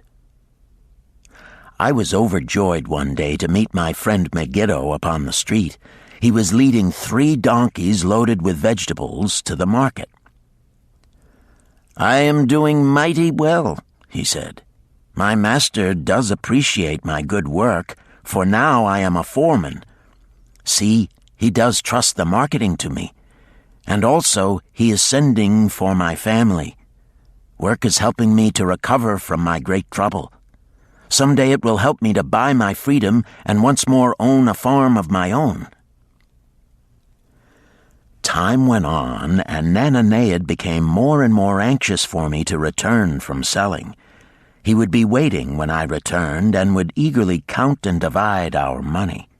He would also urge me to seek further markets and increase my sales. Often I went outside the city gates to solicit the overseers of the slaves building the walls. I hated to return to the disagreeable sights, but found the overseers liberal buyers. One day I was surprised to see Zabado waiting in line to fill his basket with bricks.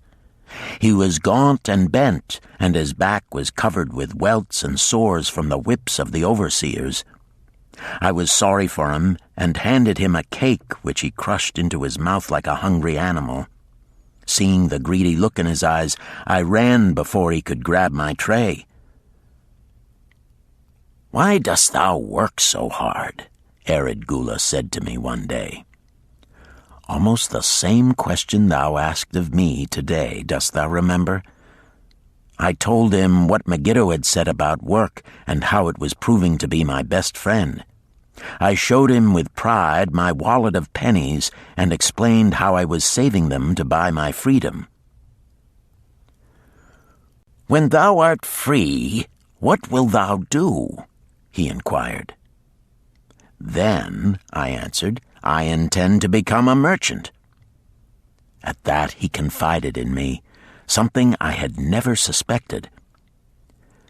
"Thou knowest not that I also am a slave. I am in partnership with my master." "Stop," demanded Hayden Gula. "I will not listen to lies defaming my grandfather. He was no slave." His eyes blazed in anger. Sharunada remained calm. "I honor him for rising above his misfortune and becoming a leading citizen of Damascus. Art thou his grandson, cast of the same mold? Art thou man enough to face true facts, or dost thou prefer to live under false illusions?" Hayden Gula straightened in his saddle. In a voice suppressed with deep emotion, he replied, "My grandfather was beloved by all. Countless were his good deeds. When the famine came, did not his gold buy grain in Egypt, and did not his caravan bring it to Damascus and distribute it to the people so none would starve? Now thou sayest he was but a despised slave in Babylon. Had he remained a slave in Babylon, that he might well have been despised. But when, through his own efforts, he became a great man in Damascus, the gods indeed condoned his misfortunes and honored him with their respect. Shahrunada replied. After telling me that he was a slave, Shahrunada continued, he explained how anxious he had been to earn his freedom. Now that he had enough money to buy this, he was much disturbed as to what he should do. He was no longer making good sales and feared to leave the support of his master.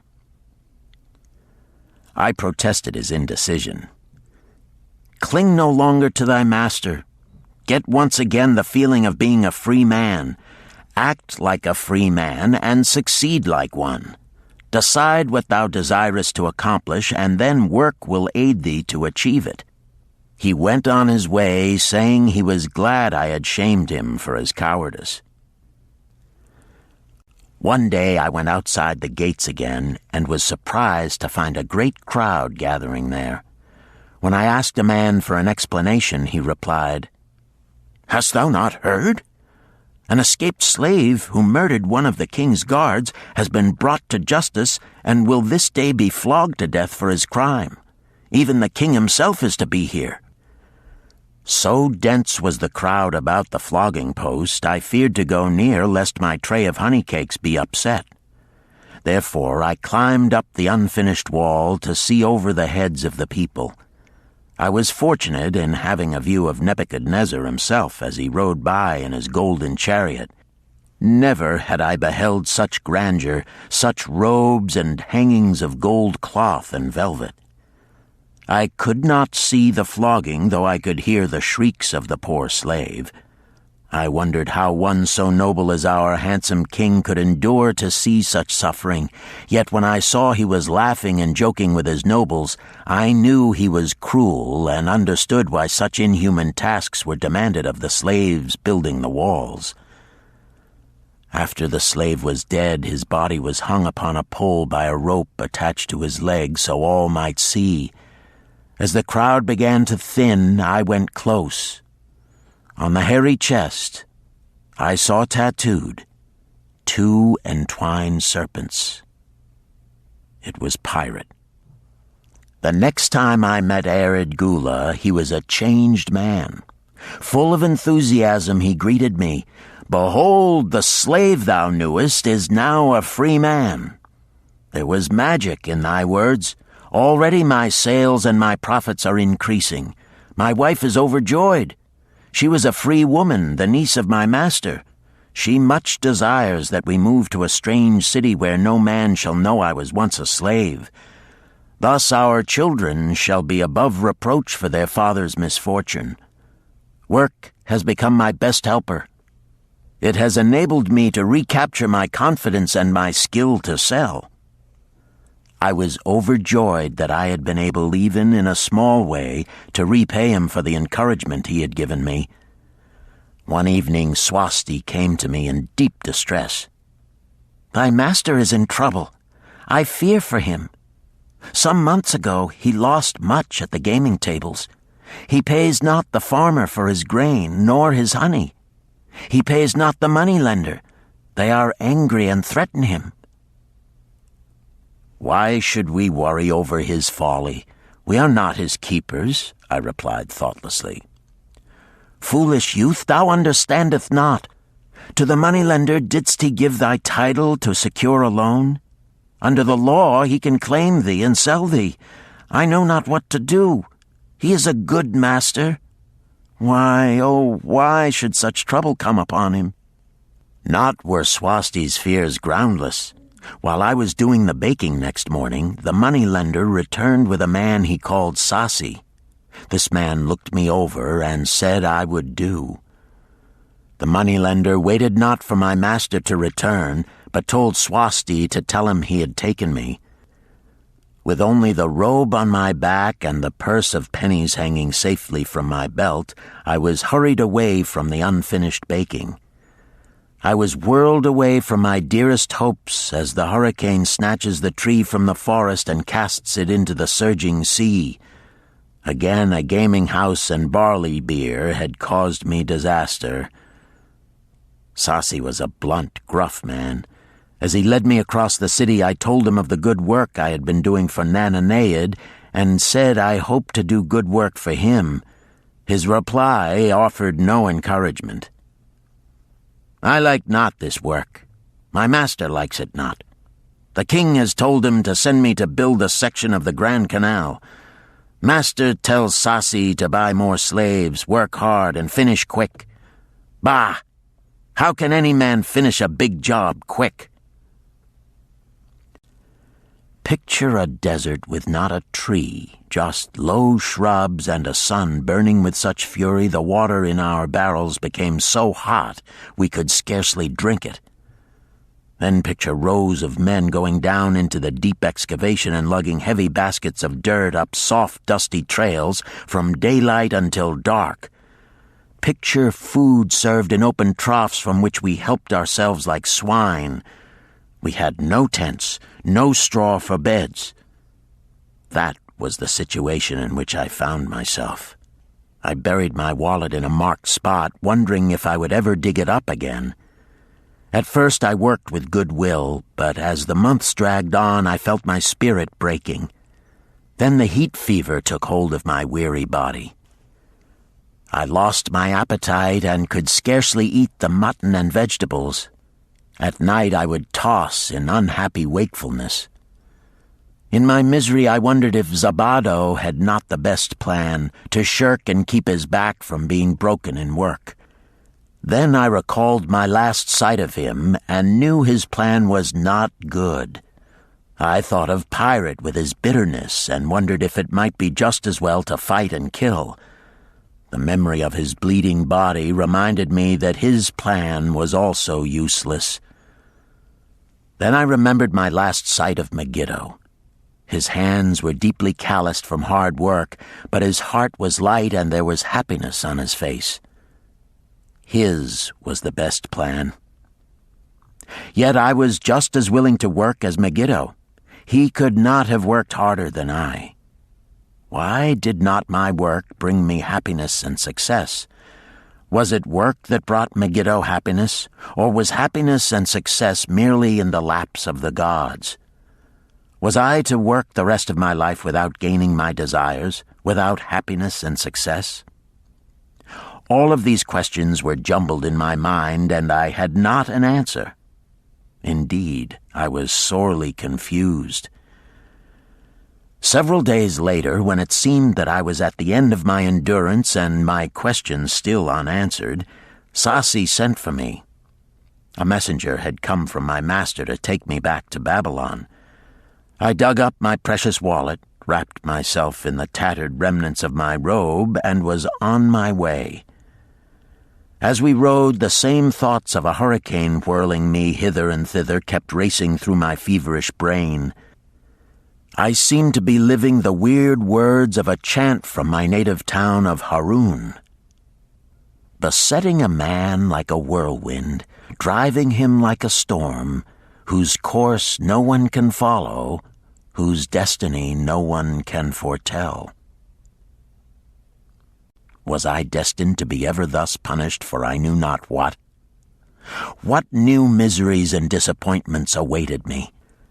When we rode to the courtyard of my master's house, imagine my surprise when I saw Arid Gula awaiting me. He helped me down and hugged me like a long-lost brother. As we went our way, I would have followed him as a slave should follow his master, but he would not permit me. He put his arm about me, saying, "I hunted everywhere for thee. When I had almost given up hope, I did meet Swasti, who told me of the money-lender who directed me to thy noble owner. A hard bargain he did drive, and made me pay an outrageous price. But thou art worth it. Thy philosophy and thy enterprise have been my inspiration to this new success." "Megiddo's philosophy, not mine," I interrupted. "Megiddo's and thine. Thanks to thee both, we are going to Damascus, and I need thee for my partner." "See," he exclaimed, In one moment thou wilt be a free man." So saying, he drew from beneath his robe the clay tablet carrying my title. This he raised above his head and hurled it to break in 100 pieces upon the cobblestones. With glee he stamped upon the fragments until they were but dust. Tears of gratitude filled my eyes. I knew I was the luckiest man in Babylon. Work, thou see, by this, in the time of my greatest distress, didst prove to be my best friend. My willingness to work enabled me to escape from being sold to join the slave gangs upon the walls. It also so impressed thy grandfather, he selected me for his partner. Then Hayden Gula questioned, "Was work my grandfather's secret key to the golden shekels?" "It was the only key he had when I first knew him," Sharunada replied. "Thy grandfather enjoyed working. The gods appreciated his efforts and rewarded him liberally." "I begin to see," Hayden Gula was speaking thoughtfully. "Work attracted as many friends who admired his industry and the success it brought. Work brought him the honors he enjoyed so much in Damascus. Work brought him all those things I have approved. And I thought work was fit only for slaves." "Life is rich with many pleasures for men to enjoy," Sharunada commented. "Each has its place. I am glad that work is not reserved for slaves. Were that the case, I would be deprived of my greatest pleasure. Many things do I enjoy, but nothing takes the place of work." Sharunada and Hayden Gula rode in the shadows of the towering walls up to the massive bronze gates of Babylon. At their approach, the gate guards jumped to attention and respectfully saluted an honored citizen. With head held high, Sharunada led the long caravan through the gates and up the streets of the city. "I have always hoped to be a man like my grandfather," Hayden Gula confided to him. "Never before did I realize just what kind of man he was. This thou hast shown me. Now that I understand, I do admire him all the more and feel more determined to be like him. I fear I can never repay thee for giving me the true key to his success. From this day forth I shall use his key. I shall start humbly as he started, which befits my true station far better than jewels and fine robes." So saying, Hayden Gula pulled the jeweled baubles from his ears and the rings from his fingers. Then, reining his horse, he dropped back and rode with deep respect behind the leader of the caravan.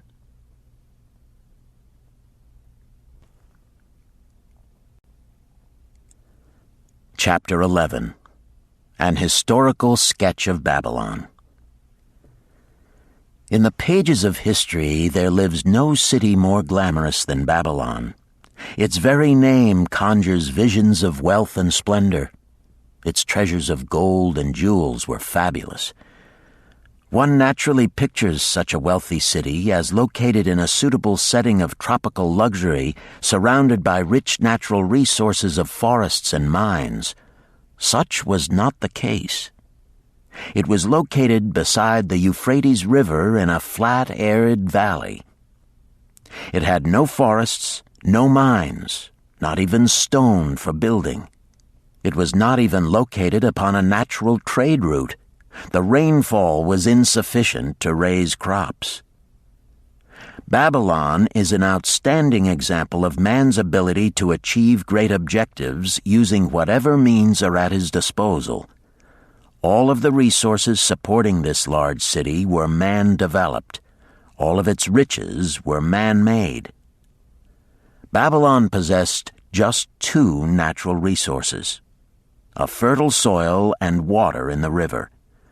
With one of the greatest engineering accomplishments of this or any other day, Babylonian engineers diverted the waters from the river by means of dams and immense irrigation canals. Far out across that arid valley went these canals to pour the life-giving waters over the fertile soil. This ranks among the first engineering feats known to history. Such abundant crops as were the reward of this irrigation system the world had never seen before. Fortunately, during its long existence, Babylon was ruled by successive lines of kings to whom conquest and plunder were but incidental. While it engaged in many wars, most of these were local or defensive against ambitious conquerors from other countries who coveted the fabulous treasures of Babylon. The outstanding rulers of Babylon live in history because of their wisdom, enterprise, and justice.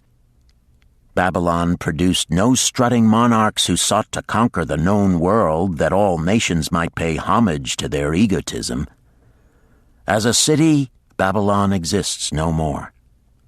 When those energizing human forces that built and maintained the city for thousands of years were withdrawn, it soon became a deserted ruin. The site of the city is in Asia, about 600 miles east of the Suez Canal, just north of the Persian Gulf. The latitude is about 30 degrees above the equator, practically the same as that of Yuma, Arizona. It possessed a climate similar to that of this American city, hot and dry. Today, this valley of the Euphrates, once a populous irrigated farming district, is again a windswept arid waste.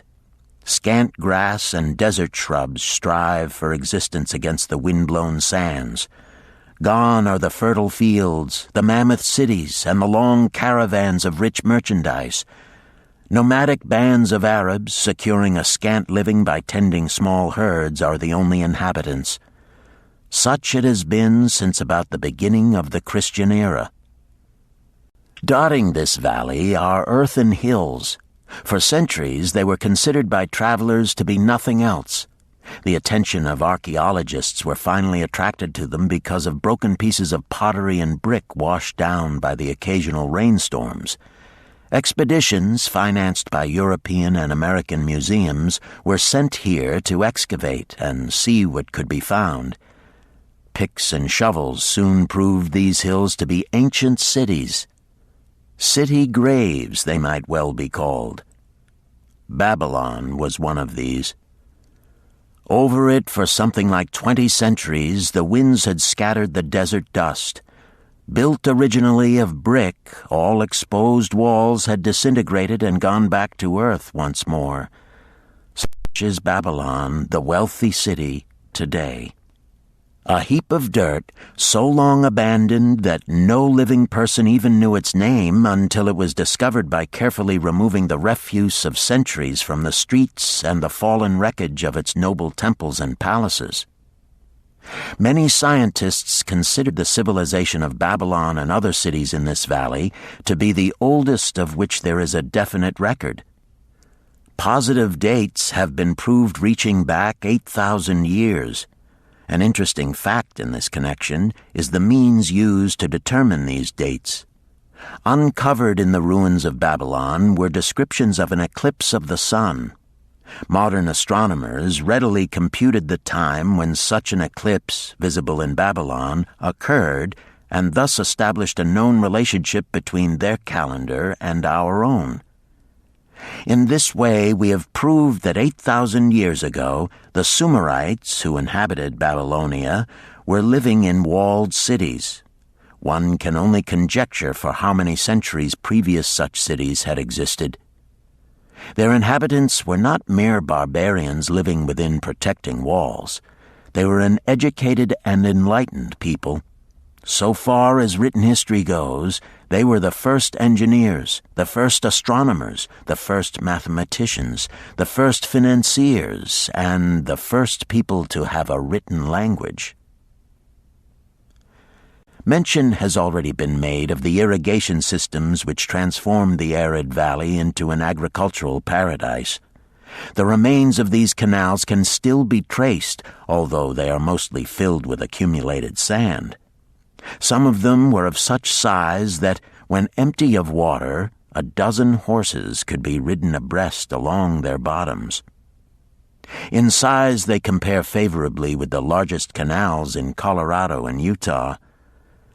In addition to irrigating the valley lands, Babylonian engineers completed another project of similar magnitude. By means of an elaborate drainage system, they reclaimed an immense area of swampland at the mouths of the Euphrates and Tigris rivers and put this also under cultivation.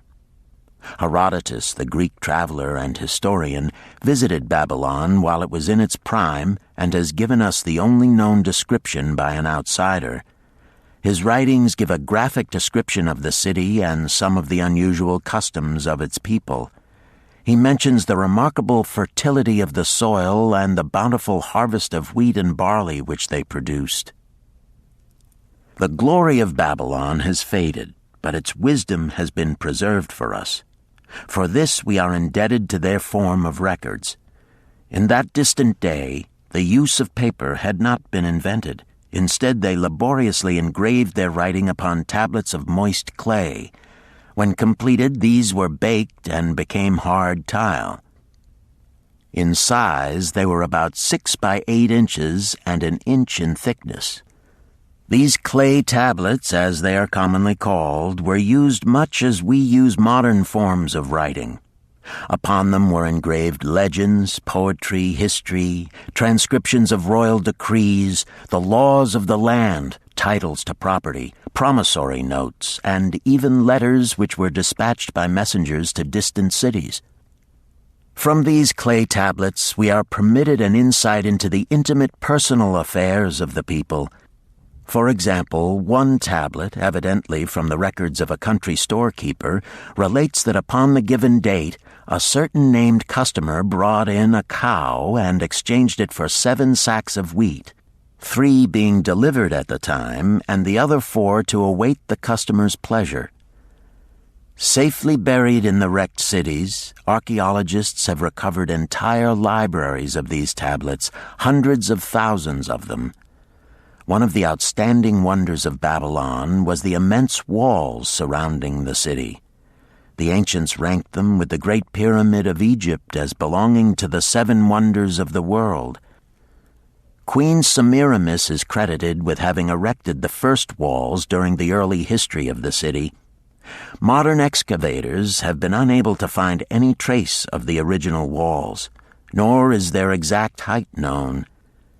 From mention made by early writers, it is estimated they were about 50 to 60 feet high, faced on the outer side with burnt brick and further protected by a deep moat of water. The later and more famous walls were started about 600 years before the time of Christ by King Nabopolassar. Upon such a gigantic scale did he plan the rebuilding, he did not live to see the work finished. This was left to his son Nebuchadnezzar, whose name is familiar in biblical history. The height and length of these later walls staggers belief. They are reported upon reliable authority to have been about 160 feet high, the equivalent of the height of a modern 15-story office building. The total length is estimated as between 9 and 11 miles. So wide was the top that a 6-horse chariot could be driven around them. Of this tremendous structure, little now remains except portions of the foundations and the moat. In addition to the ravages of the elements, the Arabs completed the destruction by quarrying the brick for building purposes elsewhere. Against the walls of Babylon marched, in turn, the victorious armies of almost every conqueror of that age of wars of conquest. A host of kings laid siege to Babylon, but always in vain. Invading armies of that day were not to be considered lightly. Historians speak of such units as 10,000 horsemen, 25,000 chariots, 1,200 regiments of foot soldiers with 1,000 men to the regiment. Often 2 or 3 years of preparation would be required to assemble war materials and depots of food along the proposed line of march. The city of Babylon was organized much like a modern city. There were streets and shops, Peddlers offered their wares through residential districts. Priests officiated in magnificent temples. Within the city was an inner enclosure for the royal palaces. The walls about this were said to have been higher than those about the city. The Babylonians were skilled in the arts. These included sculpture, painting, weaving, gold working, and the manufacture of metal weapons and agricultural implements. Their jewelers created most artistic jewelry.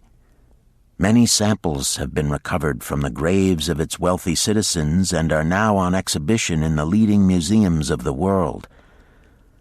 At a very early period, when the rest of the world was still hacking at trees with stone-headed axes, or hunting and fighting with flint-pointed spears and arrows, the Babylonians were using axes, spears, and arrows with metal heads. The Babylonians were clever financiers and traders. So far as we know, they were the original inventors of money as a means of exchange, of promissory notes, and written titles to property.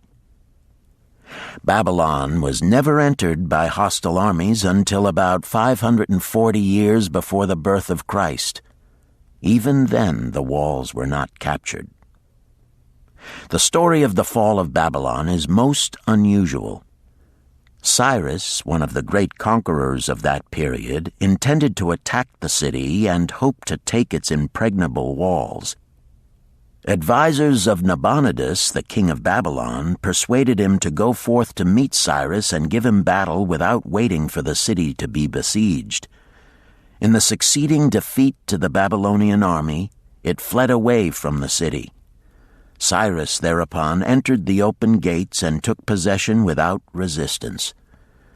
Thereafter, the power and prestige of the city gradually waned until, in the course of a few hundred years, it was eventually abandoned, deserted, left for the winds and storms to level once again to that desert earth from which its grandeur had originally been built. Babylon had fallen, never to rise again, but to it civilization owes much. The eons of time have crumbled to dust the proud walls of its temples, but the wisdom of Babylon endures. The End. You've been listening to The Richest Man in Babylon by George Asson, narrated by Richard Ferrone, and directed by Ben Ruggiero. If you've enjoyed this book and this performance, Recorded Books recommends The Art of War by Sun Tzu, narrated by Joe Mantegna. This classic of military strategy includes a detailed introduction and commentary on the history of Chinese warfare and military thought.